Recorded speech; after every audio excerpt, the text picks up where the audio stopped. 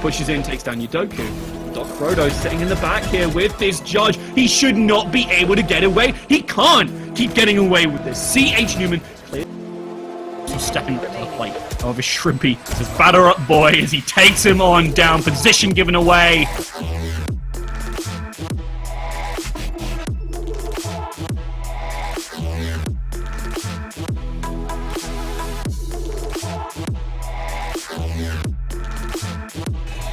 NA. They just shot bomb.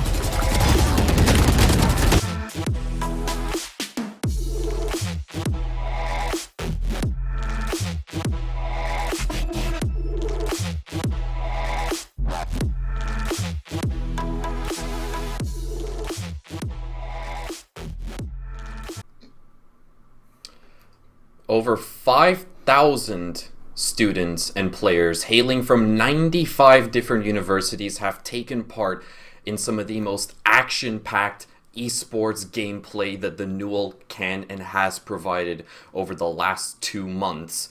But it all comes down to this: we are nearly at the end of the road for our Valorant series.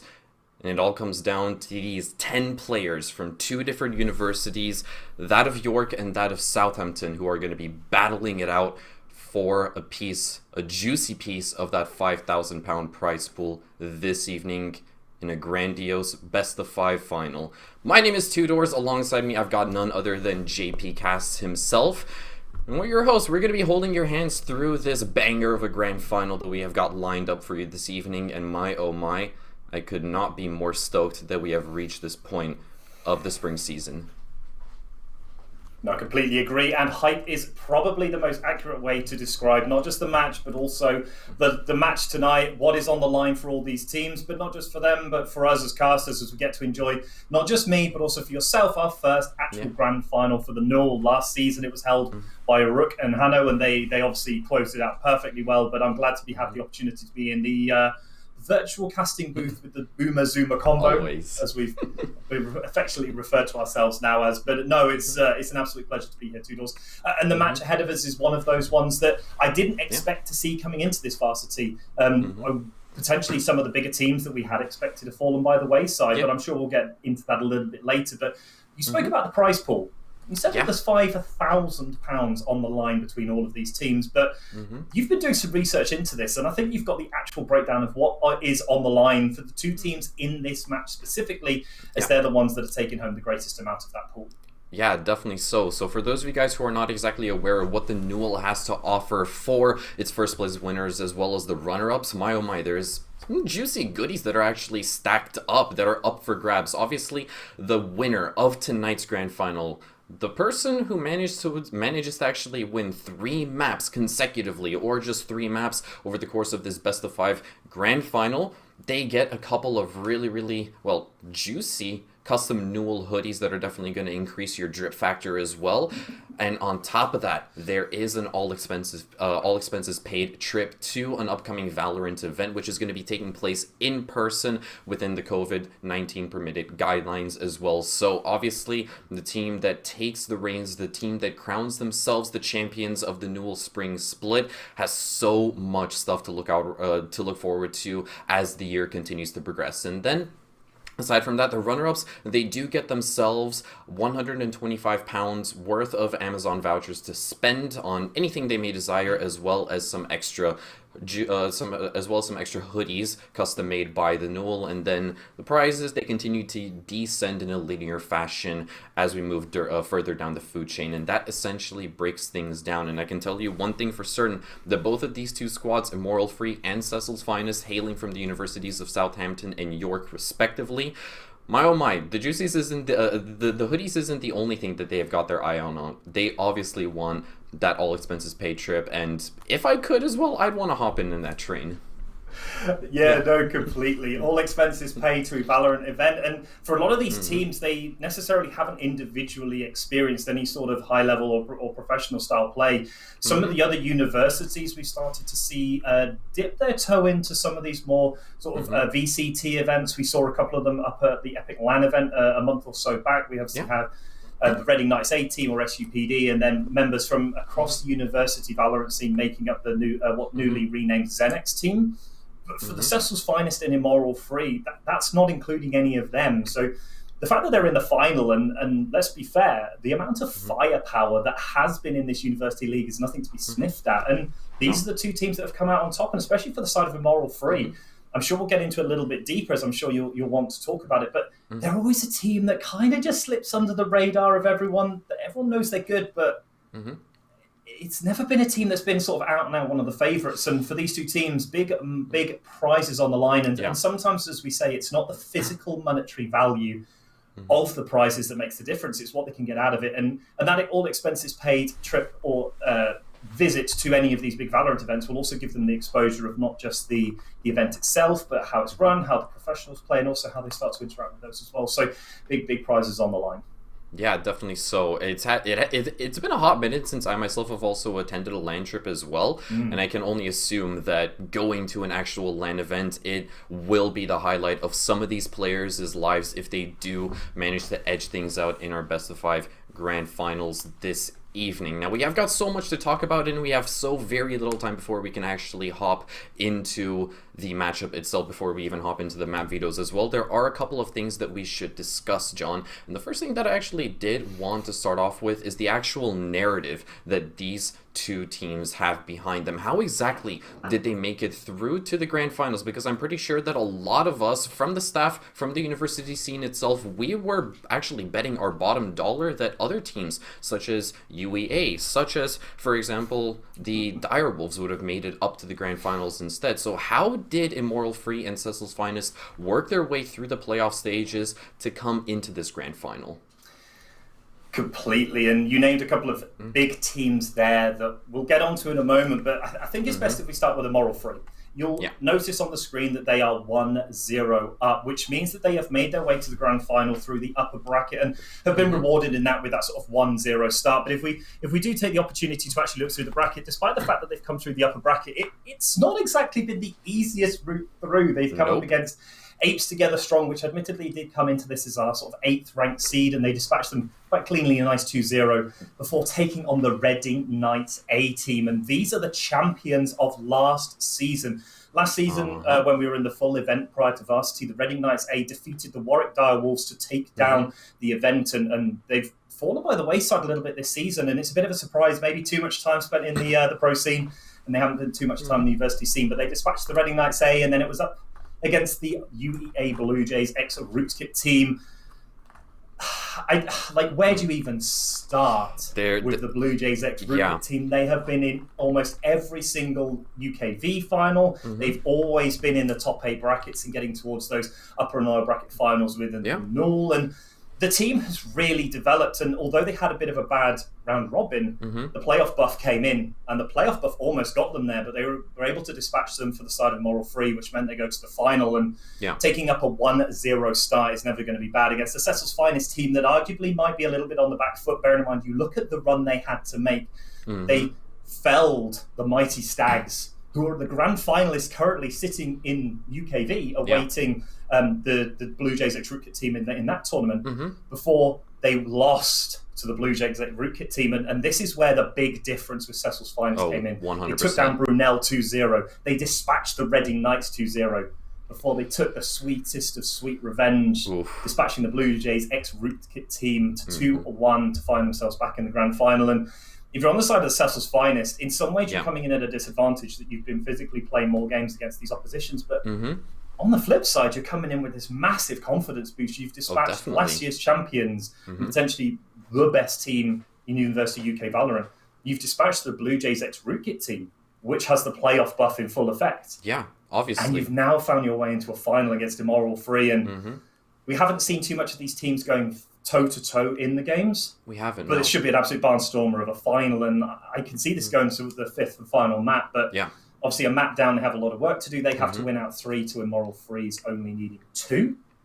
But for me, it's as tight as it can get when you look at what these teams have had to go through to get to this grand final. Yeah, definitely so. On the side of Cecil's Finest, they've basically been playing Valorant non-stop as if we're all the way back at Epic 32. And you've got to start questioning exactly how much stamina do they still have left? How much fuel is still in the tank for the time being? But the fact that they have been able to take down the Titans, that is the roster of UEA. And after they actually suffered a defeat, they were able to come back even stronger in that lower bracket final, which took place 2 nights ago, which was unfortunately not caught on stream. But you've got to imagine that, man, oh man, these guys have so much fuel left in the tank. They are more than eager to continue playing Valorant if it's deemed necessary as well. But let's go ahead and change gears for a hot second right over here and focus on Immortal Free, because obviously they had an extraordinary run throughout the upper bracket. It wasn't necessarily a flawless run because they did end up dropping a couple of maps here and there, but in last week's match, which was featured on the channel, last week Sunday, that was the upper bracket final, which actually took place between themselves and UEA. They were able to win that out 2-1. And judging by their performance in that particular matchup, I've got to say that they, personally, I don't really necessarily want to jump into predictions just yet, but I'm going to be backing Immortal Free because of how decisively they were able to have taken down UEA at their first attempt. And keep in mind, it took Cecil's Finest 2 tries before they were able to dispatch of the Blue Jays and Rooket's side. No, and completely. And I was just flicking to the roster of these teams, and I think the main thing that I found for Immortal Free is they're not an underdog. Like, don't ever misinterpret what I'm saying as that. But they all, and I said it earlier, they're a team that flies under the radar a little bit. They aren't the big flashy names of your Reading Knights A and your Blue Jays X Rootkit team, but they're always there. They're always there in the background. They're always in upper bracket. They're always finding their way towards the finals. But up until now, they've just never quite got there. They're a highly talented team for anyone who is involved in University Valorant in the UK. But in terms of on stream for the more casual viewer, you may not necessarily have known a few of these players, but for the likes of us who do get to enjoy them on stream, there are a couple of big names that you can't help but want to see transform the Beast Mode IGL for this team alongside Tedstable, one of the hard carry duelists within the league. And for the side of Immortal Free, it's their big opportunity to put themselves on the landmark or the landscape of University UK Valorant. And against Cecil's Finest, you have to feel that they have as good a chance against anyone.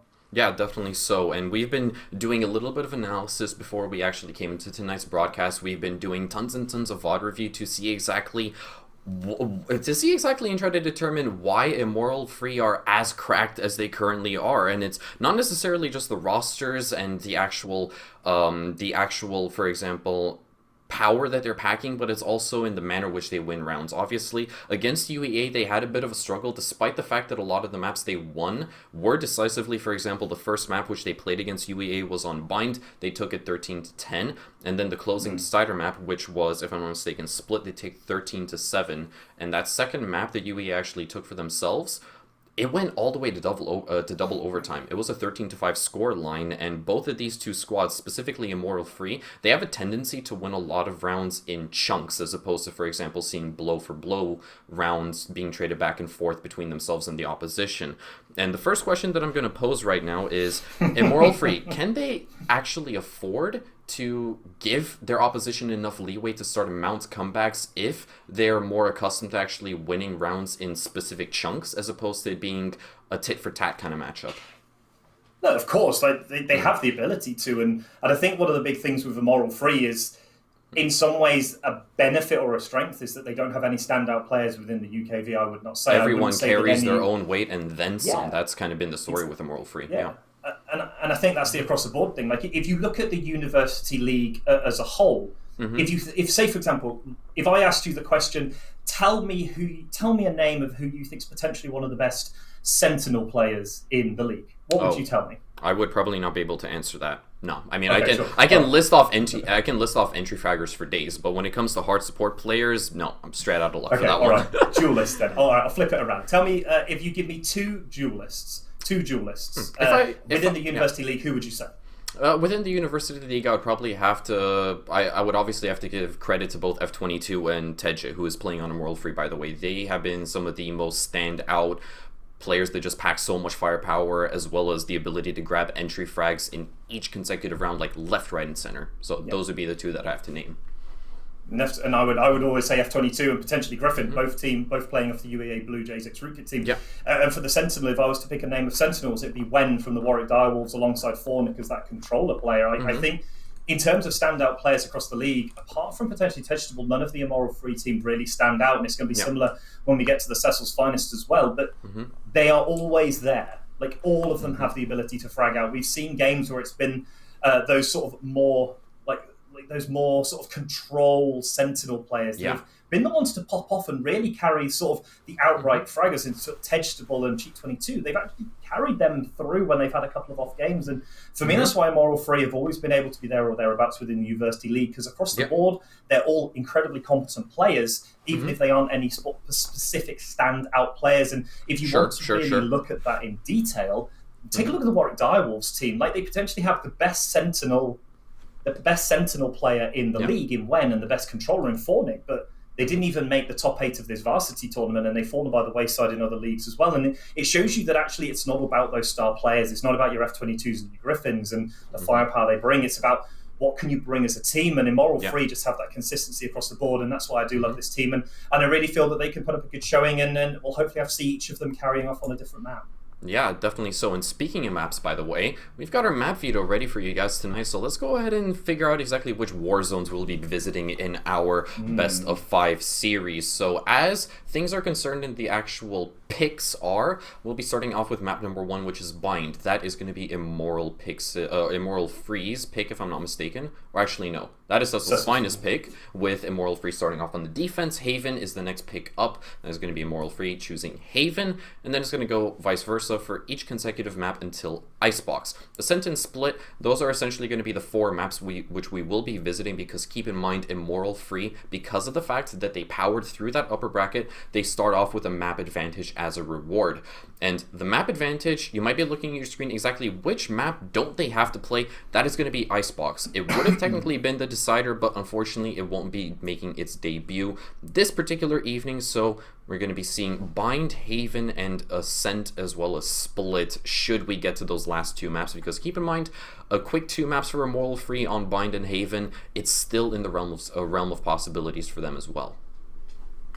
Yeah, and I think if you were anyone aside from potentially Blue Jays ex-Rootkit team, you're probably going to see Icebox banned across the league.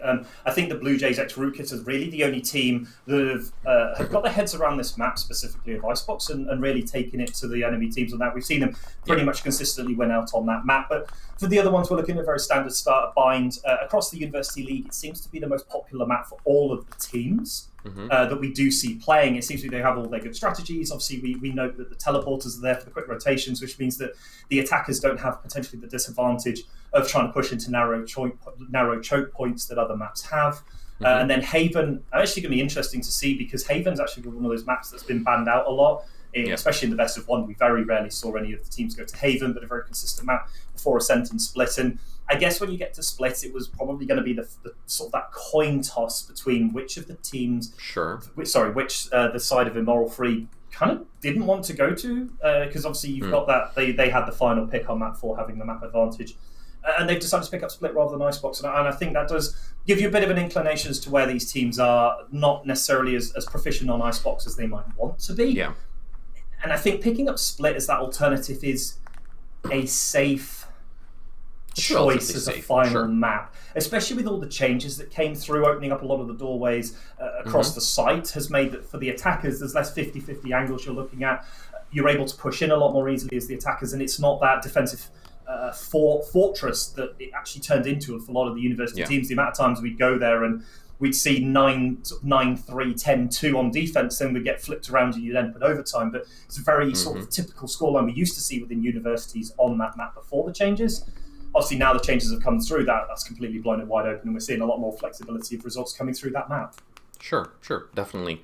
As things stand right now, I'm taking a look at this particular map veto, and obviously everything that you said about Icebox, it definitely speaks to reason. A lot of these teams, they might not necessarily feel comfortable enough to visit the newly introduced Warzone, and I say newly introduced with an asterisk because it's been in the game for quite some time. But if we take a look at, for example, the previous performances, and specifically looking at Immoral Free, the first map that they have selected, or technically this was Cecil's finest pick, but the first map that we are visiting, Bind, is one that Immortal Free were able to beat the roster of UEA on with a 13-10 score line. So the fact that Cecil's finest already feel comfortable enough to take Immortal Free to one of their technically more favorable battlegrounds, they must have a lot of cojones to actually pull off that kind of move. And obviously this comes with a massive risk, but as well as a very, very juicy reward. If you're willing to take your opposition to one of their most favored maps, it could potentially backfire extraordinarily badly, and Immortal Free would just find themselves at a scoreline of 2-0 up within the hour. And obviously that is something that Cecil's finest couldn't necessarily afford. So that's why I'm looking at that initial map pick of Bind, and I've got a tad bit of worry, but at the exact time, mixed senses of confidence in Cecil's finest. Yeah, and you have to hit the ground running. The key thing is you're 1-0 down. You have to make this first map work. You don't want to give map and match point to the side of Immortal Free as you go straight to Haven on map 2. So the fact they have picked up Bind, obviously with such a small map pool of only 5 available maps currently, it's very hard to avoid kind of taking your opponents potentially to their own potential best one. So I think that going to Bind first is a very strong statement from the Cecil's finest that they believe they can take the fight to Immortal Free and try and get it back to one map each straight away. But I believe we're soon going to be heading down into Agent Select onto the first map. So Tudors, I'll let you take us through the last couple of sections. Yeah, definitely so. So obviously on the side of Immortal Free, we've already seen it. Tej, he's already locked in his Raze. It's basically Tej and Raze, they're synonymous at this point. And obviously not only does he love picking Raze up, the agent hailing all the way from Brazil. I think that's actually Sao Paulo, if I'm not mistaken. I'm going to have to check up on my lore as well. But if Immortal Free actually do feel comfortable enough in actually bringing an op to the playing field, an operator or just an op in general, Tej is going to be the guy that's rocking the sniper left, right, and center. And then I'm already starting to compare and contrast this particular Agent Select lineup that they're bringing out on the side of Immortal Free to what they brought out against UEA on Bind, and it's literally exactly the same. It's completely mirrored. You've got Chanformer, he's the IGL, he's filling in the flex role. You've got Karash as well on the Sentinel, filling in that hard support. And that does it for the side of IF. Let's go ahead and swap gears and talk about what exactly Cecil's finest is bringing out as well. And I think, to be fair, if you're going to look at stereotypical agents of people pulling in, Megalodonga already pulling out the Phoenix, this player is synonymous with this agent. If you see them on a map where Phoenix is good, they will lock in Phoenix. It's almost a guarantee this player loves Phoenix. They've also shown themselves to be incredibly efficient on this pick. And then you've got a different style of play coming in. The biggest difference for me is the fact that the side of Cecil's finest have gone for the triple duelist. They've gone for Yudoku on Jet, Fabrications on Raze, which is a big pickup because Fabrications didn't always necessarily play these hard carry duelist or entry fraggers. Whereas on the side of the defense, you've got 2 duelists, the Viper as the controller of choice, and then double Sentinel. And they're starting on the defense. So I think if you're on the side of the attackers, it's going to be quite hard. But they do have that difference in controllers. They have the Omen. They've decided to go for that longer range utility rather than it being a little bit more specific to a site take if you're looking at the Viper for Chanformer. And as you say, Chanformer is the IGL. They're the one that has to sort of control all of this. So you feel that by picking up the Viper and taking up that responsibility of the IGL and the play and the shot caller, that actually picking up a Viper is not a terrible decision because it means they can specifically target a site. Whereas on the side of Cecil's finest, Doc Brodo, again, in a similar position to Chanformer, sort of that the longest sort of player that's been on the team. They picked up the Omen and they're going to try and prevent these pushes in a lot of ways whilst they try and leverage the power of this triple duelist. And we're about to hit round 1 now, so I'll let you take us through the opening action as the clash will soon be commencing. Definitely so. Already a couple of smokes being tossed up by Yudoku. He wants to not waste a single precious moment for the time being. Already advancing over towards Lamps, just to keep himself hidden in the corner, but I believe they're soon to hop in through the teleporter as Chanformer will be rewarded with the first kill, but Megalodonger immediately claps back with 2 of his own. Now Chanformer, isolated inside of that mid-teleporter, basically has only one way out. He has to fight through it as well as he readies up a molly, will be tossed on out and picks up 1 onto Doc Brodo with the frenzy as well to put us back in an even 3v3 scenario, but it's not going to last for soon. Megalodonger finds his 3rd on the round, and now Cecil's finest, they have the opportunity to get that spike down and transition us all the way to a post-plant situation. It's still a 2v2 with 2 players, now 3 of them being left on desperately low HP, but at the end of the day, it's Cecil's finest to close it off with 2 quick headshots, and just like that, they got the pistol round under their belts. And we spoke about Megalodonga on this Phoenix. In fact, the 4K rolls through for them, and it looked pretty sketchy for the side of it looks pretty sketchy for them as they went into Cecil's finest. They lost that first player early. Transformer just timing through the teleporter, not quite where. I don't think that the Jet was quite aware of where Transformer had moved up to within the poison orb. And it meant that they were able to get the first kill, but this Megalodon getting the 2 kills, giving them player advantage, and they just never stopped going. They almost stuttered a little bit. They weren't quite sure the site was open completely, but you're going to see the flash come out now, but it's just the wide peak, and although the trade comes through, weapon advantage is in the hands of Cecil's Finest. They've gone for that sort of anti-eco round 2 buy. Oh! They can't find the players hidden in these corners. They're not checking the angles properly. They're allowing them free kills and potentially weapons going over, although Tashable stuck in the teleporter.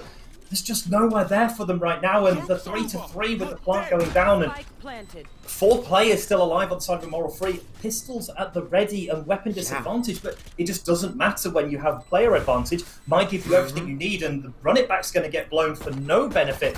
And now they need to find their way in, but they are going to get spotted out. They're going to see a couple of players up in hookah. Man, the rules, around either. yeah, the rules have been reversed, and now with Immortal Free, they have to try to mount this retake on, but Dog Brodo and Watt, as well as Megalodonga, they're all going to join in on the fun and just put an end to Immortal's Free retake before it even starts to come into motion. And I've got to say that on the side of Cecil's Finest, sure, they had weapon advantage as well, but the fact that they opted to just simply brute force their way onto the bomb site as well, it was questionable at best, but at the end of the day, it worked out as well. And as you stated, there was a lack of overall, for example, not necessarily game knowledge, but just surrounding knowledge. We saw a couple of players on the side of Cecil Finest be taken down for absolutely no reason. They lost 2 of them, which means that they potentially already forfeited 2 SMGs, which doesn't necessarily bode all too well for them. But hey, round number 3, this is Immortal Free's by their best shot at picking up a round, but Udoku simply says no. He finds 2 first troubles, and just like that, Immortal Free, they're in dire straits. The previous round, I'm pretty sure, was one off that single Sova recon dart, but on this time, instead, it's the aggressive push in. Udoku going forward on the Jet, getting the first opening kills, and it was the strangest thing, because that's the eco buy. That's versus Vandals and Phantoms. It just didn't matter. The number of headshots they were able to pull off on that Spectre just made mincemeat of the Immoral Free defense, and 2 players going down, especially losing the Sage early. Any of this damage is now going to stick to the side of Immoral Free unless you're Phoenix. But you don't want to be using that monitor. You want to be trying to use the hot hands to stop them pushing in, and Cecil's Finest have just hit the ground absolutely running, and I didn't expect it to be quite this one-sided in the opening couple of exchanges. We're going to see Udoku tailwind onto site. The push is coming through. The first flash from Megalodon is going to find the first player. They are going to clear out. Tedgedom hiding in that U-Haul area, and it's 5-2 now. And even though there's a player hidden up here in heaven, it just may not help them. The spike's going to go down in default position, but there's no utility available to stop that spike going down for free with Tedgedom going out so early in the round. Yeah, definitely. So mounting this retake on your buy round is going to be a really, really tricky task to accomplish. And also, let's focus on the fact that Cecil's Finest have been able to salvage a couple of rifles as well as effectively just getting free money just like that. And at this certain point on the side of Immoral Free, there's not a whole lot that they can actually do. You can see that their Phoenix has already rotated over towards the B bomb side and is not looking to challenge anything whatsoever. Shrimpy just looking for a couple of exit frags, but Cecil's Finest, they're not going to grant him that luxury whatsoever. And once again, we're going to have to reiterate the fact that this is simply not what we expected from Cecil's Finest. They have came out of the gates already firing on all cylinders, and they must be having a blast so far after 3 rounds.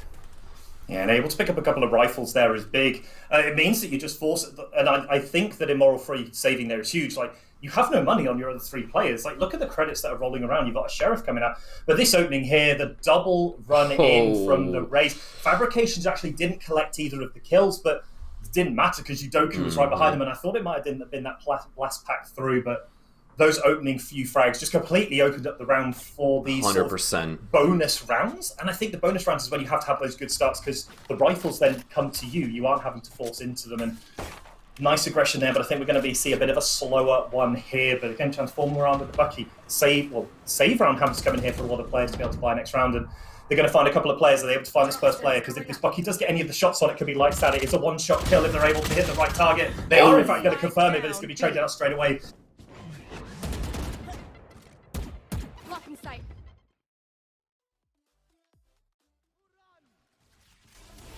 Sorry about that, folks, but Hunter's Fury will be popped on the side of Wall. He's looking to try to gather some intel with it, but isn't going to hit its mark, unfortunately. But Celsius Finest, they've already worked their way into the bomb site, and Shrimpy, he simply just says no. Shuts down the plant as well as an extra person. Basically, just the cherry on the top at that certain point. And suddenly, Immoral Free, well, they stand a shot at actually winning this round as they have converted it into a 4v2 scenario. Shrimpy finds his third before finally being shut down, leaving Udoku all on his lonesome in a 3v1. He'll be domed quite literally by Kurash, and Immoral Free have finally been able to bag themselves their first round.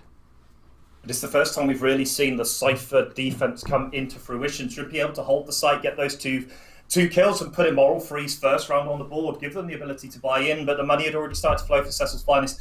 Phantoms and rifles across the board, but the money is still good for Cecil's Finest. A couple of decent rounds, a couple of good kills. But it's so good to finally see the defensive side of Immoral Free come to the fore. Like, the double sentinel should make this quite easy to hold these bomb sites, and that's the first time we've seen the push really be stopped. It's been really hard to stop this aggressive push from the Cecil's Finest, and this triple duelist is really, really working for them. Is going to see one go up high. Vegetable's going to start chucking out utility, see if they can find some information. They don't want players getting in there for free, but they're around the teleport, so the rotations are coming through. Vegetable gets the first, and that's massive onto Udoku on the jet. Indeed it is, but Cecil's Finest, they are relentless. They're trying to get that spike down as soon as possible, and Megalodonger, he's going to start making some plays. Shuts down the, well, the player on the side of Cecil's Finest that you will, or on Immoral Free, that you will usually see firing on all cylinders, but this is where things start to get super duper spicy. Cecil's Finest, they opt to actually jump in through the teleporter, but luckily enough that ice wall is going to grant Immoral Free a couple of extra seconds so they can start rotating on over, and now that the spike is starting to go on down, it's a post-plant situation in Immoral Free. They once again have to mount this retake. Unfortunately enough, they haven't yet been able to put Cecil's Finest on a leash for the time being.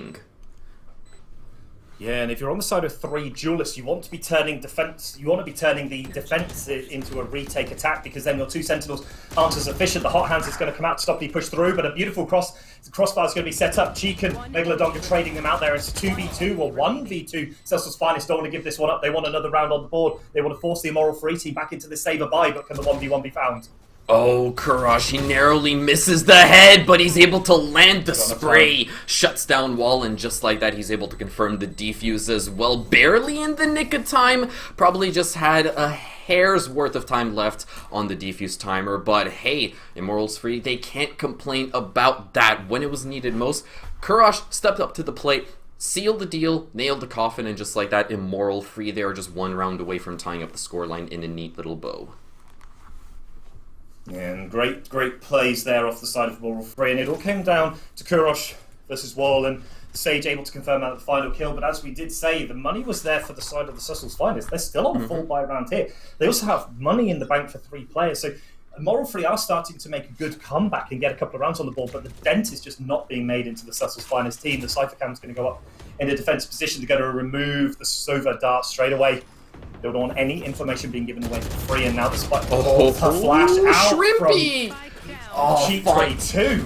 That is so cheeky. He finds a third for his troubles as well. A fourth as well onto Fabrications, and he's hungry for so much more. Gets the early ace, shuts down Wall, and not only him, but the entire squad of Cecil's Finest. They tried to toss all of their eggs into a single basket, and it went horribly wrong for Cecil's Finest. Immoral Free, they've started to sense a pattern, and they figured out the missing ingredient to shut it all down.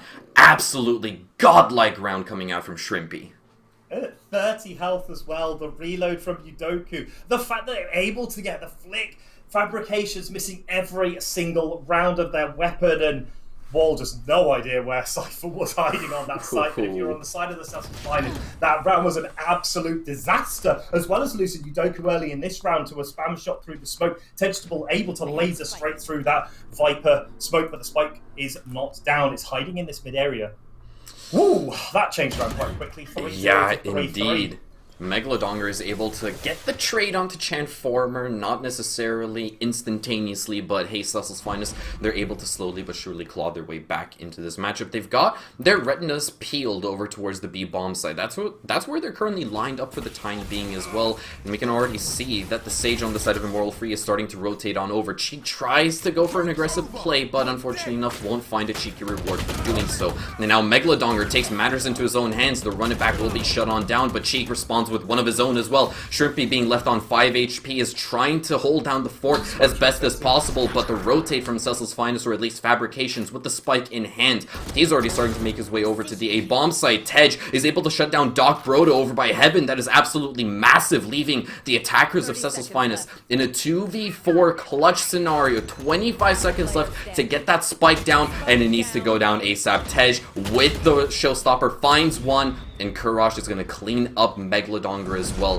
That was a great response to the teleport from Immortal Free, and it paid massive dividends.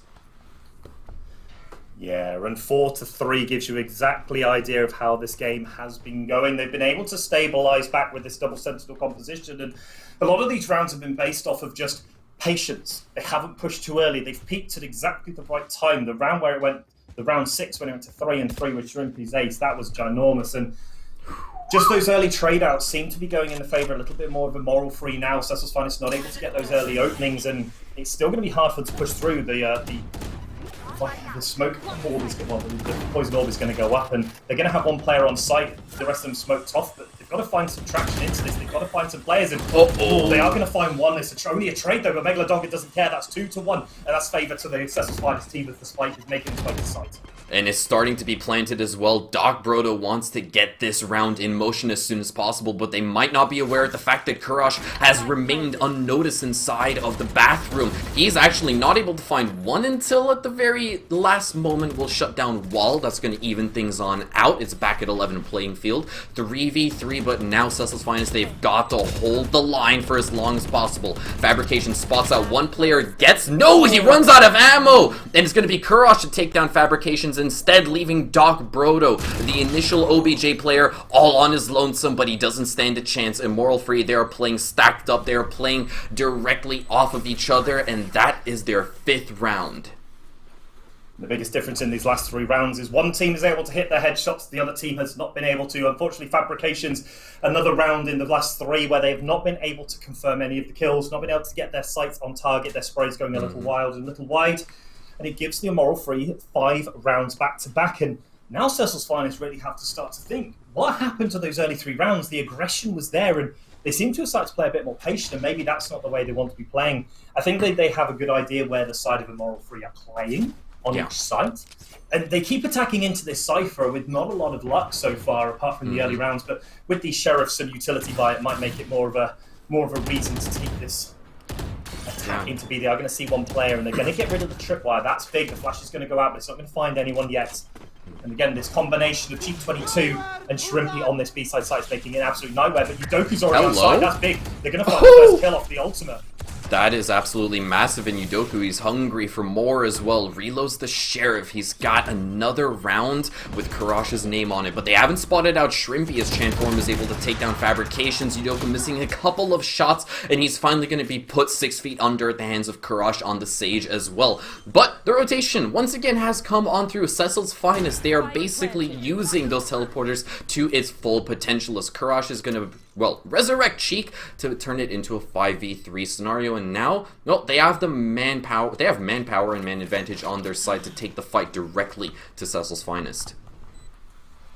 Yeah, and this time the rotation worked. The last round we saw the rotation come through, but it was a little bit too premature. The full rotate from the defense hadn't come through yet. They hadn't confirmed the rotate onto the other site, and instead we're looking at a post-point hold with weapon disadvantage. Although they do a lot of damage, it just doesn't matter.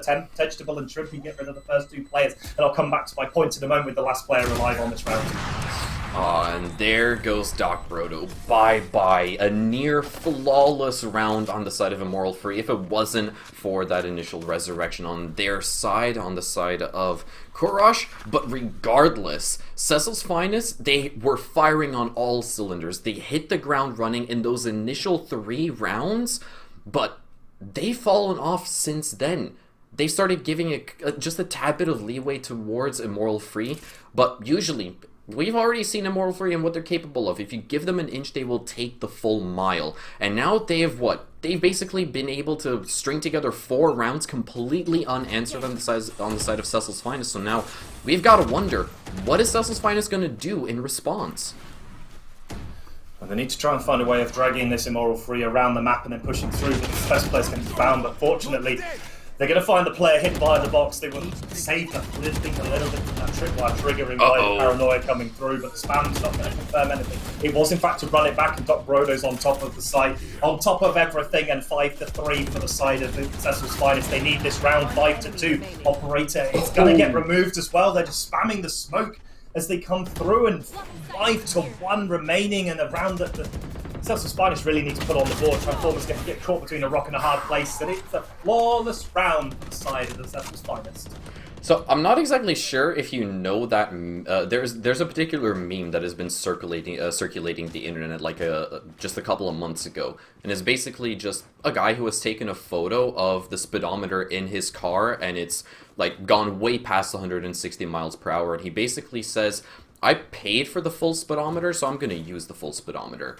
Now, if we translate that over towards Valorant, Cecil's Finest, they've spent money on their guns, and they come with hundreds and hundreds of rounds, so they're going to shoot all of them. They're pre-firing each and every single angle, they are shooting through smokes, and sooner or later they're bound to get a kill, and that's exactly what happened last round. And they're aiming to do the exact same thing this time around. Showstopper is going to be tossed on out, but is not going to net anything. Tej finds one with the frag grenade as well to maintain the man advantage on the side of Immoral Free. So far they've been doing a diligent job of keeping the attackers of Cecil's Finest at bay. The attackers are going to have to reconsider their options and see if it's really worth pushing into that A bomb site now. Yeah, but it's not a complete disaster yet for the side of Cecil's Finest. Yes, they're a player down, but firepower is still available for their team. They're going to try and jump peek from Kurosh, try and find the player as they push back towards that. A short, they're going to take the decision to go away, but the operator is on A now. They're going to hear the first shot ring out, and they have access to the teleporter. They have control, so whether they decided to take that rotation through, but Kurosh is going to deny everything on this A site. Unfortunately enough, the side of Cecil's Finest were just a tad bit too stubborn. They ran their heads into a concrete wall, tried to break through the defense setup over by that A bomb site, and it just bit them in the behind super duper badly, unfortunately. There was a lack of intel on their side. Immoral Free basically had the luxury to just advance into enemy territory and then catch Cecil's Finest with their pants around their ankles in that 4v3 scenario.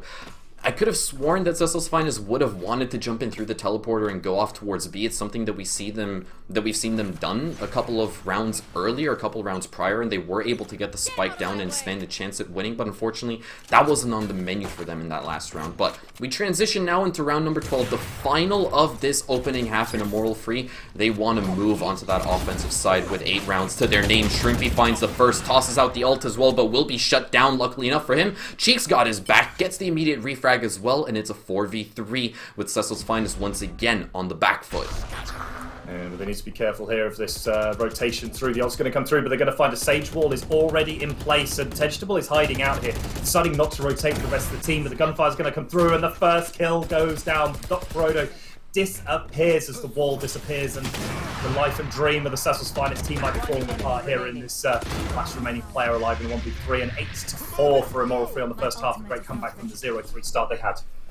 Definitely so. That is just a boatload of rounds altogether. Like, we were obviously talking about Immoral Free usually winning their rounds in chunks rather than tit for tat, blow for blow, and that basically has been the name of the story, the name of the game. At the start, they won, what was it, 5 consecutive rounds? The scoreline was 1-3. And then it suddenly actually No, wait. Cecil's Finest, they took the first 3 rounds, and then Immoral Free were able to set the score at 6-3. So that is 6 unanswered rounds before Cecil's Finest finally started showing us some signs of life. But obviously, we need more than that. We need them to once again remain cool, calm, and collected. Regain the stature that they're known for. Show us the Cecil's Finest that was taking place in that lower bracket final. We need to see that particular roster again. And that's going to be an interesting flip story here. We're going to see the double Sentinel attacking into the triple Duelist defense. it's going to be hard for both teams because they don't necessarily have all the tools they need to get themselves in. Immoral Free have no Sova. There's not going to be information. That Shark Dart's going to do a nice little tag damage there onto the attacking team, but no Sova here is probably one of the biggest differences between the teams. And for the side of Cecil's Finest, they have a lot more free information to be gathered. To the side of Immoral Free, that are pretty much relying on the Cypher Cam for a lot of that early information. But Push is about to hit this A-side site, and the action's about to kick off yet again. Flashbang will be tossed on out over towards Lamps, and they're going to walk right into Doc Brodo's LOS, but he'll be traded on out instantaneously. Spike has already gone down as it has been engulfed in tons and tons of smoke, but Fabrications with the boom bot is able to shut down 2 players, if I'm not mistaken. Shrimpy claps back as well as Transformer joining in on the fun, but just like that, in the blink of an eye, Cecil's Finest on cleanup duty are able to just clean up the last 2 remaining attackers on the side of Immoral Free, get the defuse in, and kick off this second half with a banging start. Yeah, and Fabrications changing it up completely. An incredibly quiet first half for this Raze player, but Cheat going in here, able to get the 1-for-1 in a 1v3 is big, but then the Boombot confirms one, the Paint Shells confirms another, and utility kills are all you need on this team. Judoka will do finish, and it was kind of the fact that everyone was able to step up in that one. Fabrications getting 2 was really big when they've had a pretty quiet game so far, but Cecil's Finest do get the first round on the board. That's critical. Puts them at advantage now where they should be able to get that next round as well. There's a lot of gunfire being sprayed up, but Megalodonga does not care, nor does Judoku, and 3 fall in quick succession. And my oh my. That is exactly the kind of high you want to be riding if you're in the shoes of Cecil's Finest. They've been able to pick up 2 pistol rounds thus far right here on Bind, and they will do good on the immediate follow-up as well to bag their 6th. They really want to show Immoral Free exactly what kind of aggression that they can bring out, exactly the lengths that they are willing to go to grab as many rounds as humanly possible. But now things are going to actually swap over to a bit of a different narrative, right? Because Immoral Free, they're on their buy round. Yeah, and the big thing there, it was pretty much a mirror situation. Not exactly the same to one of the rounds where Shrimpy and Cheat 22 held solo, but Judoku gets Shrimpy straight off the bat. That is big. This judge could make some real mess of the attackers coming in. Only able to pick up one before Tejpal trades out their advantage still in, but the shells are through. The spike is down, and a 4v3 retake now for the side of Cecil's Finest. This is going to be difficult for the defense to pull off. They'll have to dispose of that ice wall as soon as possible so they have some extra angles to work with. And Tej right here, playing over by Lamps, has Overwatch that can be maintained as Karash finds one. Megalodonger follows good with the flash as well, shuts down Tej on the race, but Karash, he's there with the instantaneous response as well. The defuse is trying to be stuck by Transformer amidst that smoke, amidst that toxic walls. Fabrications will shut down Karash, but Transformer turns it into a 1v1, and now it's a 1v-none! Disposes of wall, and just like that, he's able to bag Immoral Free their buy round. Scoreline 9-6, and that was the best moment for IF to have woken up. Yeah, and it was the round that they needed to see come through. You're seeing the power of Viper when you're able to plant the spike in the default position and then play for that use of the poison bite to go, the snake bite to go over the top, go on the spike. No one can diffuse through it. It does so much damage to you because it makes you vulnerable as well. It deals more than it would sort of a conventional Molotov was. But Transformer there on that short A position, able to close it out with a really nice positioning. But Toku just doesn't care. Although the dash goes completely the wrong direction, traded out. That was a good start if you're on the side of the Cecil's Finest. Yeah, definitely so. We saw that the Phoenix of Cecil's Finest tried to follow it up to find a double kill as well, but immediately was forced off of that position back inside a hookah as well. And now we're Immoral Free. They've got their eyes perched up over towards the A bomb site. They're stacking quite literally directly outside of it over by that mid connector area, and there's only 2 players on site that they may or may not have to power through, but I got a tingling sensation, John, that they're going to hop in through that teleporter as soon as time permits it. Or not, actually. They're going to commit. They're going to commit to this A site take. Yeah, and it seems like the Cecil's Finest are more than willing to let them go in, but this is going to be dangerous because this is Vegetable versus Doc Brodo, and one's looking in the right place, one's not, and they need to try and find it through, but the spike is on Vegetable, and that's the scary thing, is Transformer removes Fabrications to start, and the Viper's pit is going down. Moral Free, they now have the man advantage to work with. Dog Brodo caught mid-animation is just gut-wrenching. And now Wall tries to ascend over towards Heaven, tries to get some kind of angle to work with, but unfortunately Intel and line of sight is being denied thanks to that Viper ult as well. Sova shock darts will begin to be tossed on out, or the info dart rather, and now Cecil's Finest are trying to mount up this 2v4 retake, but it's going to be a difficult one to pull off. More than likely, Moral Free are going to bag their 10th round right here, right now, as Cecil's Finest have already started to back off. Yeah, and it's starting to look a little bit scary here for the side of Cecil's Finest. It'll be 4 rounds down from the Moral Free team as they hit that magical double-digit figure of 10, and it's now a 50-50 win rate that is needed on to close out this first map, going to 2-0, and not good for the side of Cecil's Finest, but Saul is not lost yet. Hunter's Fury is available, Showstopper's available, the Bladestorm from Jet is available, versus just the Resurrect on the side of Immoral Free. So they might be able to force their way onto site. We do know that the Showstopper hasn't been the most efficient getting kills. No. What it does do is make space, and that's what we saw the Viper's Pit useful there. Transformer just making the space, not allowing anyone else. And we're seeing the slight miss dash there from Yudoku. A really unfortunate position there, and not what you want to see exactly, but Cheat 22 obviously closing out one there, but 10-6 to the side of Moral Free, and their ascendancy is in the side of Immoral Free purely on those round scores, but it's been pretty even so far. This one to close out 2 rounds each, and the Bladestorm's going to come through. Megalodonga removes Transformer, and that's big to start with. Player advantage to Cecil's Finest, and the ultimates are coming out here. Showstopper's been pushed, that's going to create the space, and they're starting to corral them into this B fountain area. It's going to be who peaks first, who finds the first kill, but no one wants to push in yet as the first player is found. Oh man, but here comes Dog Brodo, and he's just gonna ruin Tedge's and Cheek's day, and just like that, oh man, cleans it up with the 3rd. This is just unrelenting what we're seeing from Cecil's Finest. They've been thrown on the back foot so many times throughout this particular series right over here, but they obviously want to start dictating the pace of these matchups. Obviously, they're playing on the defense, but they simply don't care what Riot is telling them on screen. And this is something that I desperately wanted to highlight for the past couple of rounds as well, that Cecil's Finest, instead of just waiting for Immoral Free to push into their crosshairs, they would rather start taking up really aggressive positions. We saw this 3 rounds ago, where there were 2 people outside of Showers that actually, or over by Garden, that took the teleporter to then come up behind inside of Showers and catch Immoral Free with their pants around their ankles. But 3 more rounds to go for Cecil's Finest before they can also hit double digits, and it all starts here. Yudoku or Megalodonga finds 1. He finds 3 over by Garden, onto B long as well, a 4th as well to close off the round, and man, oh man, you haven't said a word in like 45 seconds. Woo! And that was pretty much how that game went. Didn't have much to say, you didn't have to see much.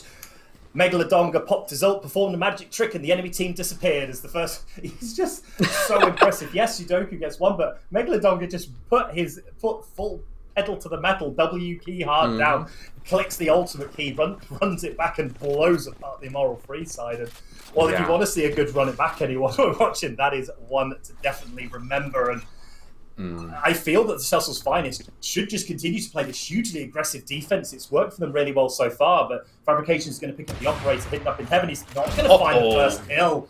The jump through from the blast pack is going to find one through. It doesn't matter. Dot Brodo ever consistent is going to find another one, and they're not going to get the spike down. The wall's going to die too quickly.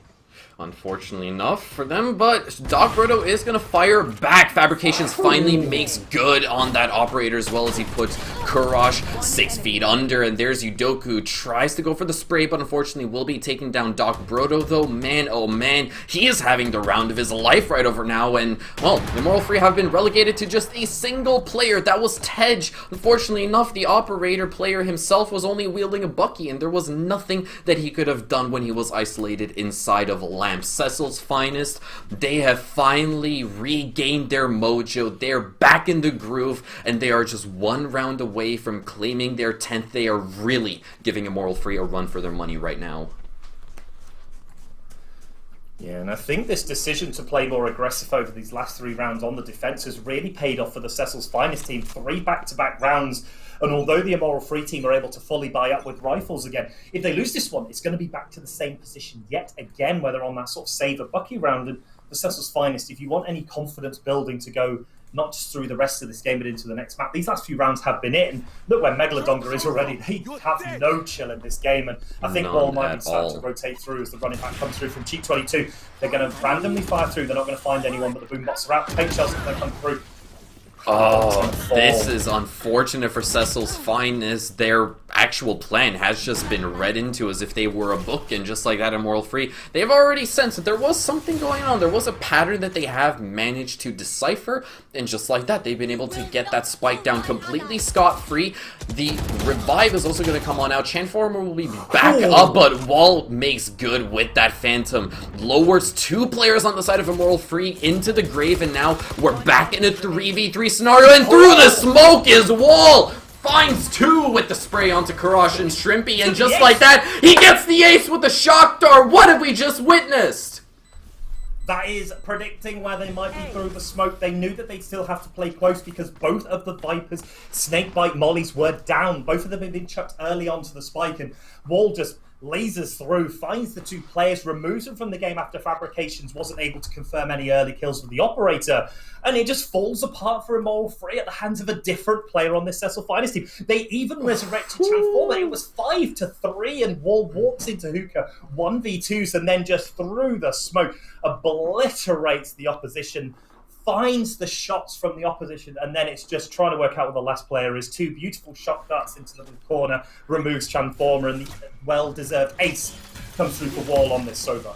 This is absolutely mega what we're seeing from Cecil's Finest, from Wall specifically, proving one person in Twitch chat who shall remain anonymous for the time being that no, he is not washed whatsoever. He is capable of fragging out, and he will continue to make good on that promise as he puts Shrimpy to rest once again. Cecil's Finest, oh man, it's a 5v3 scenario. We're not even a full 40 seconds into the round. They have just been taking the fight directly to Immoral Free, despite being on the defense. Cheek is gonna, well, he's gonna kiss the ground once again. Megalodonga finds 1, and just like that, we have Karash, the hard support of IF, left in a 1v5 scenario with nothing to work with but a sheriff. And he's not the sheriff of this town, unfortunately, either. No, 0 economic damage there done either to the side of Cecil's Finest. Is not what you want to be on the side of Immoral Free on these more saver thrifty rounds. You want to be doing some sort of economic damage to the opposition, as we're seeing basically full wallets for the side of Cecil's Finest. And again, we do have a full buy coming through from Immoral Free, but yeah, what was looking really good for them has just fallen apart in those last few rounds. A couple of individual players for Cecil's Finest really standing up. First it was Megalodonga, then it was Wall, and that's a big part of this game, I think, right now, and it's why we're at an 11-10 scoreline, and really need to keep pushing through if you're on the side of Cecil's Finest. Just keep the aggression up. It's working for you, and for the side of Immoral Free, they haven't quite been able to solve the problem yet. The paranoia is going to come out. They're going to try and find this first player who do run away very quickly from the recon drone. Oh man, and they've already also hopped in through the teleporter as well, but that does leave the bomb site completely empty, with the sole exception of Fabrications. Finds 1 onto Tej as he looks for the second, preps the boom bot, and will now call for the rotate as well to come on from the side of Cecil's Finest. Shrimpy is going to find 1 first trouble, unfortunately can't land the headshots for the second, but Cecil's Finest still in the driver's seat. A 4v3 scenario now. It is a post plan, so they do have man advantage on their side to try to mount this retake as well, and the Viper ult has indeed also gone down as well, and the Hunter's Fury is going to be popped on the side of Wall. He's looking to tag a couple of IF players, but unfortunately can't land a single one. Transformer inside of the smoke will shut down Megla's. Fabrications get the immediate frag, the refrag as well. Kurash finds the op player as well as, oh no, Wall will be put to rest, and that's going to leave Doc Frodo in a 1v2 scenario completely flashed. His retinas are being burned to a crisp right over now. He will shut down Kurash and tries to stick the fuse, but we're so close to hitting 000 that it doesn't even matter. Immoral Free, they've finally been able to break this nasty spell that they've been on, and they have shut down Cecil's Finest win streak. It took up long enough to find a way back into this second half of the game, but they do eventually find it. A beautiful go onto site. They kill the first player, but just not able to find anyone else. 3 players stacked over to the wrong side of the site. Shrimpy's able to find 1 before getting traded out. That was big for the side of the attackers, and unfortunately Megalodonga running through the Viper's pit gets found out, although Fabrications just traded out, and they just weren't able to find the last few players in time to then defuse the spike, and although to get the kill, it's a 1v1. Cheek 22's already legging it down B long. They're not interested anymore. They know the spike's going to go down. And 11 is big for the side of Moral Free. They stem the bleeding. They keep the rifles alive. But now it's going to be a full push in onto the A side. And the flash is going to through. First player's going to go down. Unfortunately enough, Doc Broda wasn't able to find 2 for his troubles, but it's certainly more than enough for Cecil's Finest to maintain the man advantage. Fabrications, oh my goodness, reaching a speed of Mach 5. Will shut down Courage with the boost pack as well, but Shrimpy's going to put an end to him as well. It's a 2v3 scenario, and Moral Free unfortunately haven't been able to actually get the spike down as well, so that still remains a high priority on their checklist. Udoku is actually going to find the last frag onto Shrimpy before Wall was able to take down Tej, and just like that, Cecil's Finest, they're the first squad between these two to hit match point. One more round to close it off, and we'll be moving swiftly along to Haven. Now our Moral Free, their backs are against the wall to push us all the way to overtime. I feel a big difference in this one is that the opening exchanges are this time going in the favour of Cecil's Finest. Such a beautiful blast back over. Although they do get traded up by Shrimpy, it's just the aggressive play has been very much typical of the Cecil's Finest through this match. And 12 to 11, it's full buyout, buy everything you can because you can't take it with you after this round if we go into overtime. And as the last round of standard time, it's up to a Moral Free to try and break the back of this Cecil's Finest defence. You wouldn't think that 3 duelists would be able to bring it back to such an extent, but it's a very nice little one across. Udoku doesn't care. And just like that, man, oh man, it seems as this round is over before it's even starting to begin.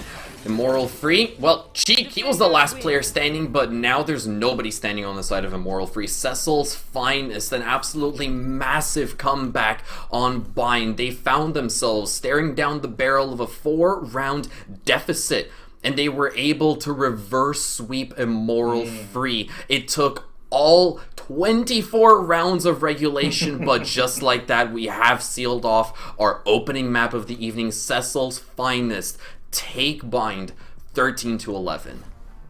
Yeah, and it's massive because that's now 1-1 in the series, and we spoke about it before because of how much of a risk it was if they didn't get that one. They're going down match point, championship point, however you want to refer to it, and they were able to then pull it back and get a 13-11, but shows you how close these teams are, and it's Megalodonga at the very top of the leaderboard.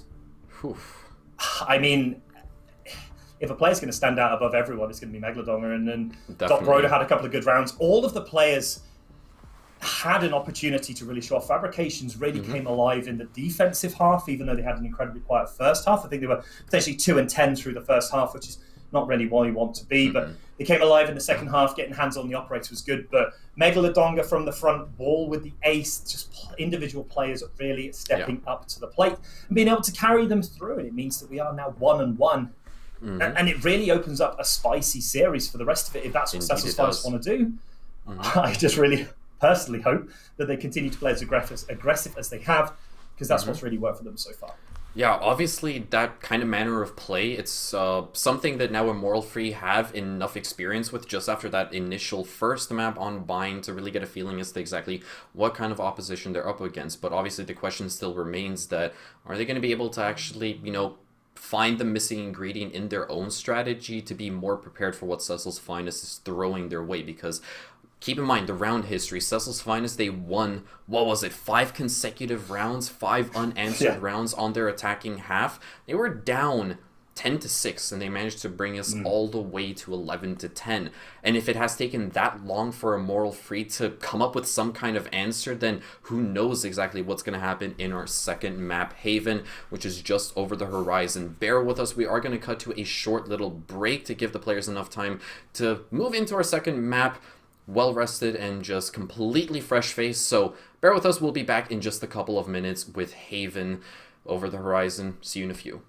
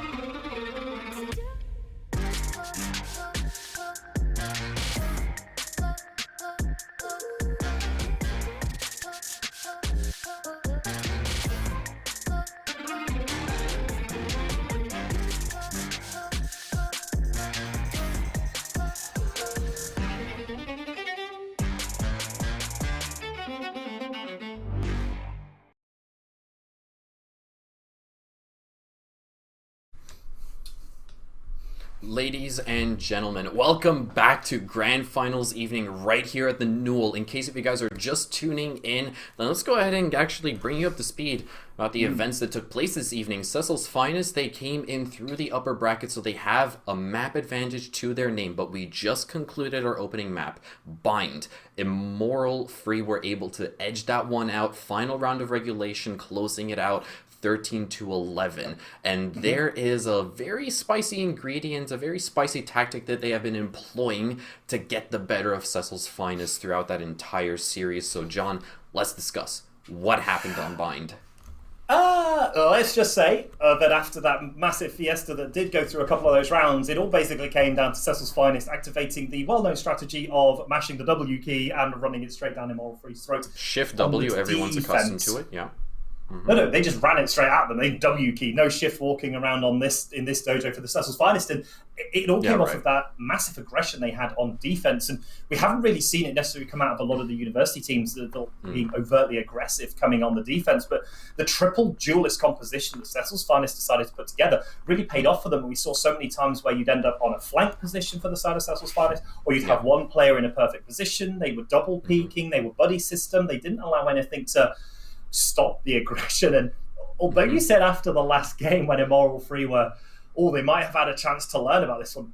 They had 26 rounds. So they had 24 rounds, sorry. 24 rounds, yeah. And they never learned.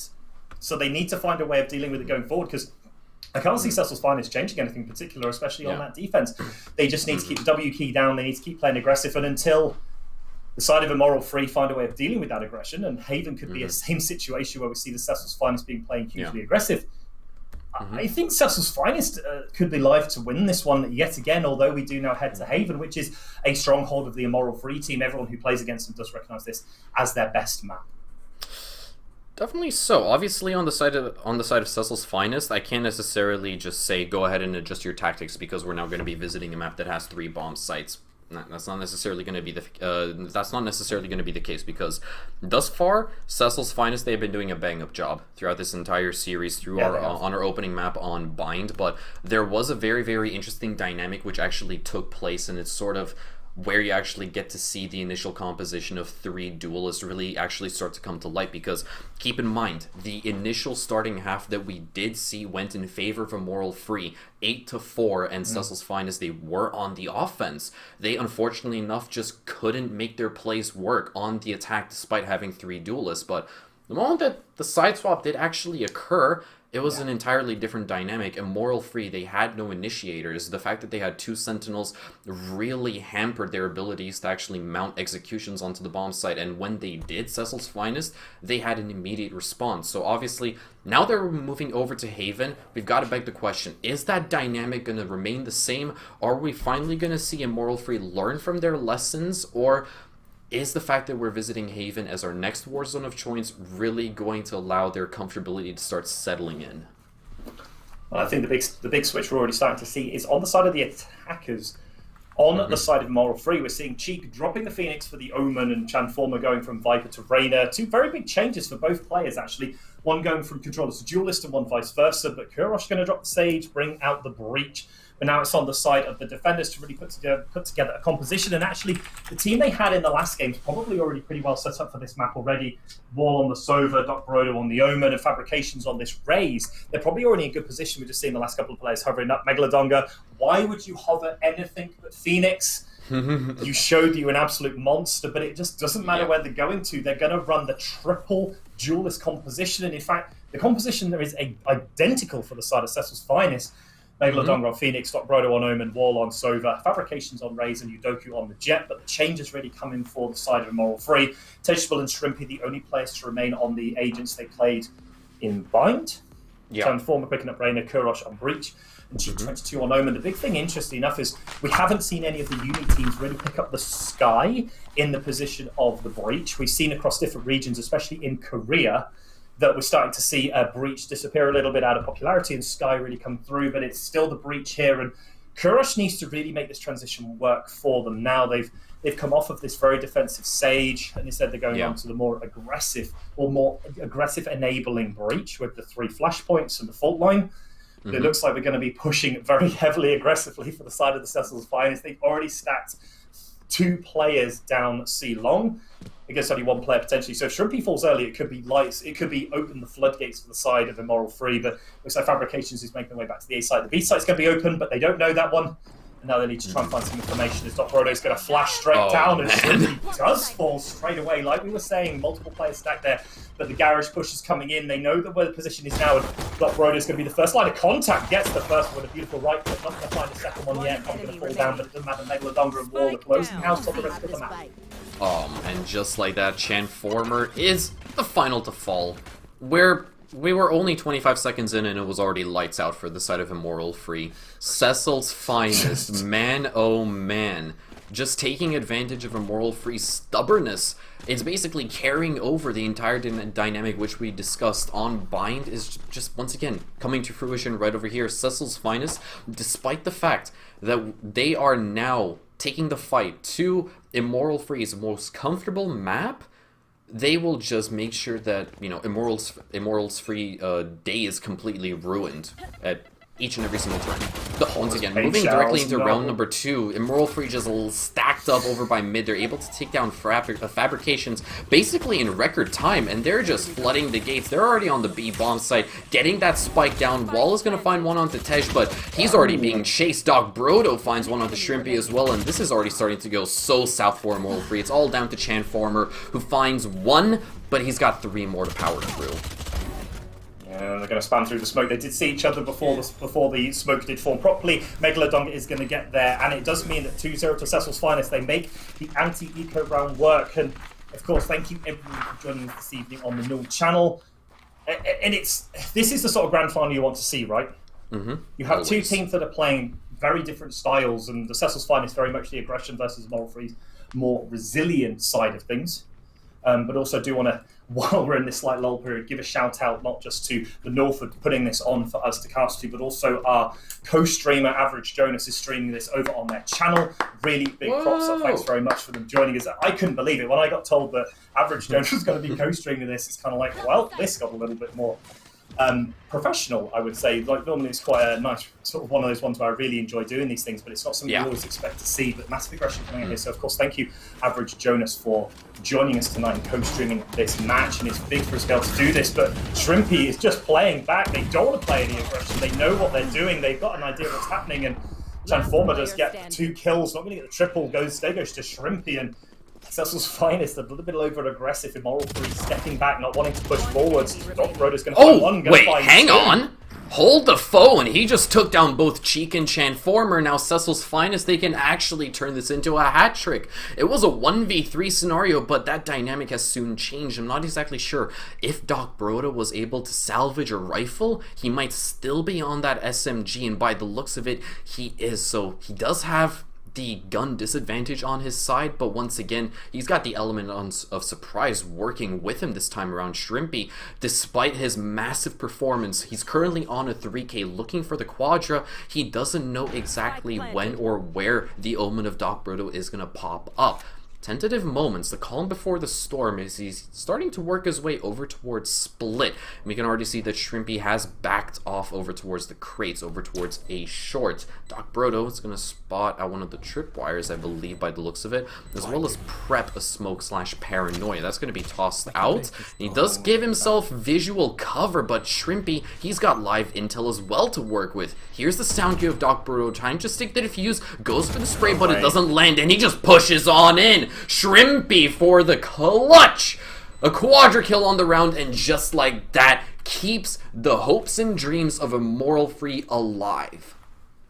Yeah, but it was incredibly expensive. If you are on the side of Immoral Free, almost, well, all but one player falling down is not where you want to be if you're on the side of Immoral Free. You lost 2 players here, and this is beautiful from Doc Brodo. Finds the first, and then able to find Chanformer as well. That's not what you expect. And yes, they ran to the wrong side of the map, but it means that a 2-1 scoreline, and Cecil's Finest still in the ascendancy with the ability to buy up here yet again. Yeah, I was just going to say that there was quite a bit of economic damage done on the side of Immoral Free because they weren't able to salvage those rifles, but hey, they've got enough money to, once again, regain all of those rifles as well.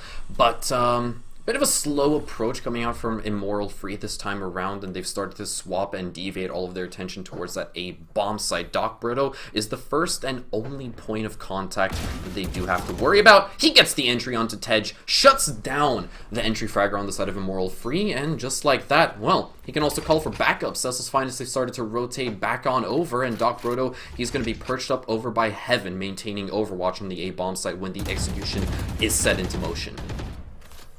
Ooh, doesn't find anyone on the initial spray down, doesn't confirm the headshot to Kurosh, and the spike's going to go down.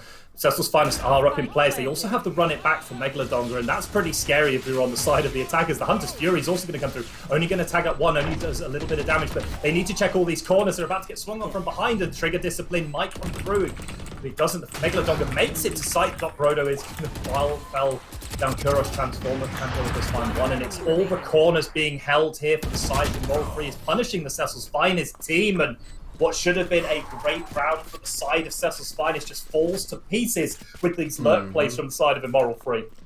Definitely so. Cheek, or actually Shrimpy, I should say. We're only 4 rounds and he's already got 6 kills to his name. Has been going absolutely massive, but once again, we've also got to give credit where credit is due, because Doc Brodo has been the standout performer on the side of Cecil's Finest, really just breathing as much life into the squad as possible, but it hasn't necessarily been enough to keep up with Immoral Free, and keeping up with them in this particular round is going to be rather tricky since they are forced onto an eco round. They can only afford a couple of sheriffs, a couple of deagles to work with, but they do have aggression on their side. They're already working their way in through mid towards that particular window over there, and it's immediately going to be shut down by Tej as well as Shrimpy. They'll take out Fabrications and Megalodongar, and that immediately throws us into a 5v3 scenario. This is not looking too hot for Cecil's Finest. Especially as they're on sheriffs and sort of an eco round, and I think they know that the C site is open for business, and Yodoku needs to be careful here because they're about to get flanked by Transformer. It's going to be 1v1, and Transformer does not miss those. Ooh! The Walls similarly doesn't miss those either, but it's 2v4 now, and with pistol retake like this, it's going to be hard. I think they're going to try and give over a weapon to one of the players, and Doc Brodo, you're all on your own right now, and I think it's time to do some economic damage, as you're likely able to buy a next round, but they need to try and find something as they push in.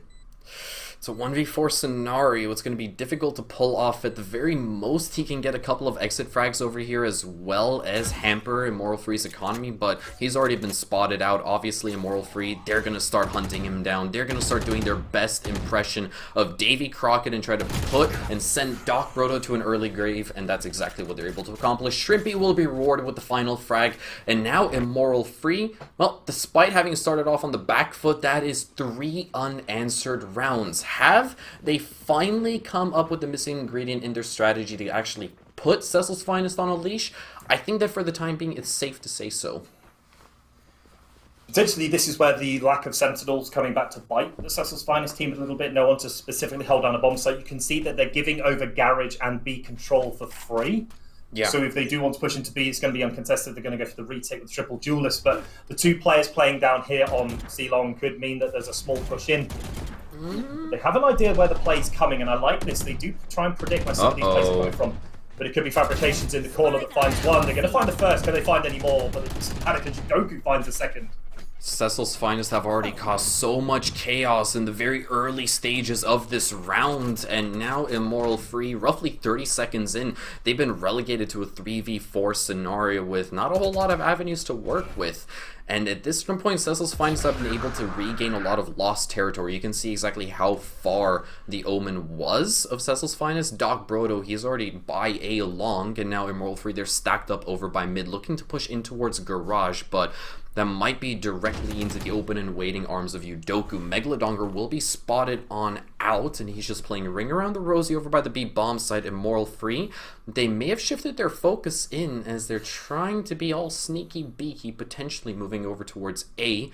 But once again, Doc Brodo, he's just waiting for the right moment to pounce. He spots out the first player, but no, he's shut down. Wall is the next to fall, and suddenly this round's been blown wide open.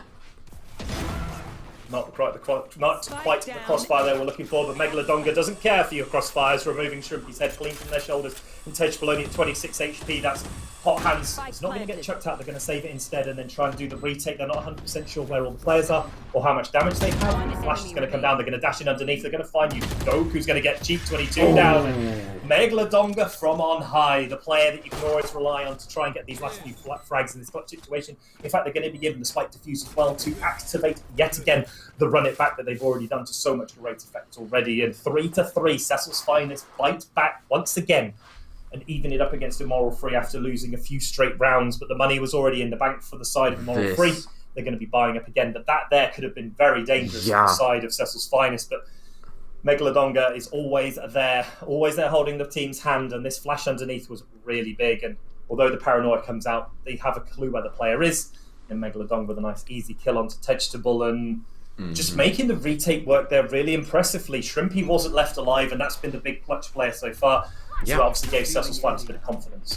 Obviously, that was an emotional roller coaster of a round, and it looks like this one is going to live up to that namesake as well. Doc Brodo gets the early entry onto Chanformer. The IGL, now somebody else is probably going to have to do the shot calling on the side of Immoral Free, but they're more than capable of doing so as well. They have a couple of ults to work with, but they're not going to waste a single precious moment. They're already stacked up over by the B bomb side. Hot hands will be tossed on out as Megla finds Tej through the smoke. Fabrications pops the showstopper in response, but can't find anybody for the time being. And Yudoku, with his own ult as well, is going to put an end to Shrimpy. Fabrication's going to shut down Kurash over by mid, and just like that, Cecil's Finest, the response to the execution that Immoral Free were trying to pull off, was instantaneous. It's been completely shut down at this point. Yeah, 1v4 is going to be incredibly hard for Cheek22 to do. We know they've been able to frag out in previous rounds, but it's going to be hard to go in now. Yudoku's going to go forward. Wall's going to steal the final kill from long range downtown. And yikes. Another great back-to-back round for the side of Cecil's Finest.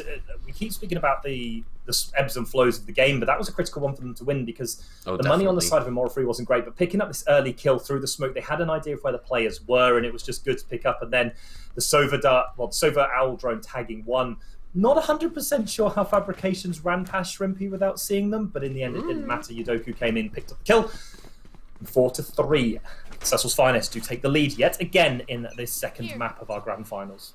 Can we just take a look on the side of Cecil's Finest? Their KD spread looks so delicious to the point that you could literally spread it on a toast as well. Each and every single player is pulling their own weight and then some. We've got 3 players who are currently sat at 7 kills. They're all simultaneously contesting for the highest kill record in the server for the time being, but there's still a long way to go before we determine who's going to be the MVP of this particular second map right here this evening on Haven. Keep in mind, if you're just tuning in, the current scoreline, as you can see on screen, it's 1-1 in this best of 5 grand final. Now that we're on the horn with Yudoku, he does spot out Cheek, but he's going to force him off ever so slightly. Immoral Free, they're banking on a B-side execution for the time being. Fabrications, the first point of contact, will scare them off ever so slightly.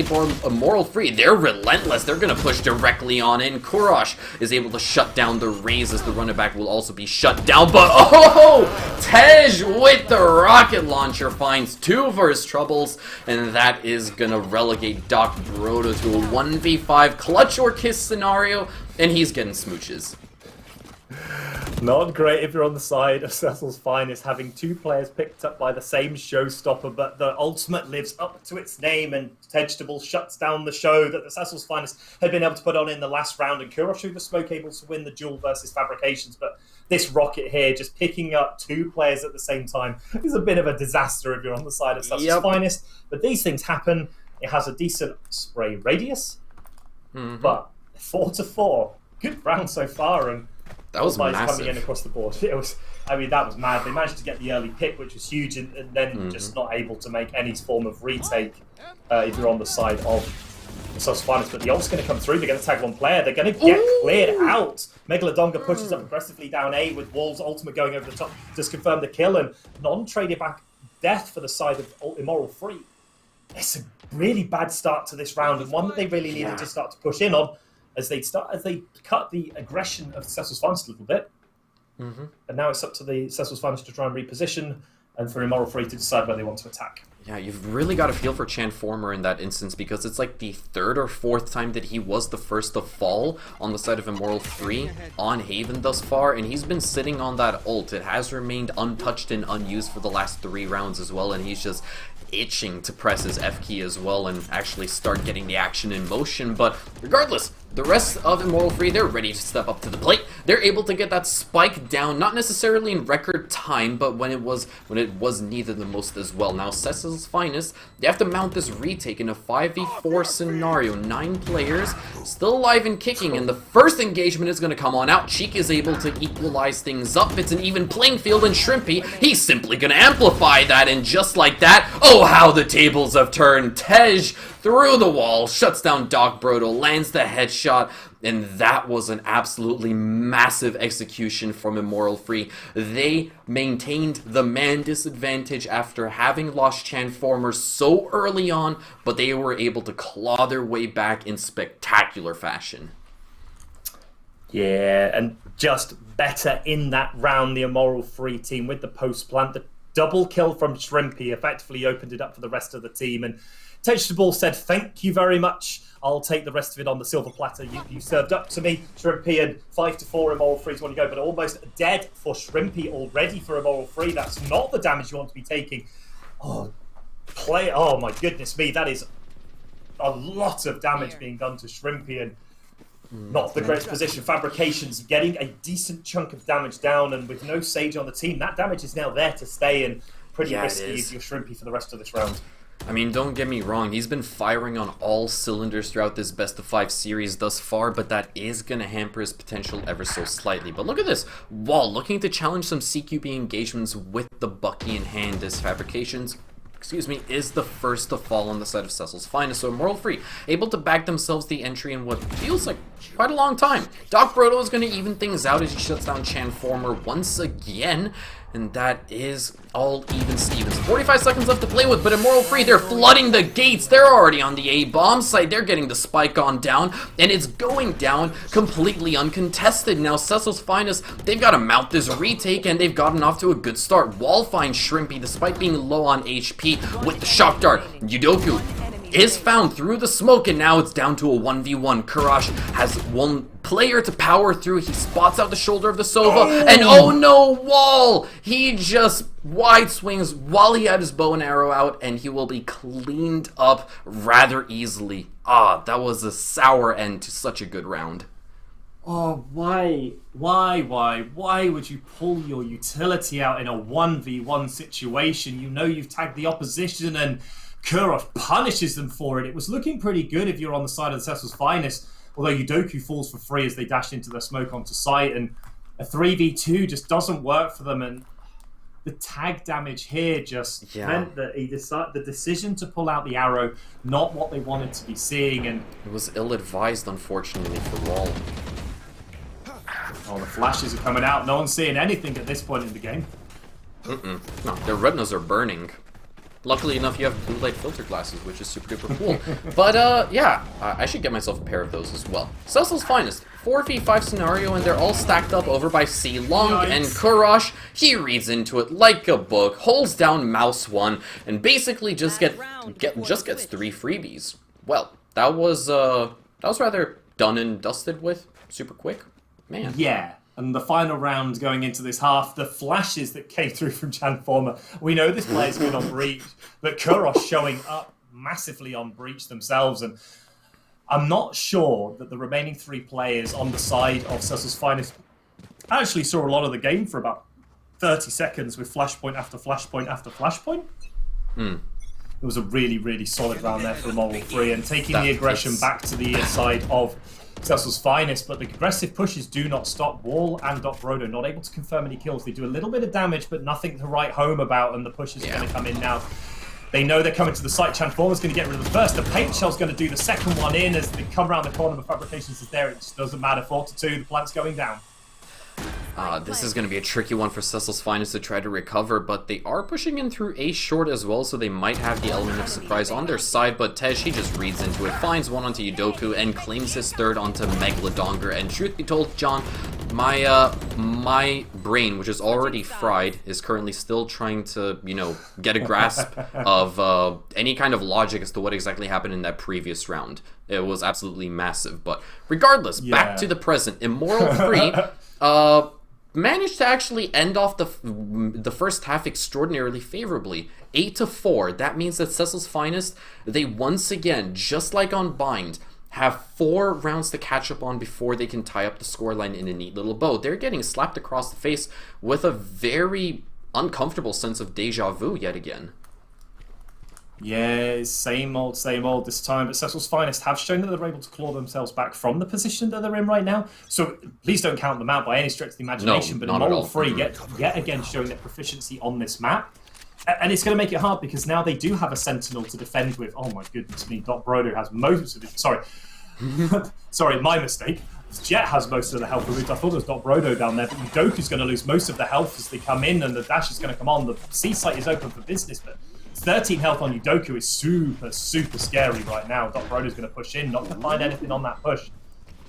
Megalodongar gets away scot-free for the time being, but he's going to be put to rest at the hands of Shrimpy. Kurosh follows up with one of his own onto Fabrications, and now Doc Brodo able to find 2 for his troubles to seal the deal. Almost. It's a 2v2 scenario with Tej stranded over by CT side. He's trying to land a couple of pop shots, but Chanformer, well, in from behind he comes. Doc Brodo finds his 3rd, and he gets the 4th as well. Shuts down Chanformer at the 11th hour during the business end of a round. And Cecil's Finest, man, oh man, they had no business winning that round, but Doc Brodo, holy moly, he has certainly had his fill of nondescript energy during this evening.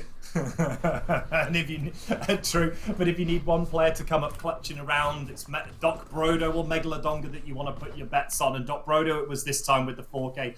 They just fell back from the site. They got flanked out here. Shrimpy able to confirm the kill onto Megalodongar was pretty scary. Courage getting another, but then this play Doc right Brodo here just goes massive, jumps the Chanformer damage, doesn't allow the headshot, and it means they can go through. Now this is scary for Chanformer. They have to challenge.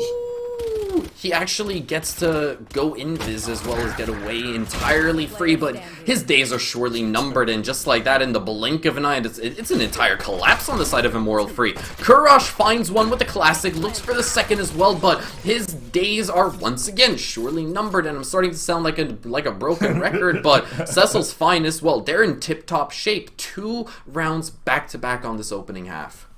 Yeah, we're starting to get a little bit used to it right now, actually.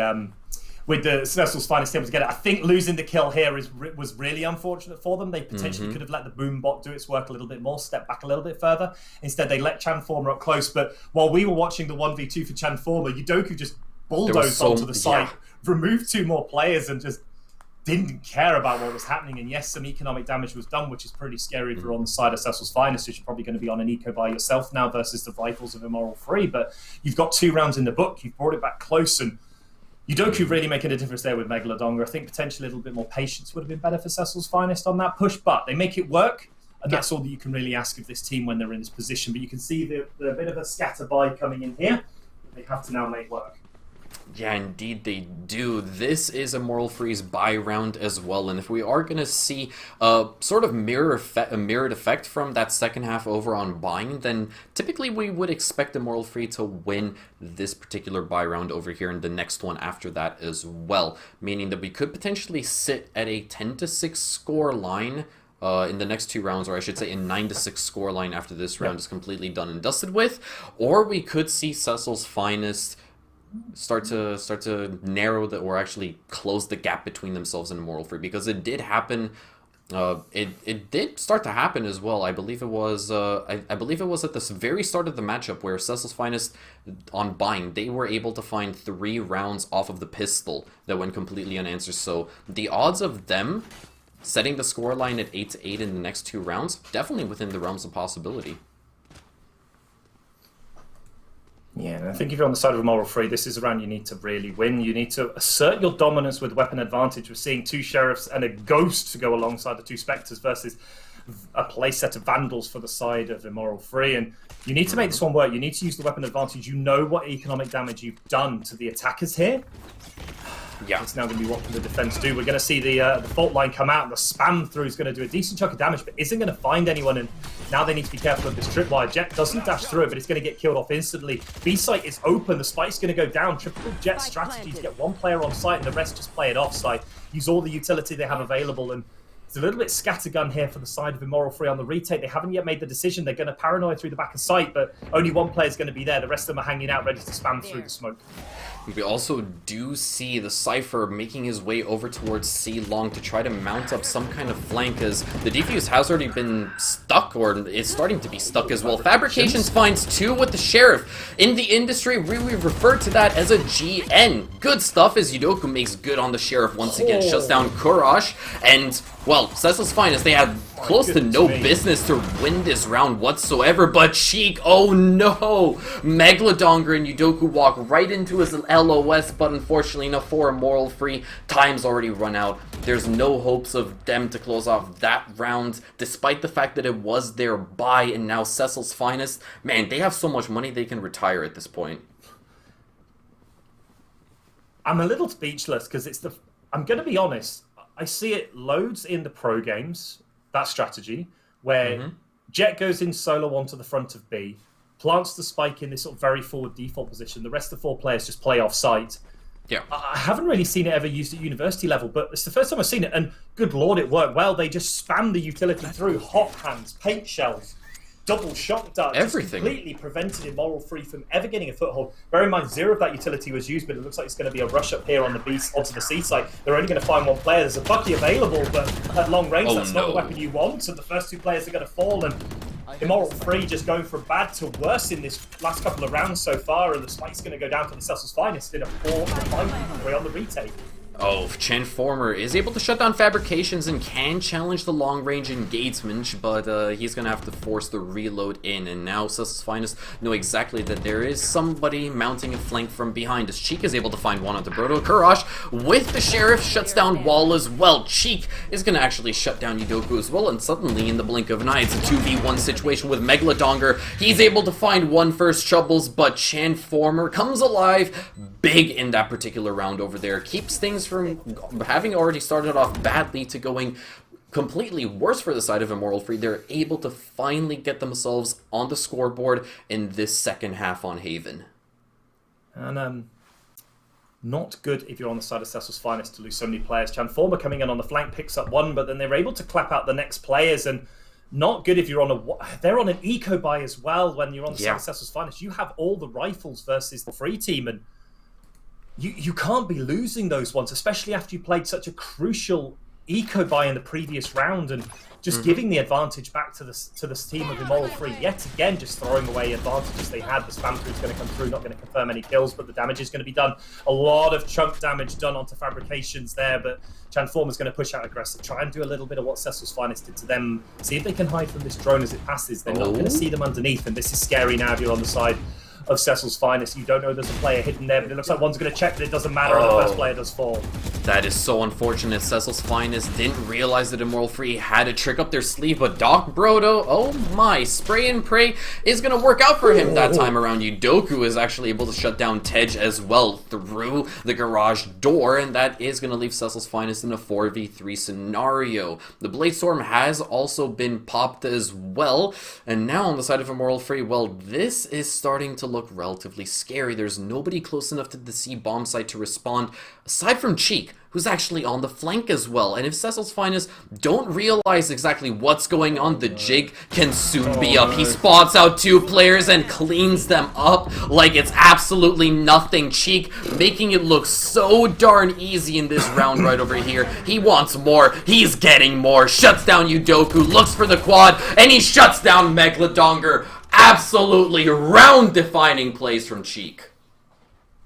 Back-to-back flanks, making Cecil's Finest pay for their inability to watch their angles when they get pushed. It was Transformer in the last round, but this time it's Cheek 22 and 0 players looking behind. Remember, they have no Sentinel, they have no tripwires, they have no alarm bot, they have no turret from Killjoy in it, and it's just not allowing them to play this aggressive sort of press W style that they really want to, because there's always been someone there, and Immoral Free have really picked up some lessons from the side of Cecil's Finest and really punished them into it. And a bit of a broken buy coming in here for the side of the Cecil's Finest, and 10-7 again. Immoral Free finally hit that double figures, but it didn't work out for them last time.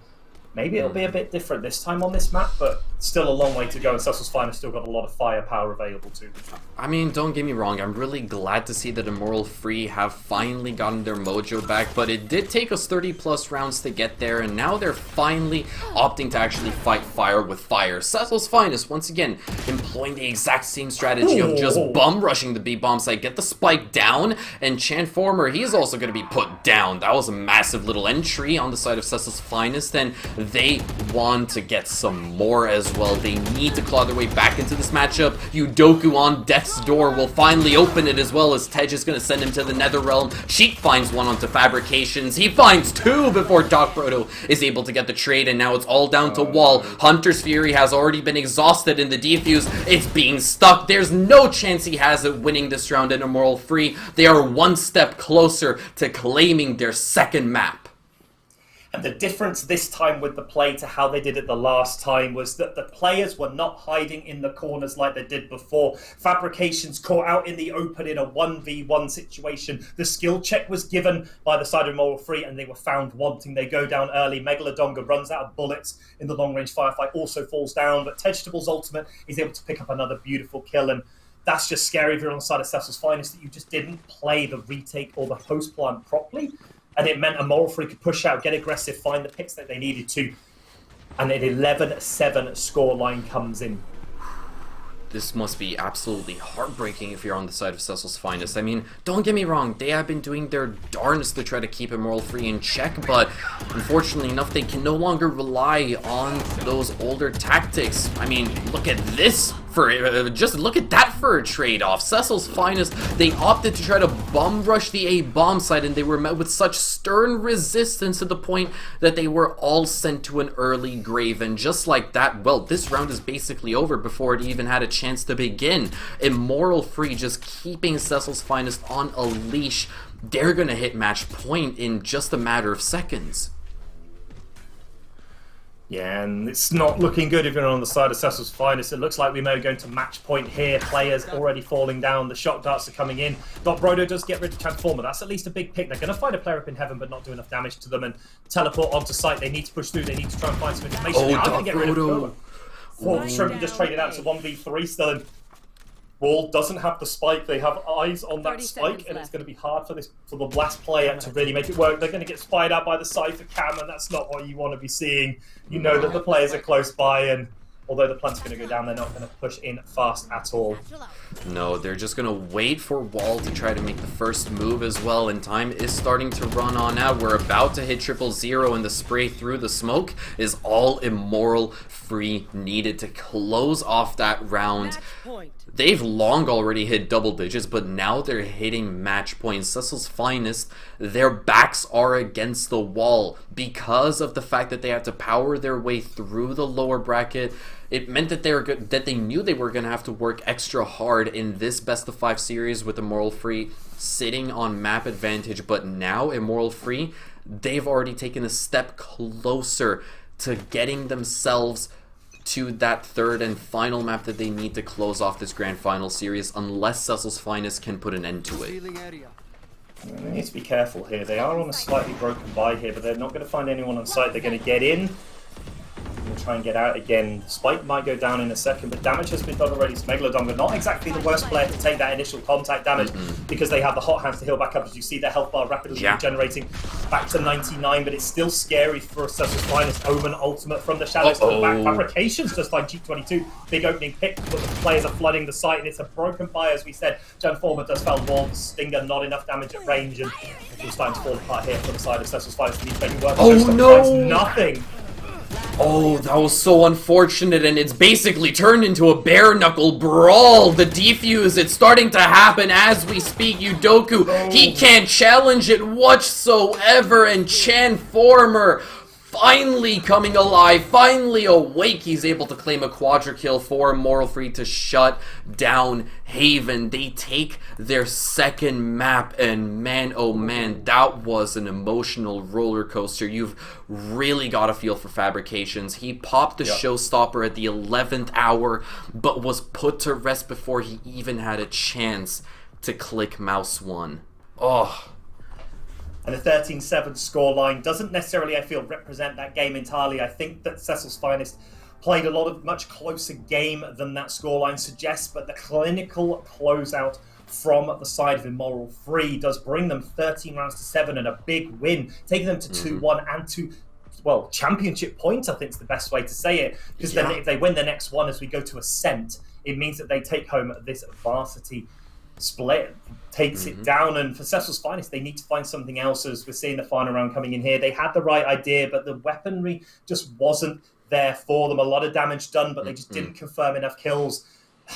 And it was just unfortunate. That was a scenario so many times for the Cecil's Finest that they just couldn't piece together enough stuff. And Udoku, Megalodonga do come up big. Doc Brodo, a monster player in this round, but it just did not matter at the end of the day. And Cheek 22 and Transformer able to deliver I would say, at least a spoonful of Cecil's finest own medicine back to them. The flanks that the Chanformer and Cheek 22 were able to put in punished the Cecil's finest so many times for not watching their flank. And one of the things we have picked up so many times is they've been running the triple duelist combination. They haven't had a sentinel, so they've had no one watching that flank. And those 2 rounds back to back that they lost to 9 and to 10 to the side of Immoral Free off of a flank first from Chanformer and then from Cheek 22, I think just took the game a little bit too far out of reach for Cecil's finest. Immoral Free able to close out and take a 2-1 advantage into the fourth map. Well, third map, fourth round, depending on how you want to look at it. Ascent is just over the horizon. Immoral Free, if they're able to bag Ascent, then they also book themselves some juicy tickets to an in-person Valorant event taking place this year. That is one of the many prizes that we have available here at the Newell, but obviously all of our questions will soon be answered. Don't go anywhere because obviously you won't want to miss Ascent. It could make or break the grand final for both of these 2 squads. So make sure to tune back here in just a couple minutes when we're back from our short break.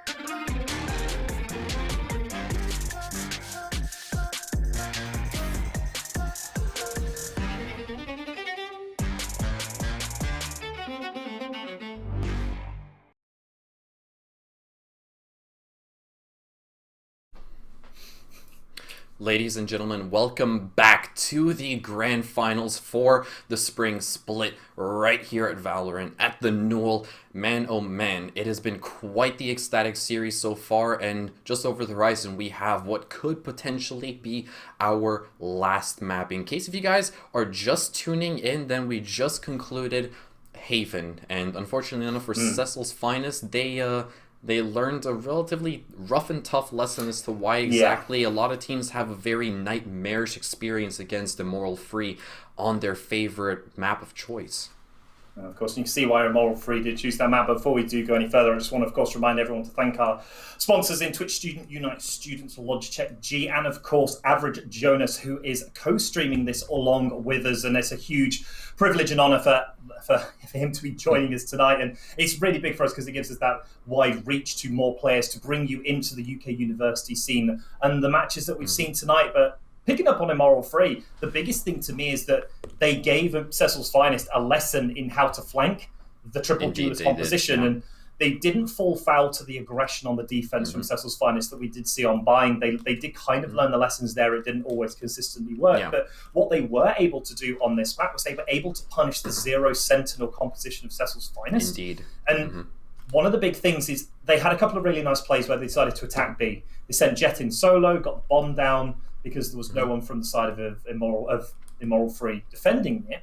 They then pulled back, but because they had no sentinel, Cheek 22 was pushing out Garage and flanking, would get one or two kills, or they'd flank round to the C long push, and they just never felt that they found a real foothold in the game. And because without having that sentinel, they can't look behind them. They have to be looking forwards, and the flank came incredibly quickly. But I guess that's all I have to really say on that map. I feel Immoral Free were probably the superior of the macro teams on that game. But as we go to Ascent, things have to change. And I feel for the two teams, Cecil's Finest are the ones that have to change potentially the most. This is not a map where a triple duelist combination is at its best. We're already seeing, of course, Wall and Doc Brodo picking up their normal champions, but this is where Megalodon, Fabrications, and Yudoku need to make the decisions. Do they stick with the aggression? And it looks like they're going to. It looks like they're going to re-roll out the triple duelist combination alongside, a third map back-to-back, but we're seeing the biggest change coming on the side of the defenders for Immoral Free. We're seeing Transformer changing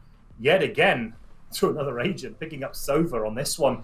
Vegetable going to roll out. Well, this is the first Sova we've seen for Immoral Free. Transformer's going to pick it up after going from Viper to Reyna to Sova, as we did say, man of many talents. Vegetable going to the race, but Shrimpy again flipping it up, choosing to play the Killjoy this time. And I think one of the big things we've started to see, especially at pro players, unless you are comfort picking, like say Dapper on Sentinels picking up the Cypher, you're seeing a lot more of a rotation towards Killjoy on Ascent specifically. Kurosh again picking up the Breach, great play on that one we saw so far. Yeah. But it's now on the side of Cecil's Finest to make the difference. They are at match point, and that's where we need to see the change now for Cecil's Finest. Their backs are against the wall, and in our previous map on Haven, well, Immoral Free, they took the actual phrase, fight fire with fire, quite literally. Obviously, Cecil's Finest, they're the kind of squad that will just ready up the flamethrower, but Immoral Free, they chose to light themselves on fire and just run headfirst towards Cecil's Finest. And man, oh man, was it a sight to behold on Haven. But this, as you stated, could potentially be our last map of the series. It is do or die for Cecil's Finest, and given their overall stubbornness with their composition, well, we obviously have to start betting our bottom dollar at the fact that they will be able to make good on their promises thus far. Obviously, maintaining the exact same kind of agent lineup this entire series thus far, it takes massive cojones to do so, and we've gotta hope that they're able to pull it through this time. Yeah, as we see the big change coming up here, it looks like there's going to be the rotation over to the A site here. They're going to find that utility. Yudoku's already on site, Jet having no chill in this game yet again. Cecil's Finest has taken a bit of damage, but it's Megalodonga again taking the damage, and that's the agent you particularly don't mind taking it on. The hot hands is a big part of their kit, and the healing is going to come in, but Plant's going to go down. It's going to be a 5v5 on the retake in a pistol round. That's not necessarily what you expect. The paint shells does a decent amount of chunk damage, but Udoku up high might be the real key player in this one, able to find players as they push in from on high. The spray down is good. 2 down for the Frenzies. And the last couple of players jumping in. It's not going to make it happen this time. No, Chanformer is actually able to take down 2, and it's a 1v1. But no, despite that, despite the fact that he had the high ground, it was Anakin Skywalker in Megalodon who was able to close that one off for himself. That is not the canonical ending we are usually accustomed to seeing. But man, oh man, that was quite the round. We were so deep through the clock before we started to see any casualties, and Cecil's finest, specifically Udoku, being the playmaker that we love to see, living up to his full potential. And it was so unfortunate that Chanformer was caught in 4K right there and then in the 1v1 situation. Cecil's finest have been bagging pistol rounds left, right, and center, and they have shown no signs of stopping whatsoever. Udoku, man, oh man, this guy is just feeding us content. Zero chill on the Jet this time round. Udoku yet again the entry fragger, back-to-back rounds with no cheap fabrications. Not a lot of damage being done. Udoku gets 4 for the round already, and 1 player left behind. Udoku with the ace to start the second round, and not one you expect to see. But Force Play comes in, only 1 player falls, and that's massive for the side of Cecil's finest. They are under so much pressure right now to force us all the way to our final map in Split, but Udoku, he has got to pad the stats. He is just feeding us so much footage for our digest, hosted to you by Genie on a weekly basis as well. Man, oh man. Ascent could not have gotten off to a better bang for Cecil's finest. 2 rounds in the bag thus far, but now Immoral Free, they're on a buy round. They can definitely up the antes and try to finally get themselves on the leaderboard this time around. Yeah, huge round for Udoku. Haven't seen them come alive that much so far, but they're really feeling this one so far. And so many kills on the board already. An ace in that round and multiple in the first shows you how good this player can be when given the stage in the right position. But the B site's been hit, and I'm not being funny. Oh, Chanformer! Oh no! And I was going to say before he jumped in and just hosed the player down that they hit the B site. The B site had 1 player on it, and it didn't belong to Immoral Free. And Chanformer just gets felled by Doc Brodo. Weapon disadvantage be damned. Player falls down and flanked by Wall's going to pick up another one. And Immoral Free, it goes from bad to worse. It's an absolute disaster. It really is. Chanformer was the sole lifeline on the side of Immoral Free, having sat in the B bomb site completely unnoticed. The moment that he was put to rest, the entire round just went into jeopardy, but Immoral Free, they now have a winning chance at this round. They have been able to claw their way back into this, converting it into a 2v1 scenario. And suddenly it's all down to Doc Brodo, left on a third's worth of HP with nothing but an SMG in hand, and it doesn't even matter. Well, just like that, Cecil's finest are able to pick up their 3rd round, as I believe the bomb had gone off. Immoral Free, unfortunately enough, couldn't contest the 2v1 and actually get themselves to the spike on time. But man, oh man, that was a blowout and a half from Cecil's finest. Yeah, and I actually love the decision of the Cecil's finest to play aggressive on the post plant. They're going to be going into full buy round anyway, and the more guns that they can take off the side of Immoral Free, the better. We can already see only 2 rifles left on the side of Vegetable and Shrimp. He shows you how much damage was done. Buckies and Sheriffs on the other side. Vegetable going to hold strong, but Megalodon doesn't care for how strong you are on the defense. Player down already. Udoku's going to hit sight. The Bucky's not going to find anything. The Rush does, though. Fabrications falls. It's a good start, and they're going to spam through the box if they can find another player. That was close, but unfortunately enough, no cigar for him this time around. Doc Brodo is getting the spike down, and just like that, well, a whole boatload of action is going to leave the kill feed painted entirely red. Cecil's finest now find themselves in a post-plant situation, trying to actually convert their hat-trick into 4 consecutive rounds, and just like that, Udoku will be put to rest simultaneously, though, on the other side of the map. I believe that was over by A Long. We have the final remaining attacker on the side of Cecil's finest also be felled. Immoral Free, well, that was a bit too close for comfort, but they're able to finally get themselves on the leaderboard. They have found their 1st round. scary for the side of Cecil's Finest. You had full buyout versus Immoral Free with the sort of broken buy of 2 rifles and pistols to everyone else, but they made it work. And for the side of Immoral Free, you had one player flanking, which didn't really do an awful lot. Transformer was able to get a kill as they came through, but it was just the players able to trade out without, well, not even trade out, just take the kills without being challenged back was huge for the side of Immoral Free. They found the Cecil's Finest players hiding in corners. But 5-4, it felt like they should have closed that one out much more cleanly than they did. But yeah, aggressive push going to come out here. Not going to find anything. The boombots are going to give some information away, but Megalodon is going to fall transform with the spray down. That is a sight to behold. Luckily enough for him, he was able to, well, control his recoil on the Phantom, and it definitely paid massive dividends for Immoral Free. It's a 5v3 scenario. They maintain the upper hand, and they still hold on to both bomb sites with an iron grasp, and Transformer feels, well, confident enough to pull out the Hunter's Fury. Unfortunately enough, it's not going to net any damage onto the 3 remaining players on the side of Cecil's Finest. Still 60 seconds up to play with. This is still winnable for the offensive squad, but oh man, Cheek remains unnoticed and uncontested inside of Garden, finds one before finally, well, meeting death himself, and that is going to leave Wall in a 1v4 situation. His back is definitely against the wall, but no longer. Shrimp will make sure that he kisses the ground, and just like that, Immoral Free, they have finally hit their stride and are just a single round away from tying up the scoreline in a neat little bow. And it's hard to really put it into words, because how many times have we been in the situation so far in these first 3 maps, including this one? The Cecil's Finest have gone up 3-0, and Immoral Free just dig themselves out the hole and bring it back to almost level. And in theory, this one should come back to level. We're seeing Sheriffs almost across the board for the side of Immoral Free. They're going to be pushing into a raise. This one's going to hurt if they're not careful, but they are going to pull back in time, and no damage is going to be done. The Swift's going to come out.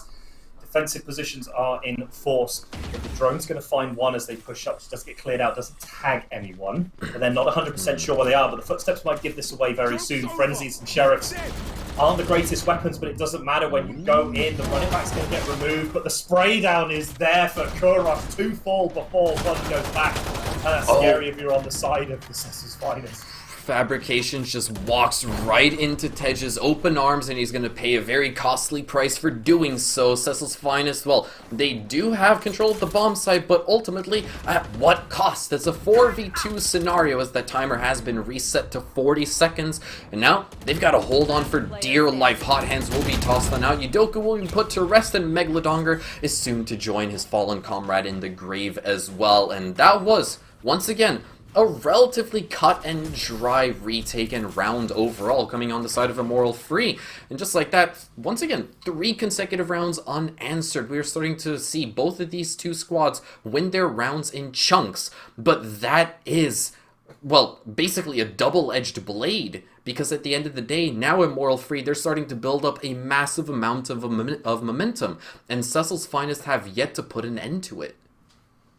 And very little economic damage was actually done to the side of Immoral Free. As you can see, money's going up. The lowest player at 3,000 Kurosh. So you would have hoped that they could have done a little bit more damage to the economy of Immoral Free on that round, but they are able to buy up now, and it's 5v5 rifles across the board. Rolling Thunders go out. Showstopper as well. Lots invested into this push, but no one's going to be found, and Megalodongar's already running their way in. They do have no chill. They want to get this done as fast as possible. Flashpoint's going to counter the push. But Kurosh is going to fall, and the hot hands comes out. Again, Megalodongar taking the contact is good, because it doesn't matter if they take damage. Doku's going to get rid of Cheek 22, and if you're on the side of Immoral Free, it's just not been a good round so far. They've been picked off at so many individual times where Transformer does pick one up. Spike Shock, that's going to go down and find nothing particularly damaging. But it is a 2v2. Transformer holding strong on this site, and Megalodongar now needs to try and find someone on this line. Oh, and he does. Shrimpy will be blade to rest as Transformer finds his 3rd. He needs a quad to try to clutch this one out, as the firewall will be set up, and that just allows Megalodongar to spray right on through. Game sense through the roof on the side of Cecil's Finest right over there. They're finally able to put an end to Immoral Free's win streak, and they have once again regained the advantage, not necessarily losing a whole lot on their side of the economy, because it has been in dire straits for so very long. But once again, they have finally been able to do it, break that bad spell, those bad couple of rounds that they have been experiencing, and now they maintain a 1-round advantage. It's a big win there. The utility's already going out. It's just this combination here of the fault line into the paint shells just really stops Cecil Finest ever really being able to push through, but the smoke does come out, which does mean that they don't have to worry about the recon dart tagging them up and then getting spammed through the wall by the Odin, which has been picked up Transformer. Sort of the well-known strategy that was visualized by Sinatra early on for Sentinels and had been taken on by so many players since they aren't playing anymore, and it's a really good strategy. Fabrications picks up one, picks up two, Yudoka gets another one, and forget my point, the site's already been taken by the side of Cecil's Finest. Well, it's a 4v2 scenario, just like that in the blink of an eye. Cheek comes swinging and finds 2 for his trouble with a single magazine, not even an entire one at that, and suddenly we're back at a level playing field, but it doesn't last for long. Wall and Doc Brodo are able to clean up the last 2 remaining defenders on the side of Immoral Free. Not, unfortunately, get the plant for some extra dough, but regardless, that was a great round on the side of Cecil's Finest, and Fabrications nearly actually losing out on that kill because of the map's architecture, but luckily enough he was able to press mouse 1 on the right time. Cheek, though, going absolutely massive to try to help Immoral Free claw their way back into the round was a good effort, but not enough, unfortunately. It feels like for the side of Cecil's Finest, they have managed to get a foothold in this map. Yeah. As we do hear the Blade Storm being popped, the first tick's going to go through. They are going to find a player, but we're not going to see any ultimates thrown out here by either of the Sovas. But doesn't matter. Transformer no longer has Hunter's Fury. Megalodon sees to pay to that strategy, and one's going to be tagged up. But again, Cheek 22 hidden in this corner could be dangerous. The Paranoids are going to get traded out. The spam comes through. No one's going to fall. Not a lot of damage is done. Fabrication loses a bit of health. But now doesn't find it from up on high. The run it back does go back, but 2 players do fall, and it's a huge amount of damage done to the side of Immoral Free. The plant, the spike is going to go down as well. Courage is going to kiss the grass inside of Garden, unfortunately, and well, this is really, really unwinnable for the side of Immoral Free, and I just love the fact that Cecil's Finest have once again been able to, well, feel a sense of comfortability with their strategy. Simply brute forcing their way onto the bomb site didn't necessarily work on Haven to the potential that they expected, but Ascent is a completely different ballpark, and it's working. Immoral Free are once again forced to go back to the drawing board to see exactly what they can come up with to counter this raw, unbridled aggression that Cecil's Finest is exhibiting. So far, no, they managed to get 3 rounds altogether, but now they once again have to work out another plan, formulate something entirely different to keep Cecil's Finest from ending off this first half favorably, since there are, if I'm not mistaken, 3 rounds left to go. Yeah, and they hit the magical number 6, so it means that they can no longer go negative in this first half on the attack. And something strange we do see here is that generally in sort of the university UK leagues, generally the attack has really struggled to find a foothold on Ascent. It really feels like a defense-dominated map for the universities, but Cecil's Finest have, again, just torn up the playbook on another map, pushing the aggression forwards, and they're finding the weaknesses in Immoral Free. They're challenging them with the skill checks, and it's working out for them, but they are going to find someone throwing a huge dash away. Does pick up the second one. That's 2 for Yudoku. That's not good if you're on the side of Immoral Free to lose that trade out there, especially dashing away down long. And player advantage up to the side of Cecil's Finest, but not a huge amount of advantage there. No, not at all. It's a bit of a tricky round. We are going to see Yudoku shut down the teleport that Doc Brodo was trying to exhibit that time, or Cheek was trying to exhibit. Excuse me. He's caught over by Wine, and now he's just left lacking, unfortunately enough. Yudoku going absolutely massive on for the ace as well after, confirming that triple kill right over there. Does give Cecil's Finest the luxury to simply just take the free real estate that is the A bomb site. Doc Brodo is sooner rather than later going to start initiating that spike plant as well, and unfortunately enough, Immoral Free, they're in no position to try to shut it down. This is going to be an extraordinarily difficult round for them to claw back. Obviously, they do have the Killjoy ult at their disposal, but I'm not exactly sure if they're willing to dump utility in this particular round. Yeah, a lot of low health bars for the side of Cecil's Finest, though. Single, double bullet connections will confirm kills onto remaining 4 players of Cecil's Finest, but it looks like they're going to go for the save here. on the side of Immoral Free. They don't want to take the risk of losing any players to any crossfires, because even with low health bars, that's 4 players alive. That's a lot of crossfire ability, and we're going to see the dash coming out. Does they get out in time before the bomb goes off? Yeah. Yes, they do. And 7-3 is going to roll round for the side of Cecil's Finest, and complete polar opposites of the last couple of maps. They've been able to get a lead on a map, and if you want to have Immoral Free again, you have to go back to the drawing board and find a way to break this plays and aggression from the side of Cecil's Finest, because you're being skill checked at almost every single turn, and you have been found wanting a lot of times as well.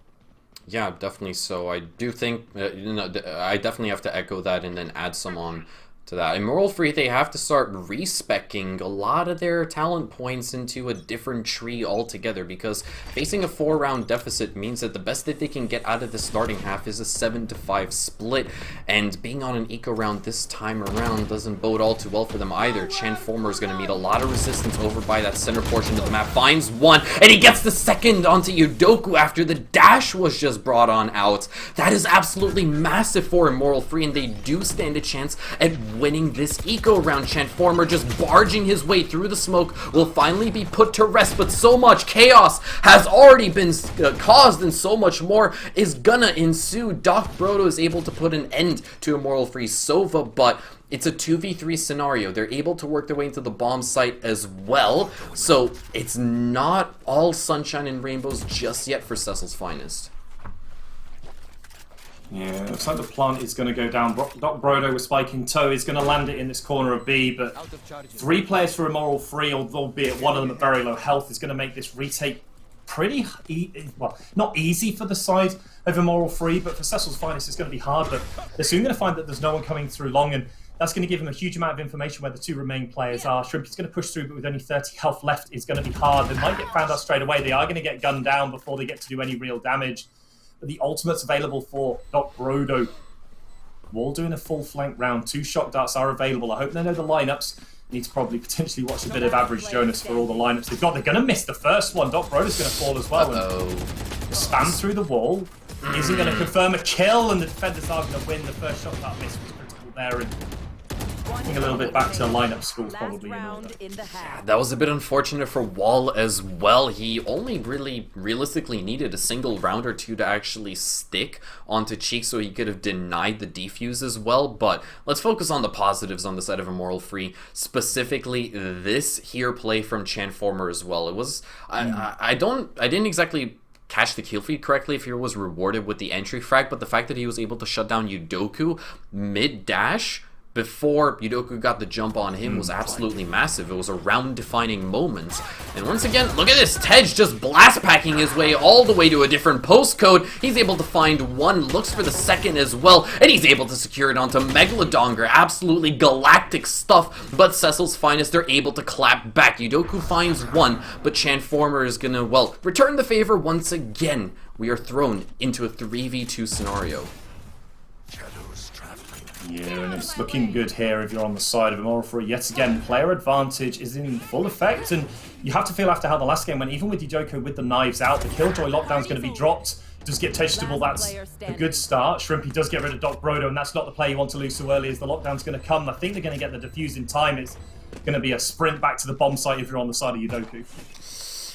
Okay, he still has the ult to work with. Just a couple of taps of mouse one should be enough, but unfortunately enough, Chanformer, he is so much quicker to the draw and is able to just dome the last remaining player of Cecil's Finest than Immoral Free. Well, they make good on their promise of being able to bag the last 2 rounds. Flash combination is the first time we've seen it today. Not seen it because they haven't really pushed the jet. We have no jet on the team, but they do make it work with Vegetable instead. Yeah, normally we would see players such as F22 or, for example, even Yudoku in previous matches just dash their way in through mid on the defense to get the jump on the players over by that connector area inside of mid. And the fact that we saw Immoral Free finally bring out these kinds of strategies, finally take massive risks, was extraordinary to see because they also paid massive rewards. Being able to find their 5th round and denying Cecil's Finest an even more favorable opening split, it was great on the side of Immoral Free, but obviously they still have a couple of rounds to go through, to power through before they're able to call it even Stevens. Yeah, and I don't think I'm going to have much time to say a lot as the 5-man push is going to hit this A-side side. Super flash flashpoints are out. Paint shells are in, turrets up, but the first player is going to go down for the side of 222, and the trade's going through thick and fast, being lit up both green and red, and the side of Cecil's Finest, they have the player advantage, but the plant site does not belong to them. No, it certainly doesn't at all. They're in somebody else's home, and they're going to meet a lot of stern resistance. And Moral Free, they find 2 for their troubles, but so does Fabrications. Cecil's Finest now in a 2v1 scenario, but look at this. Shrimpy has rotated over towards Heaven. He unfortunately doesn't land the headshots onto Fabrications. He'll claim a triple on the flip side of things, and just like that, Cecil's Finest, well, they're able to once again claim another pistol round. Round number 13 goes in their favor, and now they just need as many rounds as possible in the bag so they can keep Immoral Free at bay and push us all the way to split. And the big opening round there. Udoku getting the first one and Wall able to follow up. The 2v2 looked pretty... Well, it was a 3v2 for the side of Immoral Free, but Fabrications down from Heaven does pick up the 3k in the end, and definitely the difference maker in that round. And now the anti-eco buy is going to come in. We're going to see a judge for Doc Brodo. We've seen Fornic running this around for the Warwick Diamonds. Everyone else has got a Spectre, and it makes it super hard for the attackers to push into, especially when it's paint shells plus shock dart out into B. And the Smoke's going to try and stop any push coming in aggressively with these classics. Ooh, Boombot will be tossed on out as well. It spots one player, and that also gives Fabrications the luxury to spray on down, but unfortunately enough, not a whole lot of damage was dealt. Transformer still sitting above half HP means he can still put up a good fight in this here round, but obviously them being on the eco means that Cecil's Finest, they're more than likely going to walk away with a 9th round here. So Moral Free are taking a relatively slow approach, still a little bit indecisive as to where exactly they want to execute, but I think that they got their eyes peeled over towards the A bomb side, potentially over towards Garden as well, but that is where the Phonic Impersonator is sat with the judge. Doc Brodo finds 1 and a 2nd as well onto Cheek, and just like that, well, the entire push on the side of Immoral Free was completely shut down flawlessly by Cecil's Finest. And Flawless is big there. It means they get to maintain these weapons again. They don't need to invest into any of their own players.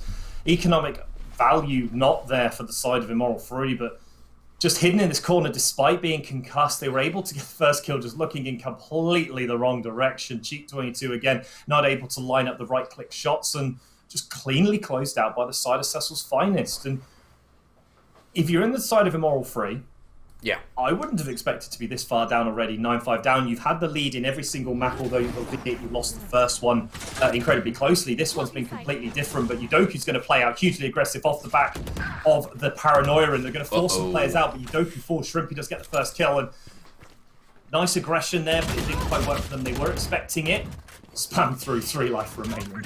Yeah, despite the fact that Immoral Free have taken a step back from all of the chaos that is ensuing, they don't necessarily have a moment to breathe either. Right here at the Newell, it is non-stop action in Immoral Free. They're starting to realize that the A-bomb site, well, it's completely up for grabs, so they're going to be able to get that plant down scot-free, and Tej, he's soon to walk into his doppelganger, shuts down Fabrications without even having to lift a finger, and now we're in a 5v3 post-plant. Doc Brodo, well, he's going to put that judge to work as well, and just mallets the hammer onto one of the players on the side of Immoral Free. Still a post plan that Cecil's Finest have got to lockpick as Transformer picks up Wall, and that doesn't make Cecil's Finest lives easier either. Immoral Free on their buy round, they're able to make good of it, and they get themselves their 6th round. They're finally showing some signs of life here on Ascent. Yeah, big round there for Immoral Free. Stem the bleeding a little bit in the rounds falling down, although Tegetable does fall down to Doc Brodo. The rifle just doesn't make a difference. They aren't able to transition it into any kills. On the retake, and the Spectre's just not quite able to do enough DPS to the side of Immoral Free, and they go only 1 player down, 4 players up, which means that they still have ability to buy in, get some armor on board, unless you're Tegetable. And it now forces out the Cecil's Finest team to win out a round before they go down on the stuff as well. But they're going to paranoia out. They're going to decide not to dash down with the jet. Always the potential of the flashpoint, which was really nicely put down by Kurish, which would have stopped any aggression from the side of Cecil's Finest. Yeah, obviously Immoral Free are starting to play this just a tad bit more conservatively, waiting for the openings to come into their lap and then basically just grabbing them by the scruff of the neck and taking full advantage of them. But so far, a bit of a slow start off to the round as well. Immoral Free, they're opting to divide and conquer as they've got, well, numerous squads, numerous buddies already stacked up outside of both A and B and just waiting for the right moment to pounce. Now the calls are starting to come on through. They've dealt with the player over by Pizza, namely Megalodongar as well, so now they have a much more clear idea as to where they want to execute. It might be the A-bomb site. It could potentially, it looks like it's going to be the A-bomb site, but they are starting to rotate directly out of it as Wall is able to pick up Shrimpy, putting us back in a 4v4. Massive pick there for the side of Cecil's Finest, bringing it back to a 4v4. Gives them a chance on this defense with numbers advantage. Would have probably made it a little bit too hard. Smokes are going to go out to try and stop the pushes. But there's only one player on this B site, and although Fabrications has had a good game so far, they need to transition this into the next one. They need to remove the first player and not get traded out too quickly. The flashpoint's in. That's not what you want to see on your screen for Fabrications. And Kurosh is going to get rid of the next one, and 4v2. The spike will go down in time before the timer runs out. 10 seconds on the board. Spike's about to go down, although Brodo does clear out Chanformer. That does make things a tad bit more winnable for Cecil's Finest. It's down to Udoku to try to come up with some kind of play, and Doc Brodo is actually just going to be locked out. A bit of BM coming out from the jet of Udoku, but regardless, onwards and upwards, lads. Let's see if they can try to pull off this particular 2v3 post plan. Time is starting to run on out. Udoku grabs himself a bit of intel, but can't act upon it with that dash. He's actually going to dome Cheek, looks for the second, and Doc Brodo, he's got his 6 secured as well. It's all down to Tej, who doesn't even stand a chance, isn't even given the luxury to react, and when all hope was lost, Cecil's Finest, they're able to basically quench that round from the jaws of defeat.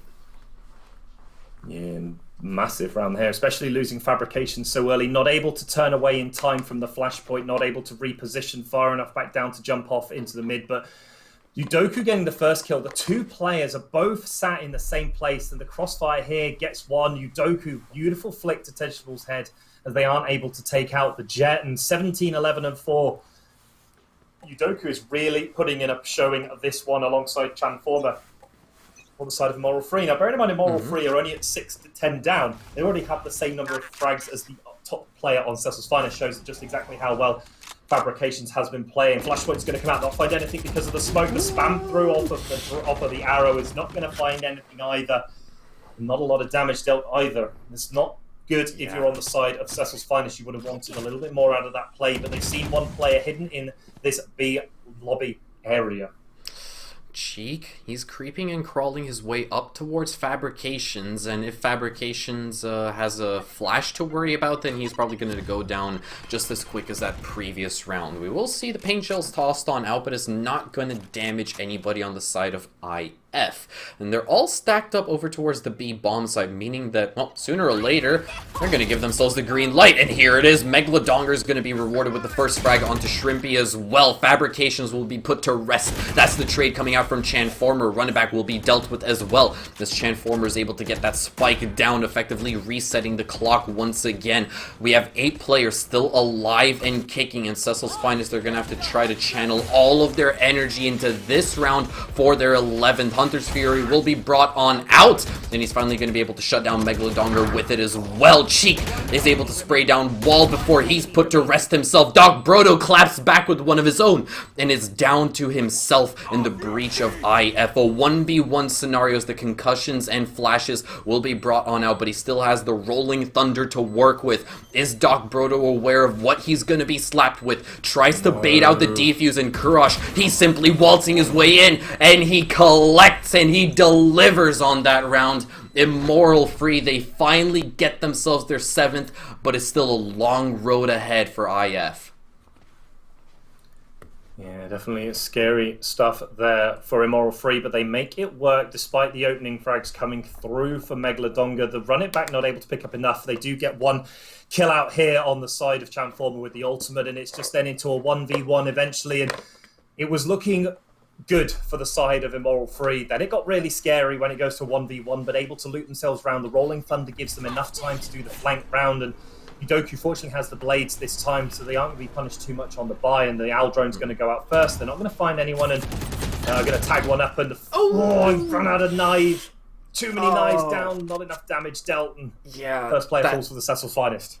That's got to be a bit infuriating if you're Udoku. I mean, countless times he's been able to deliver on these early entry frags, but unfortunately enough, it just wasn't in the cards right here in round number 18. Slash, or Transform, I should say, pretty banging shock dart from him. That's gonna, well, amplify the man advantage on the side of Immoral Free that they already held on to, and now Cecil's Finest, well, they're looking a little bit worse for wear. It's still early days in the round, but at this certain point, everything is stacked up against them. And three players for Cecil's Finest versus the five of Immoral Free, with a lot of ultimates available for Cecil's Finest and two per team. You have to feel that the advantage is to the side of Immoral Free, especially with the lockdown ultimate that they can deploy very soon, which will make it very hard for the three players to retake, especially with all the smokes coming down as well. Going to be a decent chunk of damage with the first shot dart though, but it's not going to help them confirm any kills. Dobrodo gets on with a short. Double barrel shotgun being put to good use over there, and Wall, unfortunately enough, can't make the Sheriff sing its sweet song of death. He'll be taken out of commission relatively early, and now Immoral Free, well, they've been able to string together 2 consecutive rounds. They haven't necessarily been having the most galactic second halves right here on Ascent, but it's starting to shape up rather nicely. Beautifully placed shock dart coming out from Transformer right over there, and now, well, Immoral Free, they're starting to get on a bit of a roll. They're starting to, string together into a round. They're starting to string together rounds, and usually, we refer to this in the industry, if you're not aware, as the snowball effect, classic snowball effect. And Cecil's Finest, they're unfortunately on the receiving end of it. Big pickup for Immoral Free, 8 to 10 down. They're starting to pull some rounds back, and they're starting to make this attack work, just like the side of the Cecil's Finest did, and the defense is not able to hold as strong as we have seen. Immoral Free are going to take a little bit of chunk damage on Transformer, lose all their armor. Going to help with Fabrications with a long-range op shot. Well, not the longest range shot, but it was a beautiful shot. It was a beautiful shot, however you put it, not the longest range, and Wall's going to get another one, get rid of Transformer through a wall. Oh, goodness gracious. Suddenly, things have gone relatively south for Immoral Free. They thought they were in the driver's seat, but Cecil's Finest gave them a false sense of hope. Here comes Doc Brodo, finds 2 first troubles, but so does Shrimpy. In immediate response, recover the spike as well, able to shut down the metal door, but it's him versus the world, effectively. He is able to transition us into a post-plan situation, but, well, the information is just perfect on the side of Wall. Basically, yeah, just wallbangs him through heaven towards hell, deals with him outright, and just like that, Cecil's Finest, they are once again able to keep Immoral Free in check. They've been maintaining this lead for so very long, and they're not going to let it go to waste just yet. And they're going to hand over the defuse to Megalodonga, get them another point towards the run it back ultimate for the Phoenix, but nice start here. I mean, Megalodonga probably would have been wanting that kill for themselves, but they're not going to complain about Fabrications cleaning up that kill as well. Shrimpy did their best to pull it back, but a 1v3, I believe that, that looks like they're tagged by the arrow, or they predict them to be in that position to not get tagged by the arrow, and a nice little spam through the wall by Wall puts them 11-8 to the good, and it looks like we might be making our way to our fourth and final map in this best of 5. Obviously, Immoral Free did come in with that 1 map advantage, but the Paranoia is going to come out, not going to allow anything, but the Hot Hands might slow the push down enough to get Fabrications out, which it does, but they're going to get hit by the concussion, because if anything, they're not going to get hit by today, and Spam Through is going to get traded out brilliantly by Megalodonga through the smoke. And how the rotation needs to come through very quickly from the side of Cecil's Finest. Indeed it does. Transformers already just making quick work of the side of Cecil's Finest. Waldo with the Hunter's Fury pops it, is able to kill his doppelganger as well, and that's gonna, well, throw us into a 2v2 scenario. The Killjoy is not gonna detain any players. A spike will be planted as well, and now Shrimpy in an advanced position, creeping into enemy territory, is the last player left standing, and now, well, he's not standing. Apparently he's been chained up entirely. Lovely little kill animation right over there, but that is Cecil's Finest claiming what could potentially be one of the most important rounds this evening, because hey, they've hit the magic number of 12 rounds. One more to go, and we will be paying a little visit to Split as our fourth and final map in this best of 3 series, or best of 5 series I should say.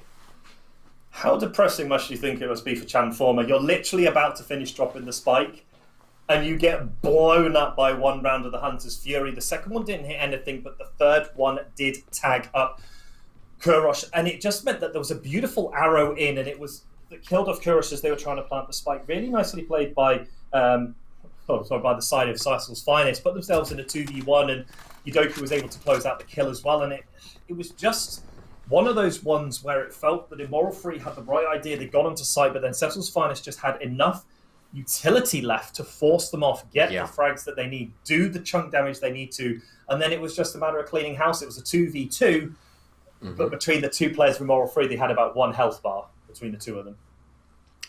Yeah, definitely so. Cecil's Finest, well, what else is there really to say at this certain point?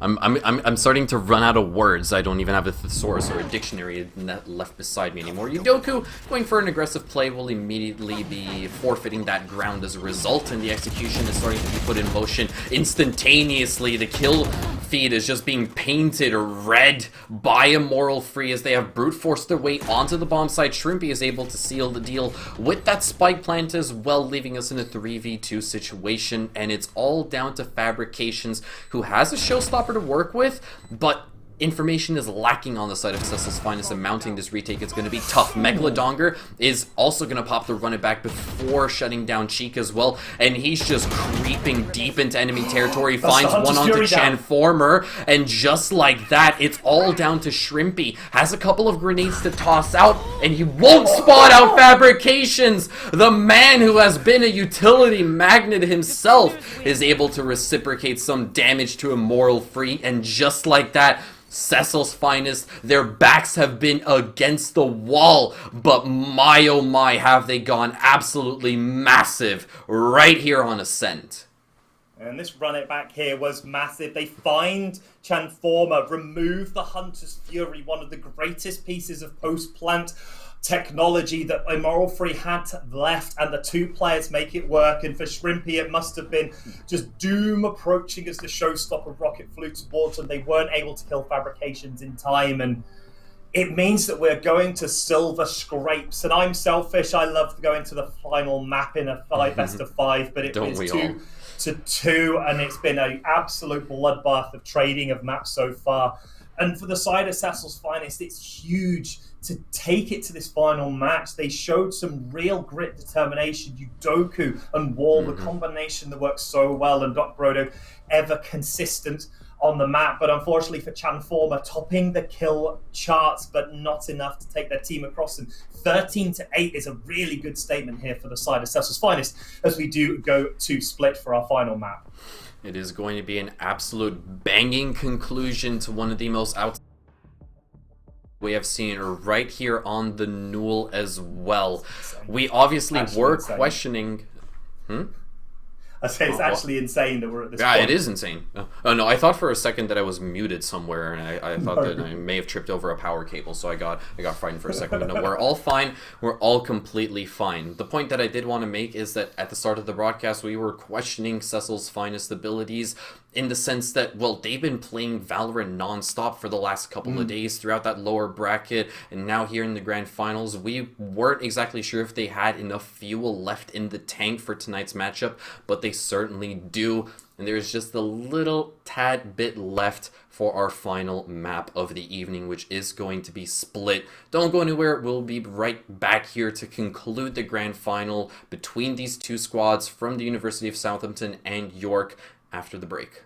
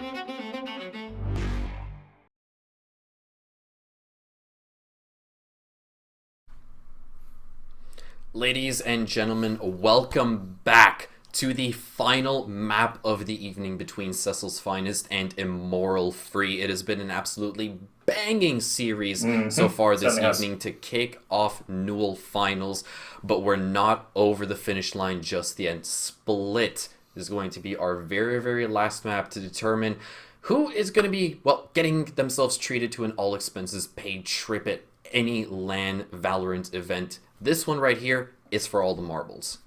Certainly is. Silver Scrapes we are entering into in the final map of today.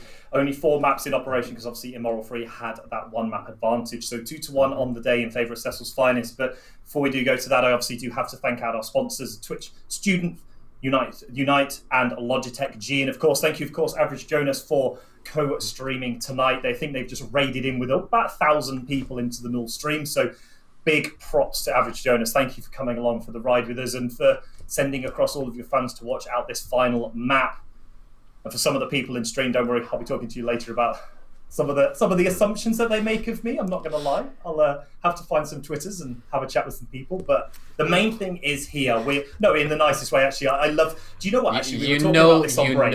You know that you goofed up if you've got to get JP active on social media. That's you've crossed the line when that happens. There's a line being crossed, and we've gone straight past it. However, what I do need to point out before we get into the game at hand. I love the community that follows the UK university scene and how supportive they are of not just the teams that are doing it, but also the team that put it on, ourselves, the production crew and everything else. And I love the community and all the stuff that comes out. So not exactly sure how to pronounce it, but Howlsey, thanks very much. It was noted your chat. Thanks very much. Sunken highlighted that one to us. We love you very much for coming along and watching. But for everyone who is here watching, it means a huge amount for the university UK scene as a whole, that we have so much support across the board and how everyone gets so heavily involved. No matter how many people are in chat, you always see it lighting up with all the different people getting involved with all the different things. And for all the new viewers tonight, again, I suppose 2 doors, you'll probably want to normally do this one, but it is Silver Scrapes time. Final map, we are down to split. And for now, we've been flip-flopping this around. We've always said, it's Immoral Free need to bounce back and Cecil Finest need to bounce back. But we come to this final map and it is actually all on Immoral Free to bounce back. They took a pretty, I wouldn't say substantial loss. They did get to 8 rounds, but 13-8 is pretty big. And we finally saw the potential of Udoku on this jet. They'd not had the greatest series so far. They'd always been there or thereabouts, but we saw them absolutely clap Immoral Free as they entered the bomb site. A quadra in the 2nd round of the game showed you just how efficient they were on this jet. And not a player to be trifled with. And as we said, I feel sorry for Chanformer because they fragged out at 26, top fragging across the board, but not able to drag their team across the finish line with them. But it's Silver Scrapes, it's down to split. 2 doors. I have my feelings on this one. How do you feel?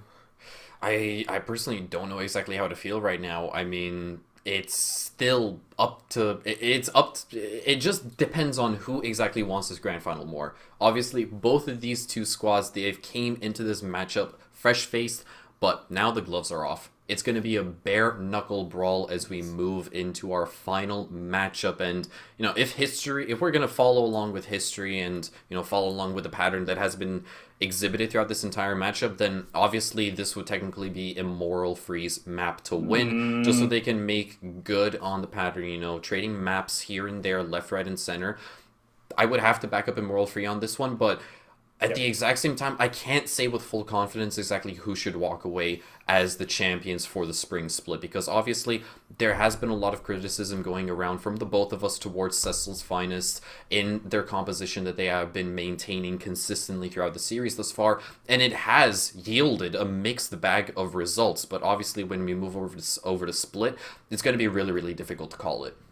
Yeah, but if there's one map that you want to be playing a triple duelist combination on, it is actually split. Agents like Sova have almost 0% pick rate at professional level on this map. So Wall, we're seeing picking up the Sage.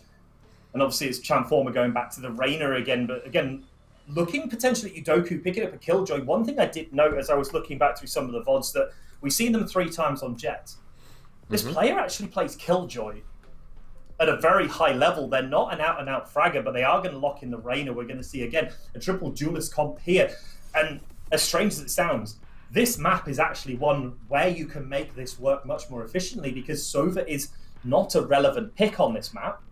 Yeah. So there's less information gathered, and you can really drive home the advantages. There are a total of 5 flashes on the side of Cecil's Finest, only 3 on the side of Immoral Free. But with losing the Sova, we're having to see them really dig deep into their pocket picks and what they can really pull up on these agents. And interestingly enough, Udoku is going to pick up a Sheriff straight into this round on the Reyna. Massive, massive decision. Yeah. We'll have to see if they can make it work. But I always like Split, because every other map it's like, oh, look, there's a Sova. Oh, look, there's an Omen. Oh, look, we're at Split. Oh, wait a minute. Sova's not really a prominent pick on this map. No, and this is where you really see the differences come in here. And Split, for me, is one of those maps. I actually really like this map because of that reason, because it forces teams to play different things.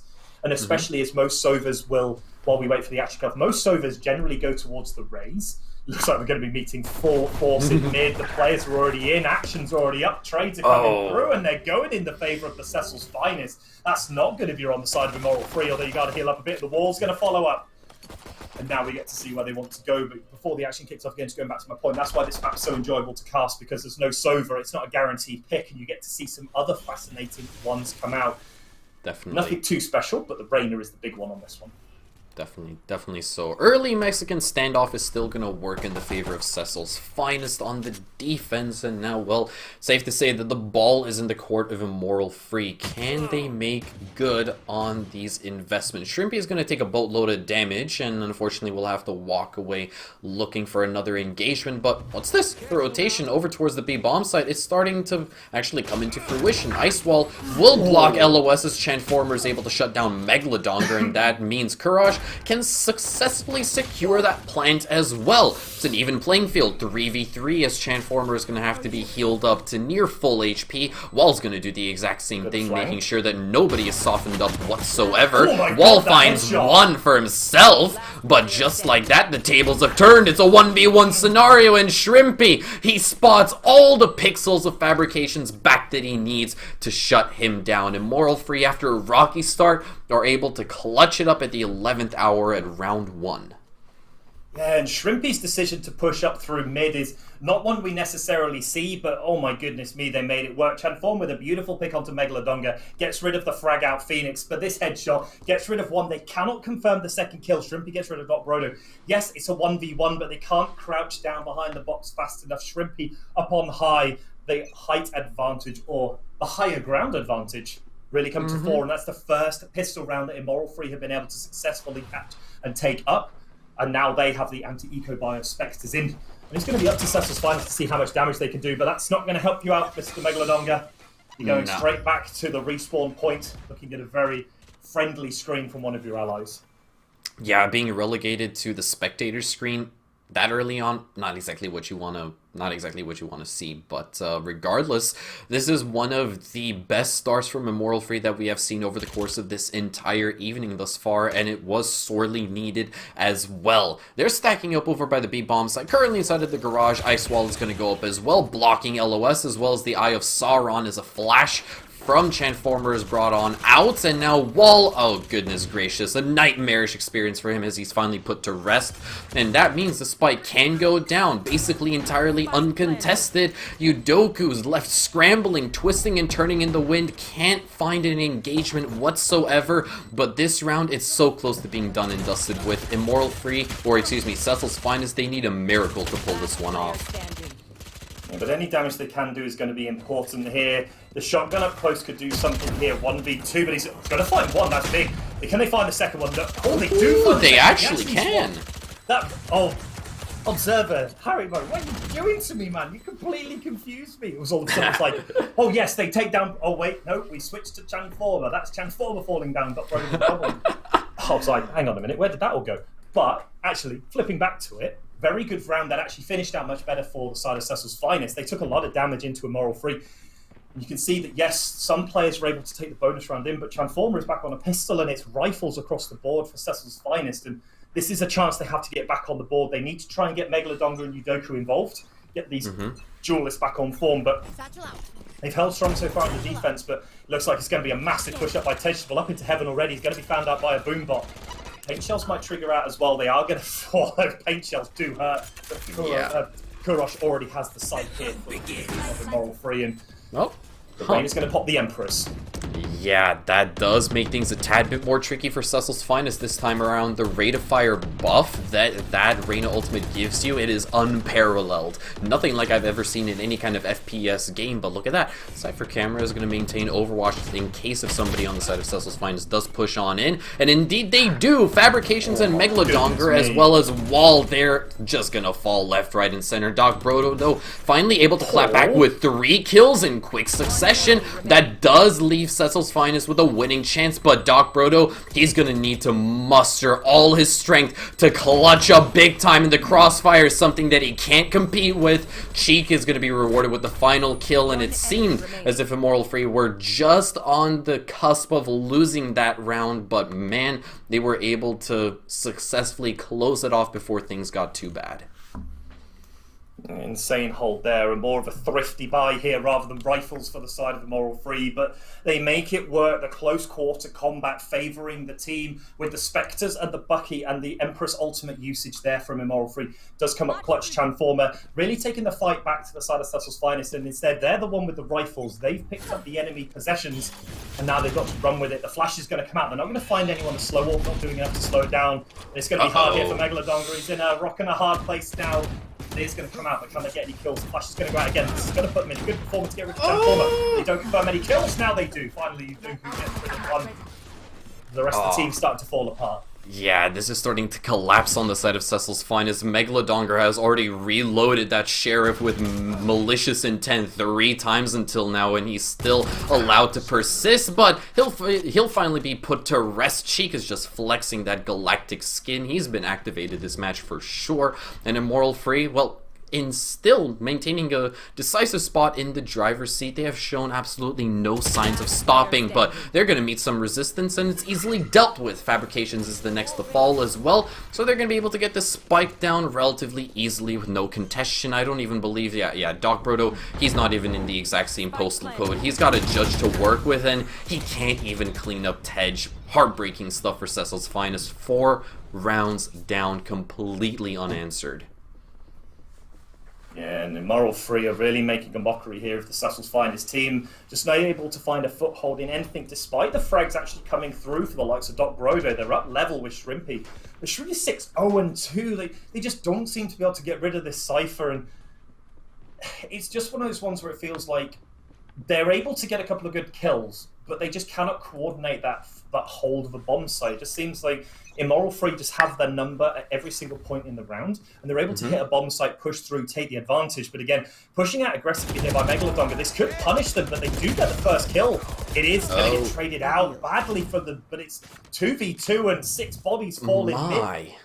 Six bodies just disappear in mid, but one's going to get rezzed, and that's good if you're on side of Immoral Free and a fan of them. The advantage is back to them. The paint shells come through, doesn't confirm much damage. The flashback's going to find it from behind. They don't find anything.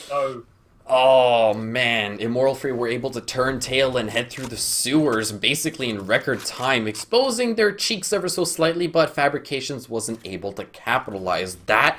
This has been one of the scrappiest rounds that we have seen thus far, with all of the action taking place in the first 20 odd seconds, and Immoral Free they do have the man advantage thanks to the revive, and Cecil's Finest, they have been relegated to playing from ramps itself, but this Cypher camera, it spots out both of them as well. Now Immoral Free, they know exactly where the retake is mounting from. Tej is already the first point of contact, and he shuts down Yudoku as well, mid-ult. Fabrications is going to trade things on out, though, shuts down his doppelganger as well, and now he can pop the showstopper. He's just leapfrogging throughout the entire map, but he can't spot out Kurosh, and time is starting to run desperately low. They're within arm's length of each other. Fabrications is starting to defuse, but Kurosh, he wide swings, and that seals the deal for Immoral Free. He won't keep his life intact, but that was a massive win for Immoral Free. I'm not gonna lie to those. What do you mean this round is a cluster? Is an absolute? It's absolute. It was a hell. It just falls. Like you say, it's just like how is it you described it exactly? What was the wording you used? Scrappy, extremely scrappy. Absolute cluster mess. Absolutely no reason behind it. I don't know what you're on about. The entire map's been like that. All of the 5 rounds so far, nothing has been consistent. They look at the first round. They killed 4 people in mid. This whole map's just gone to absolute hell for both sides. But in comparison to the other 3 maps we played, little to no consistency from either team. But it's the side of Immoral 3 that are making use of the chaos and making it difficult for Cecil's Finest to find their way in. They're going to get sheriffs in hand now versus the rifles on the side of the Immoral 3, and could be potentially 6-0 on the cards here, but the firepower that Cecil's Finest can bring on attack is nothing to be sniffed at. It'll have to be interesting to see how that transition does come, but I think they're starting to sniff out the players are still in mid. Oh my goodness. Megalodonga, that's massive. Oh, he finds a second as well! Oh my goodness! Just dismantling the hopes and dreams of Immoral 3 in a matter of seconds. You already stated this. The traditionalism has just been thrown out the window, and Megalodon, he's gonna amplify that statement. Makes good on the sheriff. Finds 2 first troubles before finally kissing the ground, and now Cecil's Finest, they definitely do stand a winning chance. Immoral 3, they've been relegated to just 3 players, and for the first time in what feels like quite some time, they're starting to run low on the timer itself. There's only 30 seconds left to play with, and they're trying to push directly into Doc Brodo's open arms. He finds 2 buckshots, basically filling Cecil's Finest chests with lead. But Karash, he works his way onto the bomb site, is able to stick the plant for a bit of extra dough, but at this certain point, Cecil's Finest, they're finally able to seal the deal after, well, what has been another obnoxious round. And it was a thrifty round as well for the side of Cecil's Finest, and Megalodonga, as so many times before, is the player to come up clutch. That was the cleanest headshot to get rid of the Omen in the opening exchanges, and I think if you're cheek here, you just would be going, well, that was unfortunate. Then the flash here, flashes out Transformer, but it's not just a flash. They get their crosshairs on the head of Transformer, removing them before it is, but then Doc Brodo, with the sort of centralizing shot of the right click, clears out 2 players from hell. And I thought I was watching Fornic for a moment there with that Bucky, but Doc Brodo doing their best Fornic impression with the Omen here, and that's a massive round for Cecil's Finest. They pick up the rifles from the side of Immoral 3, and they were on a saver round already, so they were going to have rifles this round anyway. The fact that they effectively potentially get another rifle round afterwards is massive if you're on the side of Cecil's Finest to try and bring yourself back into it, because 5-1 down it's not looking ideal. No, it really isn't. I mean, don't get me wrong, Immoral 3, they have been on a roll. They have been riding a massive wave of momentum on Split thus far, but Cecil's Finest, they finally been able to put an end to it, at least for the time being, though, but tensions, they are still high. Keep in mind, Split is the last map of this grand final between these 2 squads, and neither side can afford to make a mistake, just like that ice wall being put inches too deep, and that means that 2 players were left exposed on the side of Immoral 3, and Cecil's Finest, they were more than happy to oblige, but the plan has already been stuck over by the A bomb site. Cecil's Finest, they're starting to rotate on in, but Shrimpy, he's there to respond, shuts down Udoku, who will be picked up immediately as Wall has exhausted that revive ultimate, but time is starting to run short. Cecil's Finest, they need a call to action. They need to make some plays happen because, well,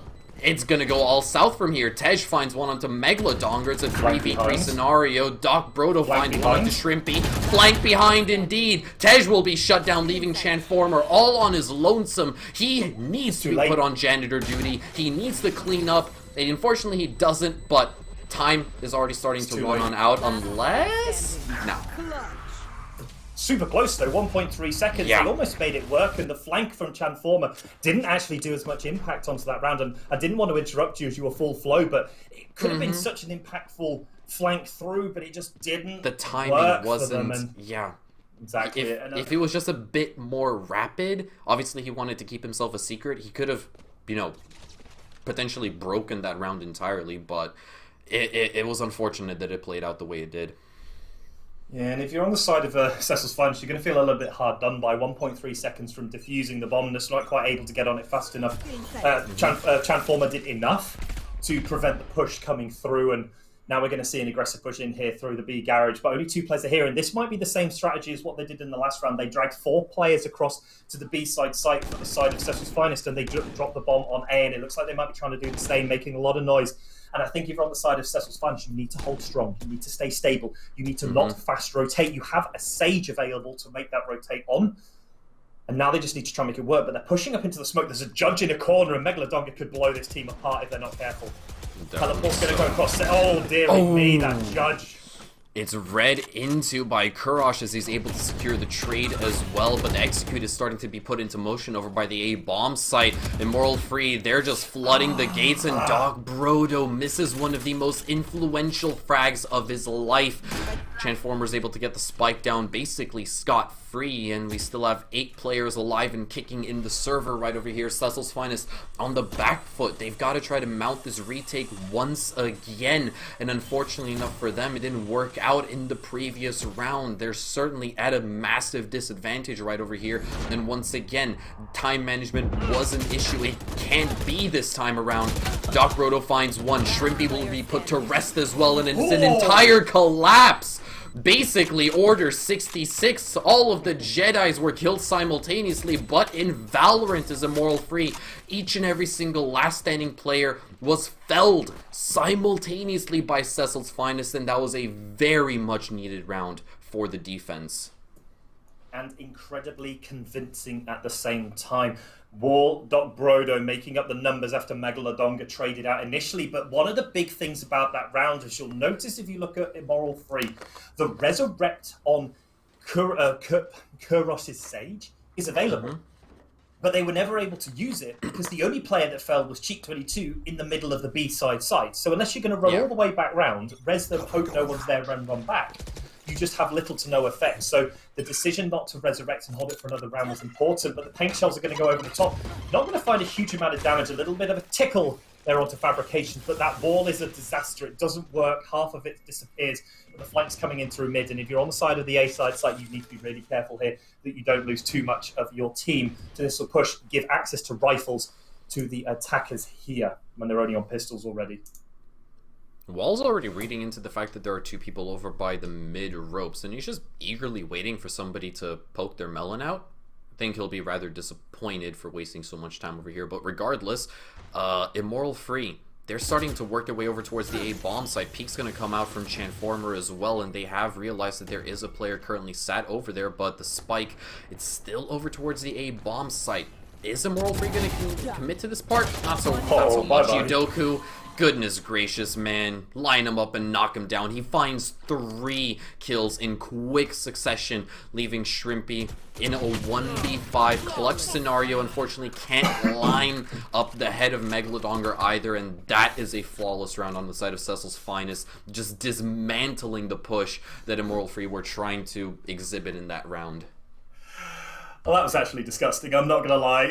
Oh my God, what was they? I feel like how many times, and I'm sure some of the people in chat, namely sort of Perfection and Quattro, will look at that and go, damn, why won't our team line up for arenas like that? But they just literally lined up for Yudoku. And they said, yes, please, take me down. We'll give you 3 free kills. But the fact that they were able to control the spray on the Phantom there to get the double to start, and then the other one was massive, but a little bit aggressive there by Yudoku, and they're going to get taken down by Vegetable.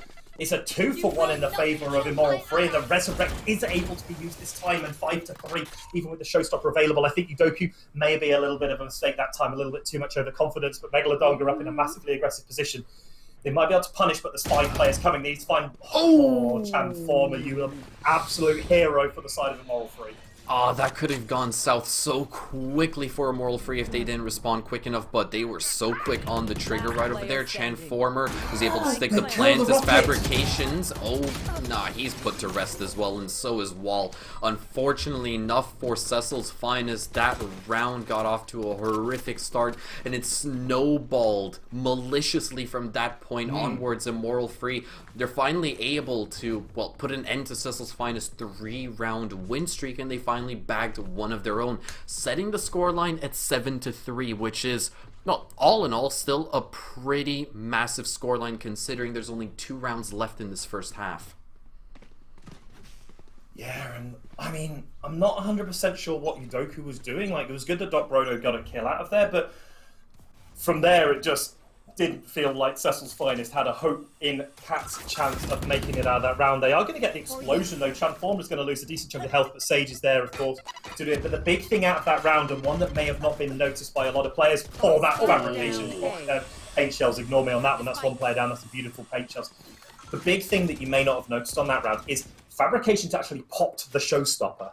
Yeah. They had the ultimate out and they got removed before they could fire it, and that's a disaster for the side of Cecil's Finest, because that ultimate can make a big difference. You get a couple of kills, you remove out some defensive, some attacking players, you stand a chance, but taken down in their prime, and it was all down to 1, and they weren't able to clutch out the final round, and it meant that 7-3 comes over. So positive round at a minimum for Immoral Free. The worst they can go is 7-5 in these last 2 rounds, but they're going to want a little bit more than that. They're going to want another 8-4 scoreline like they did in the last map. But a player down is going to make it quite hard. Indeed, that 8-4 scoreline is starting to look really, really juicy, and Cheek, oh my goodness gracious, just crouching on in. Nice, how do you do before he's finally put to rest, and Tej will once again take out his doppelganger, this time with the ult as well. Maximum BM as well is able to actually revive Udoku as well. Spike has indeed gone down for Immoral Free. It is a post-plant situation. Run it back will be dealt with, and unfortunately enough, Shrimpy isn't able to clean up the Sage, but he's gonna make do. He's gonna make good on 2 of them actually, and Kurash rewarded with the final 2 kills. That was Cecil's Finest round to lose, and indeed they did. I have to laugh, because we could use the joke so many times of, like, they walked up, Udoku performed a magic trick, and 3 people disappeared in a puff of blood and smoke, but it was on the side of Kurosh. This time they just closed out that screen's area. The Sage Slow Orb went in, and they just couldn't get anything done, and the whole team for Cecil's Finest just seemed to pile into one area and just got removed out of nowhere. A fantastic round for Immoral Free, and they needed to get to that 8 score point. Now they're looking for 9. The Wall's up in a really good defensive position. We'll have to see if they're found out here as they push in. Transformer is going to find him. That's a disaster for Wall. No backup, no crossfire set up there, and a player aggressively peeking out. Means that the mid now belongs to the side of Immoral Free, and a player advantage looking for 9-3 on the attack. Versus a triple duelist combination, you need as much of a bonus benefit as you can get on the attack yourself with double sentinel before the opposition get a chance to run at you with as many flashes as you could possibly ever dream of having. Definitely so, and the fact that Cecil's Finest lost out on their Sage in the early days of a round, it can potentially crutch their entire potential to claim this 4th round. But what certainly won't is Megalodon just cowering inside of Garage. He finds 2, and he looks for the 3rd, but Shrimpy puts his foot down and says no. Taking him out of commission is going to leave us in a 3v3 scenario, so not all hope is lost just yet for Cecil's Finest. Udoku shuts down Cheek as he's working his way inside of Heaven over by the B bomb site, and Tej, he might be caught mid-rotate. Fabrications with the Judge in hand, realizes that it's time to go soon and join his allies over by B, and Udoku, he's got a flash ready. He's going to go for the wide swing, but no, reconsiders as the Eye of Sauron was dealt with. But Doc Brodo still cowering inside the B bomb site, lands the shots onto Tej. It was a bit of a scary moment over there in Fabrications. Oh my goodness gracious, that was like a 20-meter engagement that he took with the Judge, and he spots the head. Cecil's Finest, they find their 4th. It could have definitely ended off much worse, but an 8-4 split moving into the second half, it's still acceptable. Definitely. Megalodonga here coming up massive with the opening 2 kills, and yeah, sure, they got traded out, but it just put them in a great position, and Doc Brodo able to get 1, and Fabrications closing it all out, and 8-4 is I would say a reasonable scoreline for the fact that they were 5-1 down at one point, 6-2 at another. I think actually 8-4 is a reasonable scoreline for how that first half went, and Doc Brodo absolutely fragging out here for the Cecil's Finest, and potentially need a couple of the duelists to pull themselves up out of the doldrums in this one. But if you can roll on Doc Brodo to frag out like that, I don't mind the rest of the team not having the perfect game. Paranoia's up, Paranoia's out. 8 shells are going to stop the push. The 1 player's in Heaven already. They're not going to be able, or they are going to kill it just in time. The spam through the wall doesn't find anything. And now multiple players are already in Heaven waiting for this push. Only 1 player remaining. Paint shells goes sailing through Transformer's view screen. That's pretty scary. Indeed it is. Tej is going to find the opening frag onto wall as well, and the Reyna on the side of Cecil's Finest is basically a single shot away from death, basically 1 HP in a dream at this certain point. And now, well, Cecil's Finest, they've realized that they unfortunately can't commit to the A bomb site. They've met a lot of stern resistance and couldn't power their way through, so they're rotating what looks like over towards the B bomb site, or at least a small little bait and switch, playing the mind games with Immoral Free.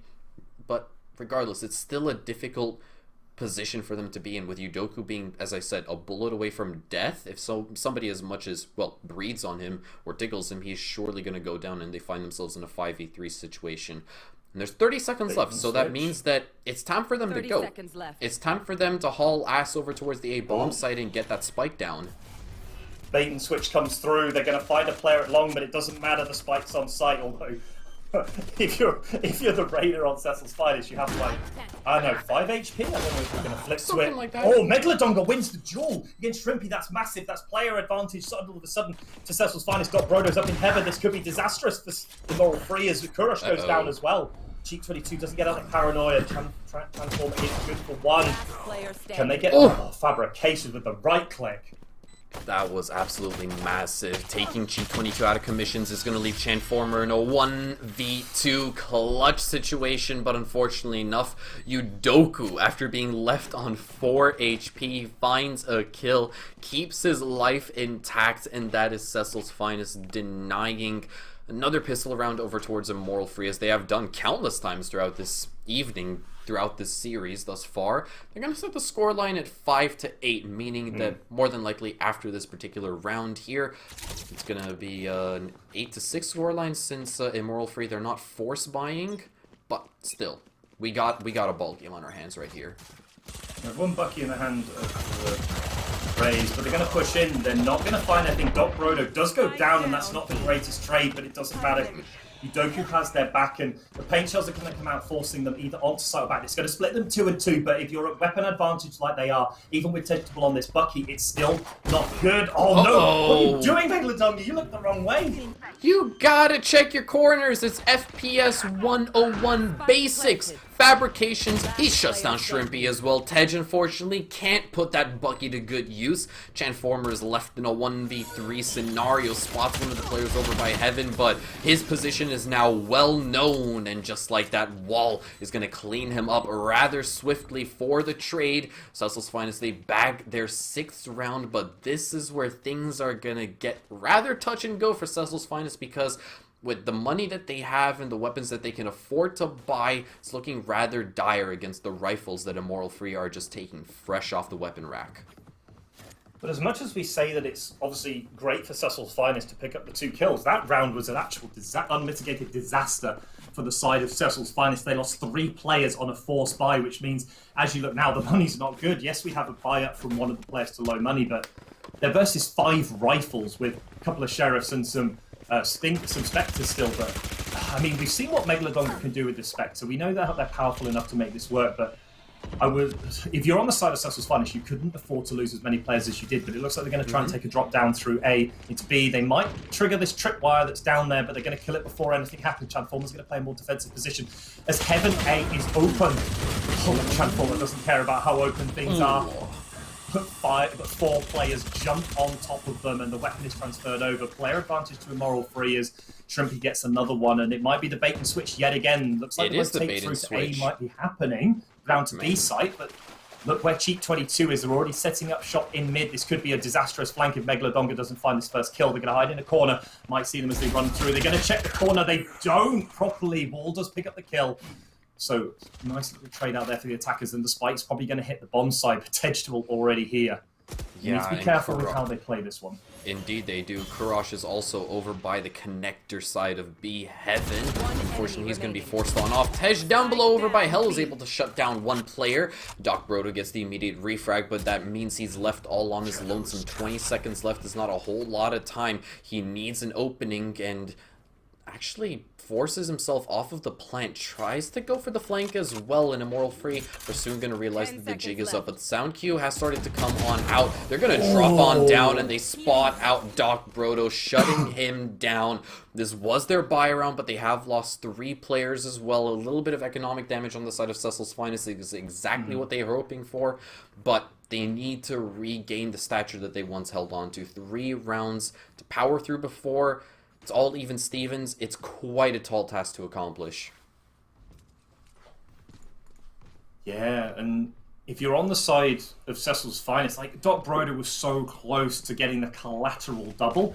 The 2 players, Shrimpy and Kurosh, just dropped down from Heaven, one behind the other, and unfortunately, headshots not quite in place there for Doc Brodo, not able to confirm the kill, but chunk damage onto Chanformer, even with the Vandals, going to force them back into Heaven, and it means that the site's going to be pretty much cleared out. Shrimpy's going to take some hate shell damage, and although Tesh was able to chuck one out in response, it doesn't matter. The site pretty much belongs to the side of Cecil's Finest, even on the bit of a broken buy, and well, you hero with that little play on the corner does get rid of Chanformer and the Reyna. Yeah, unfortunately enough, the heroics won't work out for Chanformer, but they're certainly going to work out for Kurosh and Shrimpy. They're able to clean up 2 players, putting us in a 3v3 scenario, and time once again is starting to run out short. They need to go as soon as possible. A massive shot coming out from Megalodongar. He makes it a double as well, shutting down the Sage of Kurosh, leaving Shrimpy now converting this into a 1v2. Spots out the head of Cecil's Finest Sage and can't stick the defuse. Unfortunately, he's able to claim his 3rd on the round. It's a 1v1 scenario, and it's down to Megalodongar to crush his hopes and dreams. No, unfortunately enough, he doesn't have time. The spike is starting to beep so massively, and just like that, Megalodongar going absolutely galactic, narrowly dodges Death's Door as well. Wow. Oh, he got out, and Megalodongar in that whole play didn't ever have to pop the run it back. The run it back now available on the Phoenix, and Megalodongar has finally come alive in these rounds. Very quiet to start with on the defense, but that double entry frag to get them in, get them onto site, and make the space to allow them to drop it. Yes, fantastic hold from the side of Immoral Free in a 1v3. But I think even if Shrimpy gets that final kill, it doesn't matter because the spike's about to go down as we see the Raze Nades Sage Slow combination come out, trying to force some players back so they can get access to its ultimate orb. And speaking of run it back, here it comes. They're not going to waste a single precious moment whatsoever. Cecil's Finest, they're taking the fight directly to Immoral Free. The run it back will be dealt with rather easily. The spike is shortly going to go down, and we haven't even seen any kind of engagements until now. Chanformer, he shuts down Yudoku with the Sheriff. Megalodongar is going to clap back, though, with the Vandal onto Cheek. That does mean it's a 4v4 scenario, tit for tat between these 2 squads thus far. As Immoral Free, they're able to get a revive, but they lose a player in the process as well, and they start to lose even more. Fabrication shuts down Chanformer. Cheek is the next to actually get one for himself, tries to line up the headshot for the second, but in a 1v3 situation with a pistol against rifles, there's nothing that he can accomplish. Cecil's Finest, they're on a roll. And Professor JP Castle will now enter the booth and explain why that round was so good for Cecil's Finest. I've been missing my JP lecture this evening. I know. I feel like I've let the team down so much, but the professor has arrived, and the key part here is look at this setup. Fabrication's on one side, 2 players on there that they don't know which way to look because of the crossfire that's set up. It means that they can pick players off at will, and no one can really get any full damage. The main reason that this is so efficient as a crossfire for any solo queue players is because the weapon disadvantage doesn't allow them to spray down multiple players. Sheriffs are single shot weapons, although they have 6 round clip, you can rapid fire them. They're only accurate really for the first or second shot. Whereas for the side of Cecil's Finest, they're just on rifles across the board and can spray transfer across much more easily. They make it work. They punish the Immoral Free team trying to get the post plant down, and great round there for Cecil's Finest, bring it back to 8-9, and again, the run it back was great. It didn't get any information, but it forced the space. Just like this showstopper might do. Cheek does get rid of the first player. Chanformer's going to pick up Doc Brodo, and that's disastrous for the side.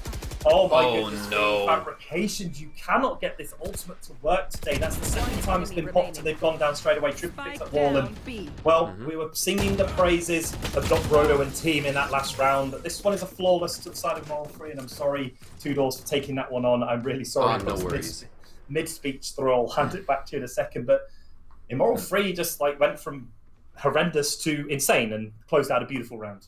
Yeah, indeed they did, and You know, now that we have had a nice little visitation from Professor JP himself explaining, what was it, round number 17 if I'm not mistaken, here comes Professor Tudors himself to simplify things out. In case if you guys didn't catch anything of what my colleague has just said, essentially what Cecil's Finest did is they set up a meat grinder, and Immoral Free, they were ground up pretty badly. I was going to say, you can't be Professor Tudors, you have to be like Principal Tudors or Headmaster Tudors. Nah. My goblin brain is only capable of being a janitor, obviously. 8 health on Udoku as they enter the site. It's not Brodo that gets yet another kill. Big kill, big pick there, despite the health on the Lorena being insanely low. Empress is popped by Immoral Free on the retake, 5 to 4 low health bars, but one of them's about to regenerate with the Sage. Oh, run it back's already on for Megalodonga. That's a... Oh, but he can't net anything out of it. That is unfortunate, but obviously he's got a second shot at life this time around. It's a 4v3 scenario, and Immoral Free, they've been isolated outside of the bomb site as Chica's the next to fall, hopping in through the flames. That is Chanformer, who will finally be put to rest as well. It's all down to Kurash, who basically sees nothing but white on his screen. Megalodonga shuts him down, and Cecil's Finest, they've been lingering, just limping behind Immoral Free. Almost at each and every single turn, they have been just a single round away from equalizing up the score line, and this is the exact same position that you find yourself in. And, you know, John, this particular matchup thus far with how it's been going, despite the fact that it is messy, it is scrappy, traditionalism and logic has been chucked out of the window 45 minutes ago, I feel like it's going to scream overtime at us. Yeah, and I think these teams are pretty good for overtime as well. They're going to try and find some information with Chanformer. The Boombot's going to give them some information. Lear's going to come out, not confirm anything. The next one might come out, and this is where the full 5-man push is coming. The ball goes up, potentially at the wrong time. Shrimpy, you hero monster on site, just clears out the first player, and it just doesn't matter for the rest of them. The Neural Theft is going to locate all 4 players on this site, and they're already hightailing it away, not able to use the Resurrect on the Sage, while not able to get a decent effect with the player so far onto the site. Unfortunately enough, they can't recover the Rays as you stated this time around, but it seems as if they've had a bit of a change of heart, looking to actually come over towards that B bomb site, but oh no, it's gone horribly wrong. Shrimpy, he just needs to hold down Mouse 1. Wall is able to actually get Megalodonga back up to full HP as well. That does give them a fighting chance, but they have basically been relegated to sitting inside of a garage, and they're starting to run out of options as well as time. 35 seconds left to play with the firewall is going to block LOS. A well-timed flash, but Shrimpy, he finds his 4th. Unfortunately, he'll be denied the ace, and now it's a 2v2 scenario. Yeah, this will be the run it back. Oh No! But Megla, oh goodness, he's going to be blown to bits. Tej, a well-placed paintball, or paint shell I should say, is going to dispose of him, and the blast pack is going to make Udoku just skim his retinas over towards his screen, but he might have to jump on them. He shuts down Cheek as well and is able to gather some intel, but no! He's caught mid-animation by Tej, and they're able to, well, deny Cecil's Finest the luxury of hitting double digits. Oh, Tegetable played that so well, getting a couple of quick frags, but also then closing out. But it was all on Shrimpy with the 4K to open up the round. And we talk about people lining up for free kills. I mean, I don't think you can get many more free lineups than that one. Then another kill here before being traded out. The 2v2 looked good. I love the decision to give the plant over to Phoenix, to give them the run it back, but Tegetable put the most beautiful grenade into the default plant position and blew away the hopes and dreams of Cecil's Finest. Gets the spike to half, comes off and trades out the kill, and that's going to be a 5-man rush off some B site, and you've got to try and make this one work. They're already off site. They've decided we've had enough, we're piecing out, we're going to give you the site, and they're going to allow the plant with the run it back coming through now. They're forcing so many players away, it's going to cancel out. But this player in the corner's not going to get the kill. That's disastrous. Oh, and it's going to become even worse as Udoku is going to take a buckshot to the head as well. They are able to secure the spike down, but at what cost? They're trying to set up the exact same meat grinder as last time. It's going to net them a couple of kills, but obviously Immoral Free with a man advantage are able to power their way through it. Kurash finds his 3rd on the route, shutting down Doc Brodo and Cecil's Finest. They're finally able to hit double digits, or actually no, I completely misread the team names. That is Immortal Free claiming their 12th round, just 1 round away from taking the crown and dubbing themselves the Newell champions of the spring split. And Varsity champions to boot as well. A different tournament to what we've normally expected. It's not been, this is the first one where these are the sort of the top 12 teams within the Newell. In the last split, in the winter split, they then qualified into the 12-man varsity where we are now, and we're now down to the best 2 teams in this tournament, and it's match point to Moral Free.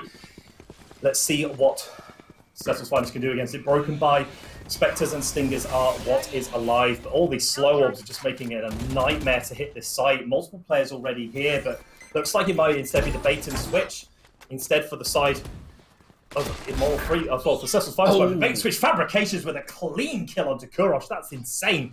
But now they're going in. Oh, Transformer, though, is always holding down that Oh, the duel of the judges is going to go in the favor of Doc Brodo. Sheik is able to get the trade as well as the spike has gone down. This is do or die for Cecil's Finest. And no, Tej, he'll be caught with the grenade in his arms. Yudoku, he finds Cheek, but it's all down to Shrimpy. He's on the bomb site. He can get the defuse. Nobody on the side of Cecil's Finest is responding.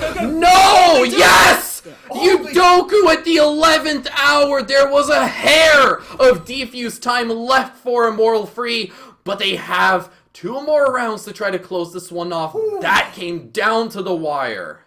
Shrimpy doing the exact right thing, holding down the defuse, but the hearts are broken in this round by the one player in Yudoku. They cleaned out earlier in the game, and this time they make it work. They had a beautiful kill in heaven, but they just fall back. They give Shrimpy the kill on site, and then they go for the plant hold and the diffuse hold, and oh my goodness me, that was so close. And by the way, everyone watching, we are not biased towards one team or the other. We're just selfish and want as much Valorant actions as possible. Exactly. So The reason we're here is to milk the entertainment value out of these matches. Quite literally. Yudoku finds the opening frag onto Immortal Free, and Tej, he's immediately going to clap back as well. He's going to allow the Vandal to sing a sweet song of death, and we're back in a 4v4 scenario. Cecil's Finest once again getting that spike down basically in record time. Immortal Free once again having to mount the retake. They have more ults to work with, so their odds of winning, they're exponentially higher. Megalodonger finds 1. The revive comes on out. Immortal Free, they now hold onto the man advantage as well. But Cecil's Finest... Yeah, he finds 2 before being shut down, and that's going to leave Doc Brodo in a 1v2 scenario. He sees the players lining up. He finds Tej. He finds Kurosh as well. Cecil's Finest, they're not going to go quietly into the night. Doc Brodo keeping the hopes and dreams alive for the University of York. It's going to take all 24 rounds of regulation.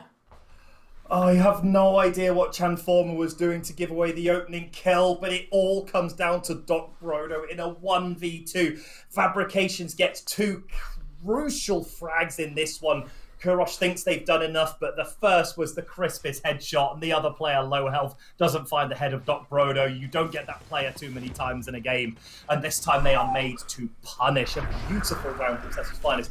And as you say, we're now on to the final time of regulation, and this is big. If you're Cecil's Finest, you are in the ascendancy. The team of Immoral Free has a broken bye, and the spam's going to come through. Fortunately, that was to run it back, so they don't mind losing that one too much toward the utility. They baited the Paranoia. They baited a Cyber Cage. That's exactly what to do if you're on the side of Cecil's Finest. They've broken the mid wall, though. That's big, because it now gives them an opportunity to push into heaven and push through, but they need to be careful of this judge, although it looks like they have no interest in hitting that player at any time soon. At least not yet. Oh, Kurosh is going to be shut down instantly. Great reflexes from Fabrications, as he will also just whip out the showstopper. He finds Cheek as well. Shrimpy gets one onto Yudoku. That is a refrag, but Immortal Free, once again, they're on the back foot. Cecil's Finest, they get the spike down. They are just inches away from forcing out overtime in this grand final of the spring split. Fabrications, Megalodonger, they've been activated. It's all down to the raise of Immortal Free. It's all down to Tej. It's a 1v4 scenario for him to close off this matchup prematurely, and he won't have a say in it. We're going to overtime. Woo! was the way to say to that one. As you say, it is regulation time is over. 12-12 the scores, and now we hit overtime. And dear Lord, how on earth did Cecil Finest dig themselves out of a hole? Beautiful little cheeky kill onto Cheek 22. They find them there. Megalodonga just in the perfect place at the perfect time to close out the kill. But now we hit overtime. All the ultimates are reset to half if you have 6, so you have 3 or 4, or half plus 1 if you have a 7 score ultimate. So quite hard to get off some of them unless you are, for example, Megalodonga or Doc Brodo, who just seem to frag out for the fun of it. You also get 5,000 credits per player, so rifles, armor, and pistols for a lot of players. And this is where the money happens. This is where Silver Scrapes is won or lost, and I cannot believe we're in overtime on the final map between these two teams. But I think they know where they're coming. I wouldn't have had it any other way, to be entirely honest, John. This is the grand finals we all wanted to see, and both of these two teams, they have damn sure delivered on this particular matchup, but it's far from over. And look at this. Whoa! They align him up. Don't go against this guy in bowling because he just scored a strike. Tej is going to get the refrag as well, but at what cost? It's a 3v4 scenario for Immoral Free. They're not in the driver's seat anymore. They haven't been for so very long. But Tej, he's able to even things out. Megalodonga shuts down Courage. The spike now dropped over by Garage. The flash, it's perfect, but Megalodonga won't act upon it. He spots out Shrimpy, but can't deal with him either. It's a 2v2 scenario. The tensions are through the roof between these two squads, and with 35 seconds left to play with, Immoral Free need to take action. It's 2v2, and it looks like they're on to the way to the A side site. If you're on the side of Cecil's Finest, you need to hop, skip, and a jump your way to the A side site as fast as possible.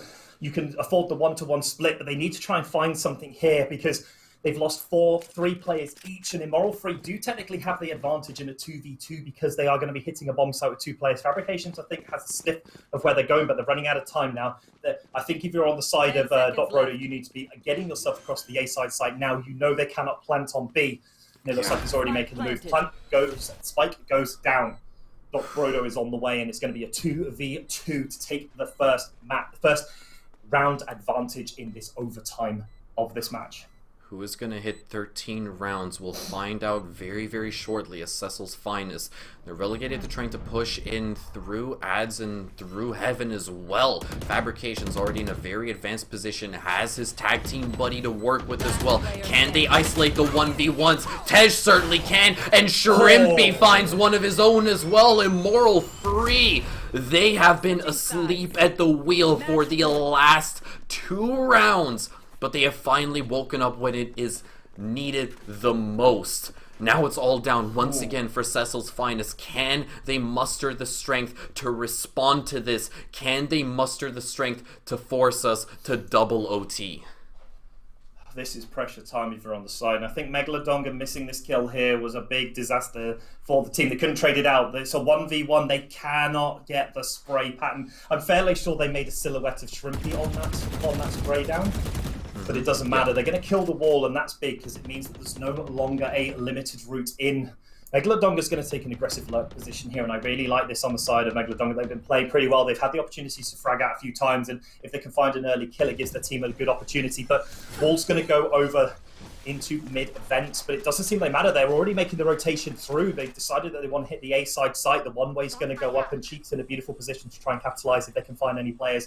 But the hit's about to come, and the flash is going to come out, and we'll have to see what they do. They do. Immoral Free, they need backup, and they need it now desperately. Util has been dumped over towards ramps, and now Cecil's Finest, well, they're gonna think twice before trying to hit this A-bomb site. They have started to just slowly head back towards the T-spawn, but they have a surprise waiting for them as well. They're instead gonna try to work their way in through Suitors, but Doc Brodo shuts down Cheek. That's massive, and so is Shanformer cleaning up Udoku. Doppelgangers have been traded out left, right, and center between these two squads, but 8 players are still alive and kicking in this lobby. It's a 4v4 scenario with Cecil's Finest starting to feel the pressure of that clock. It's starting to work as a 6th defender that Immoral Free need to close off the grand finals. And the hit's starting to be put into motion. Megalodonger kicks us off. He looks for the second, but will be shut down by Tej. And he will get a second onto Fabrications. Time is running low. The spike has been dropped. And all the hopes and dreams of Cecil's Finest have been flushed down the drain. Immoral Free take it in overtime on Split. It went the full distance, and they are your spring varsity champions. Oh my goodness me, could it have been any better or any more typical of this match? 14 to 12 for Immoral Free. They clean house in the last 2 rounds of overtime, and they just seem to get it together more than the side of Cecil's Finest did in those final 2 rounds. It's as though Cecil's Finest had expended all of their energy in those last 3 rounds to even get it to overtime. And wow, my goodness me, what a game we had. And Brodo fragging out at the top tells you how good this player was. They get the early kill, but the rest of the team just falls apart. They get the kill here. Megalodonga looks in the right place, but just turns away, and then it's one player after the other into the meat grinder of these 2 players, and it just turns into a disaster for Cecil's Finest as they do remove those last few players and take it 3-2. And as you say, they are our spring split varsity champions for the Null. Ooh, what a game. It's been an absolute... I don't even know what to say. I'm basically speechless, and forgive me for what I'm about to do next, because for those of you guys who don't know, I use a standing desk, but after that matchup, I'm gonna have to press the down arrow on my desk. You cannot do this to me. And pull up my chair. No, because you can't do this, Toodles. This matchup has been too much to fathom. It has been the banger, the best conclusion that we could have hoped to watch between these 2 squads. All 5 maps. And when it came to that very, very final and 5th decider matchup, we needed to go to overtime. That is how good these 2 teams are. Both of them deserved a shot at the grand prize equally. Personally, I would have been cool to cast for another couple of hours until we get into the round 40s and stuff like that. Yeah. But man.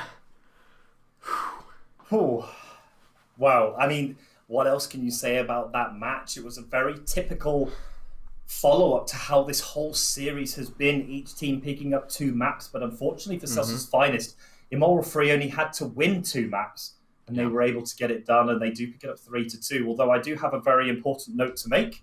I feel let down by my co-caster. Their jacket has, I think their chair has worn their jacket more than they have. I have put my jacket on every single opportunity to do this, and I've been let down by the man who sits to my left, and I am really very disappointed in you, Toodles. I'm not going to lie, although what I wasn't disappointed in was that match that we just saw between these 2 teams. And to the side of Cecil's Finest, yes, they do fall at the last, but dear goodness me, they made an absolute fight of it. And at the end of the day, Immoral Free just had a little bit too much in the tank to close it out, but Cecil's Finest to even drag it to overtime, insanely impressive.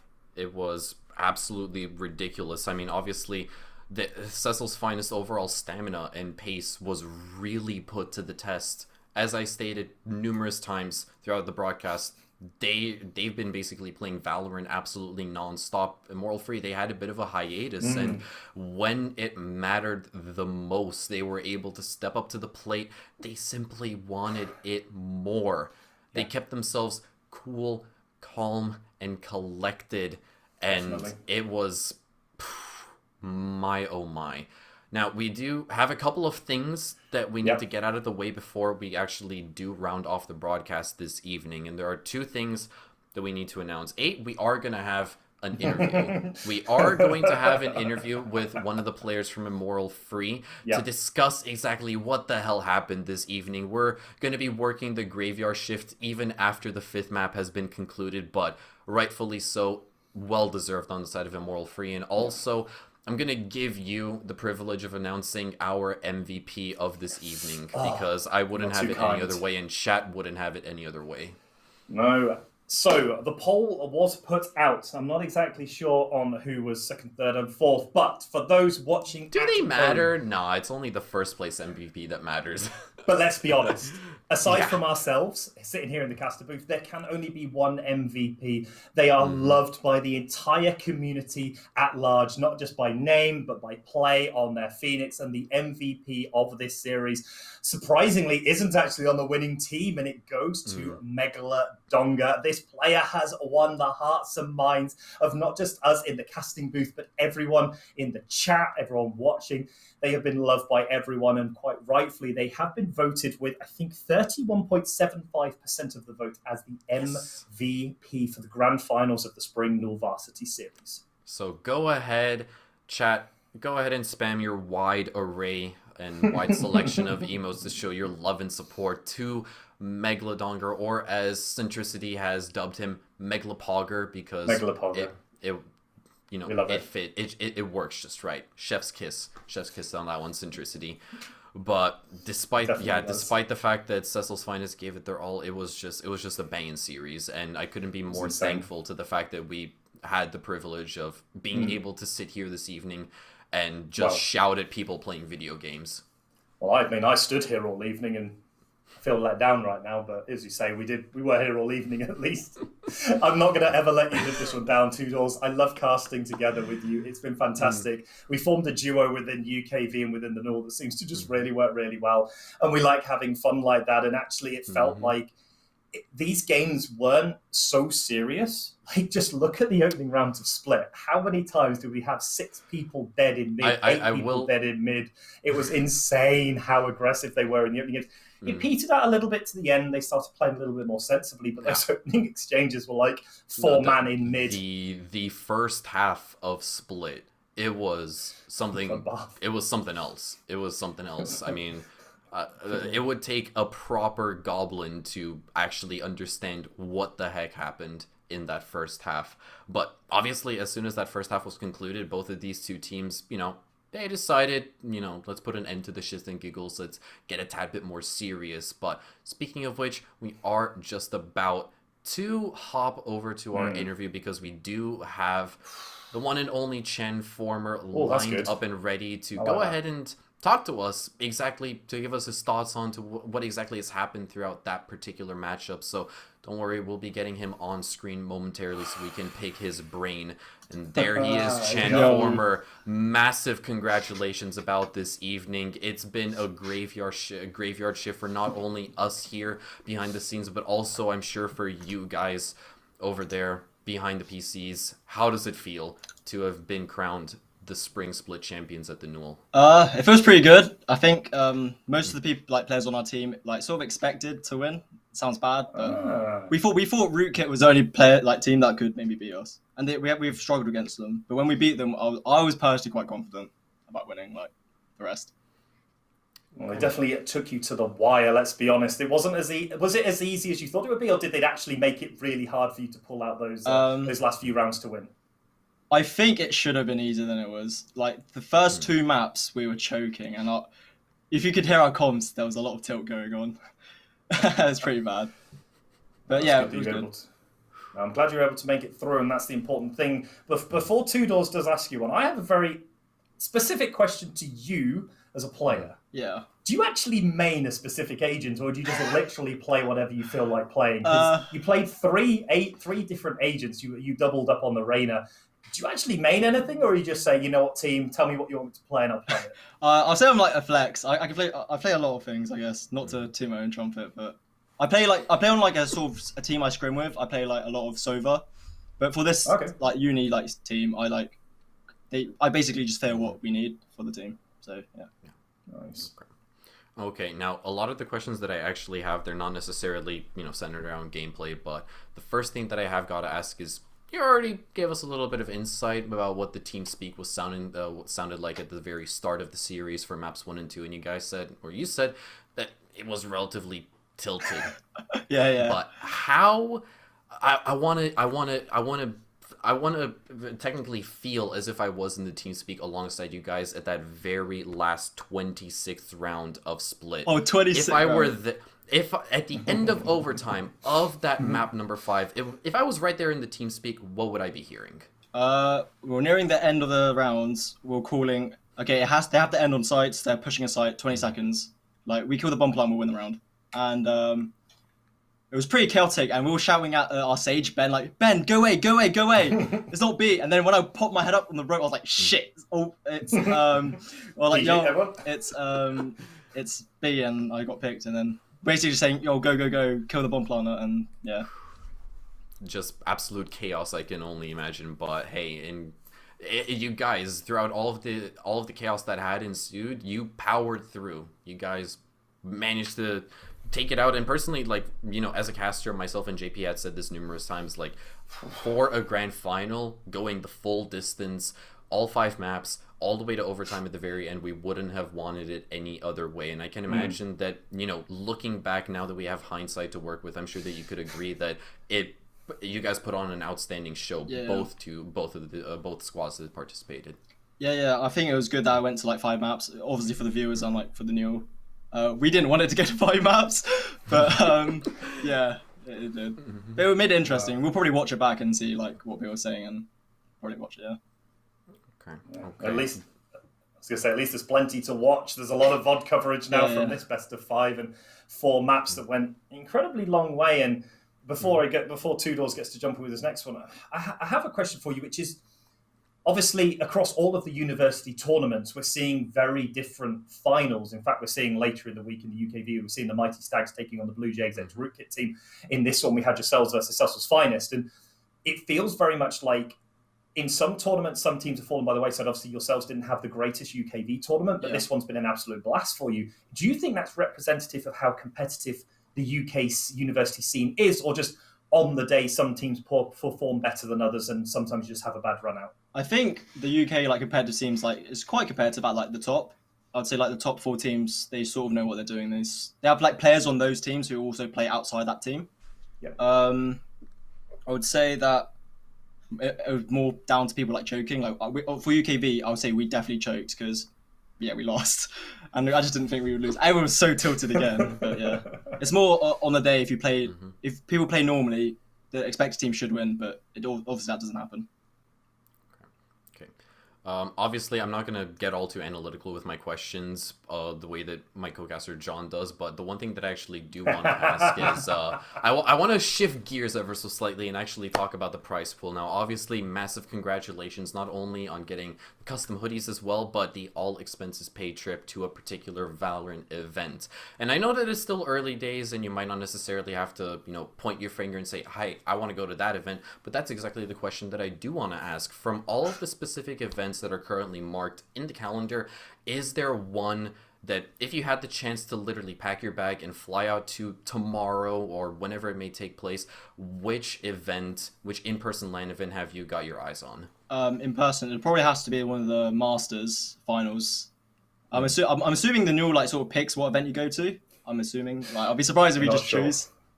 Now we're going to convince them that you get the choice. But probably EU Masters finals would be pretty good, or NA, or any of them. That'd be good to watch. Okay. I only have one question left, but I'm not exactly sure if John has anything left to ask. Hit me with it. You hit it, and then I'll come with another one. No. My question is sort of like the concluding question for the interview. So it's all I have one more question. Obviously, I know that you played a lot of different agents, but and I suppose this is potentially a harder question for you to answer. Of all of your players on your team, who do you feel really stood out? Because we spoke earlier in the pre-show, and everyone knows that Immoral Free are a very good team, but you kind of fly under the radar a lot. Like when we have conversations about like the standout player within each individual role, the Immoral Free team doesn't always find itself in that conversation, but you always seem to put up results, and you always seem to have the play through, and everyone seems to be able to go off. But who do you think from this series in particular really stood out within your team as sort of a player that really helped you over the line in those tough scenarios when you did have to pull it out at the end? Out of all of us, I'll probably say Shrimpy. He played really well. Like, not saying he's a bad player because he's good, but he stood up. Yeah, he stepped up, and it was good. I mean, it helped us. He won a few clutches, which was huge. Like game-changing clutches as well. So yeah, definitely. No, that's really good to hear.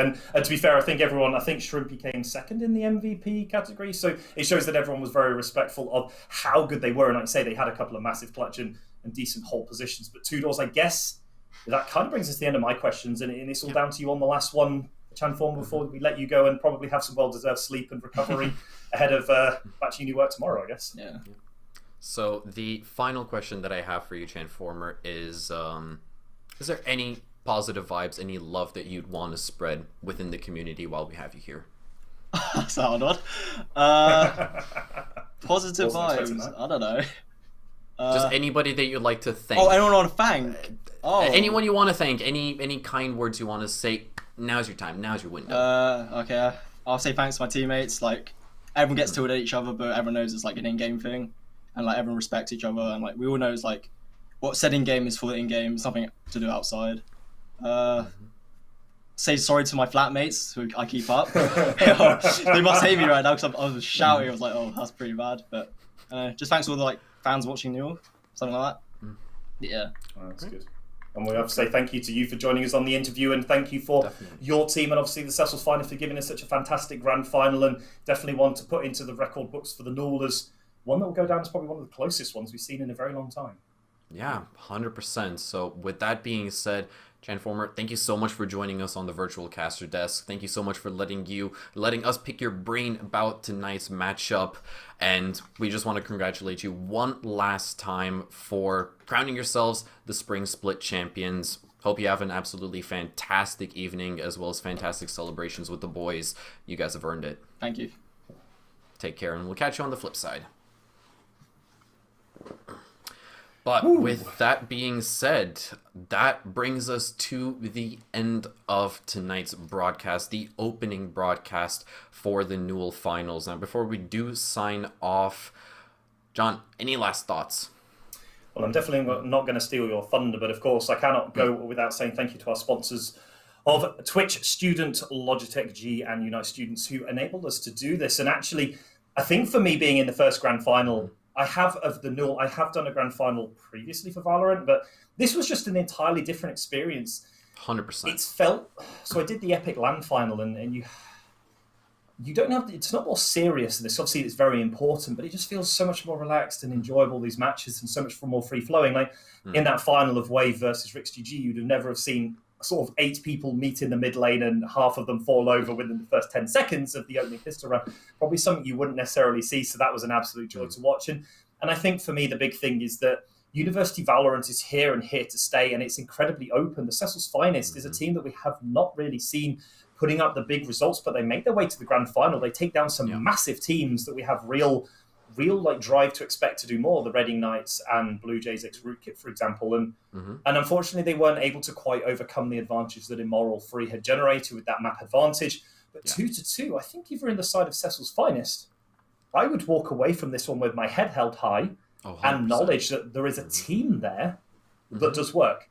I might point that I would potentially recommend that some of them learn to play Sentinels on some of their maps. I do love the triple duelist composition, but I think especially on Haven, it did fall apart a little bit for them, and they weren't able to defend their flanks too well, and they were punished by Cheek and by Chanformer. And I think for the side of Immoral Free, it's only on the way up. I think we would now look at them as one of the top 4 or 5 teams in the league alongside your Blue Jays at Rootkit and your Reading Knights. What the other 2 or 3 teams are, I wouldn't want to. I have them in my mind, but without seeing a little bit more. Potentially come the Thursday final, we might be adding the Mighty Stags into that scenario if they're able to take down Blue Jays ex Rootkit. But it's been an absolute blast today. I cannot believe how good both teams actually played, and everyone had a really good performance. And obviously, congratulations not just to Immoral Free, but also to Megalodonga picking up the MVP of the entire series. Just shows you how much love the community has for the players on each team, especially Megalodonga. And obviously, I'd like to thank everyone from the community for joining us. I think we had about 750 people watching us at one point on the Newell cast itself. And obviously, average Jonas for co-streaming the first 3 maps before raiding us with about 800 to 1,000 people. And it shows you that there is an interest in watching University UK Valorant. Yes, the professionals are probably at another level, and I can see a lot of these players really want to make their way there.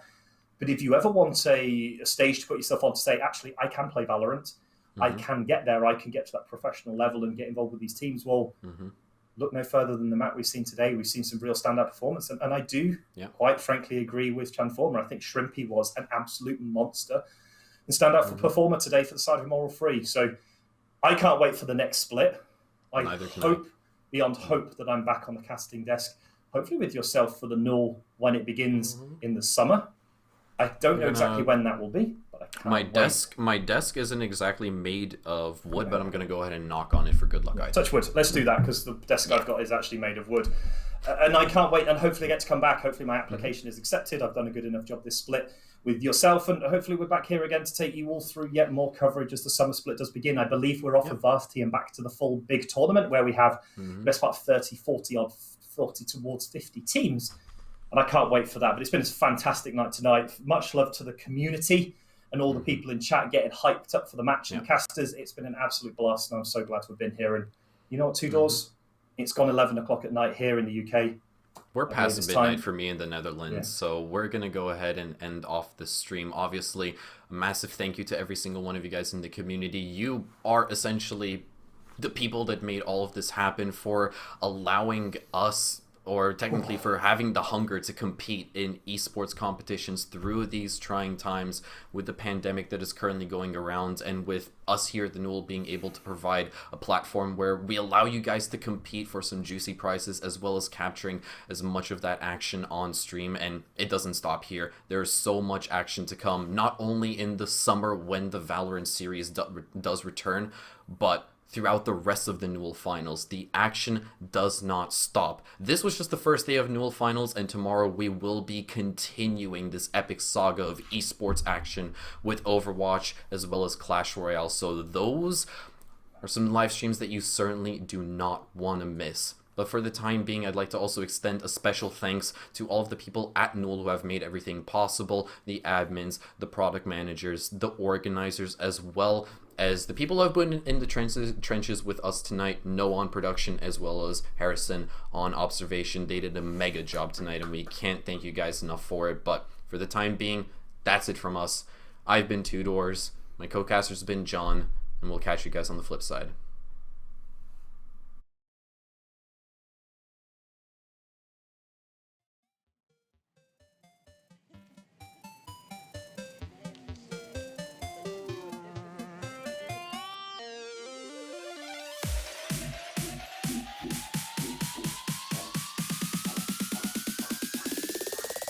Party.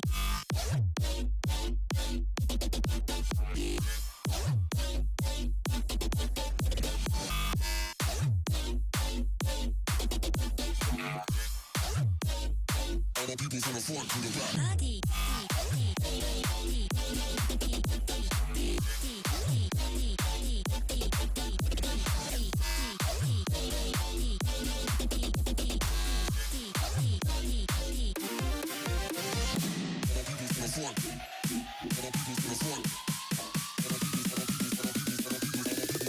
To the back.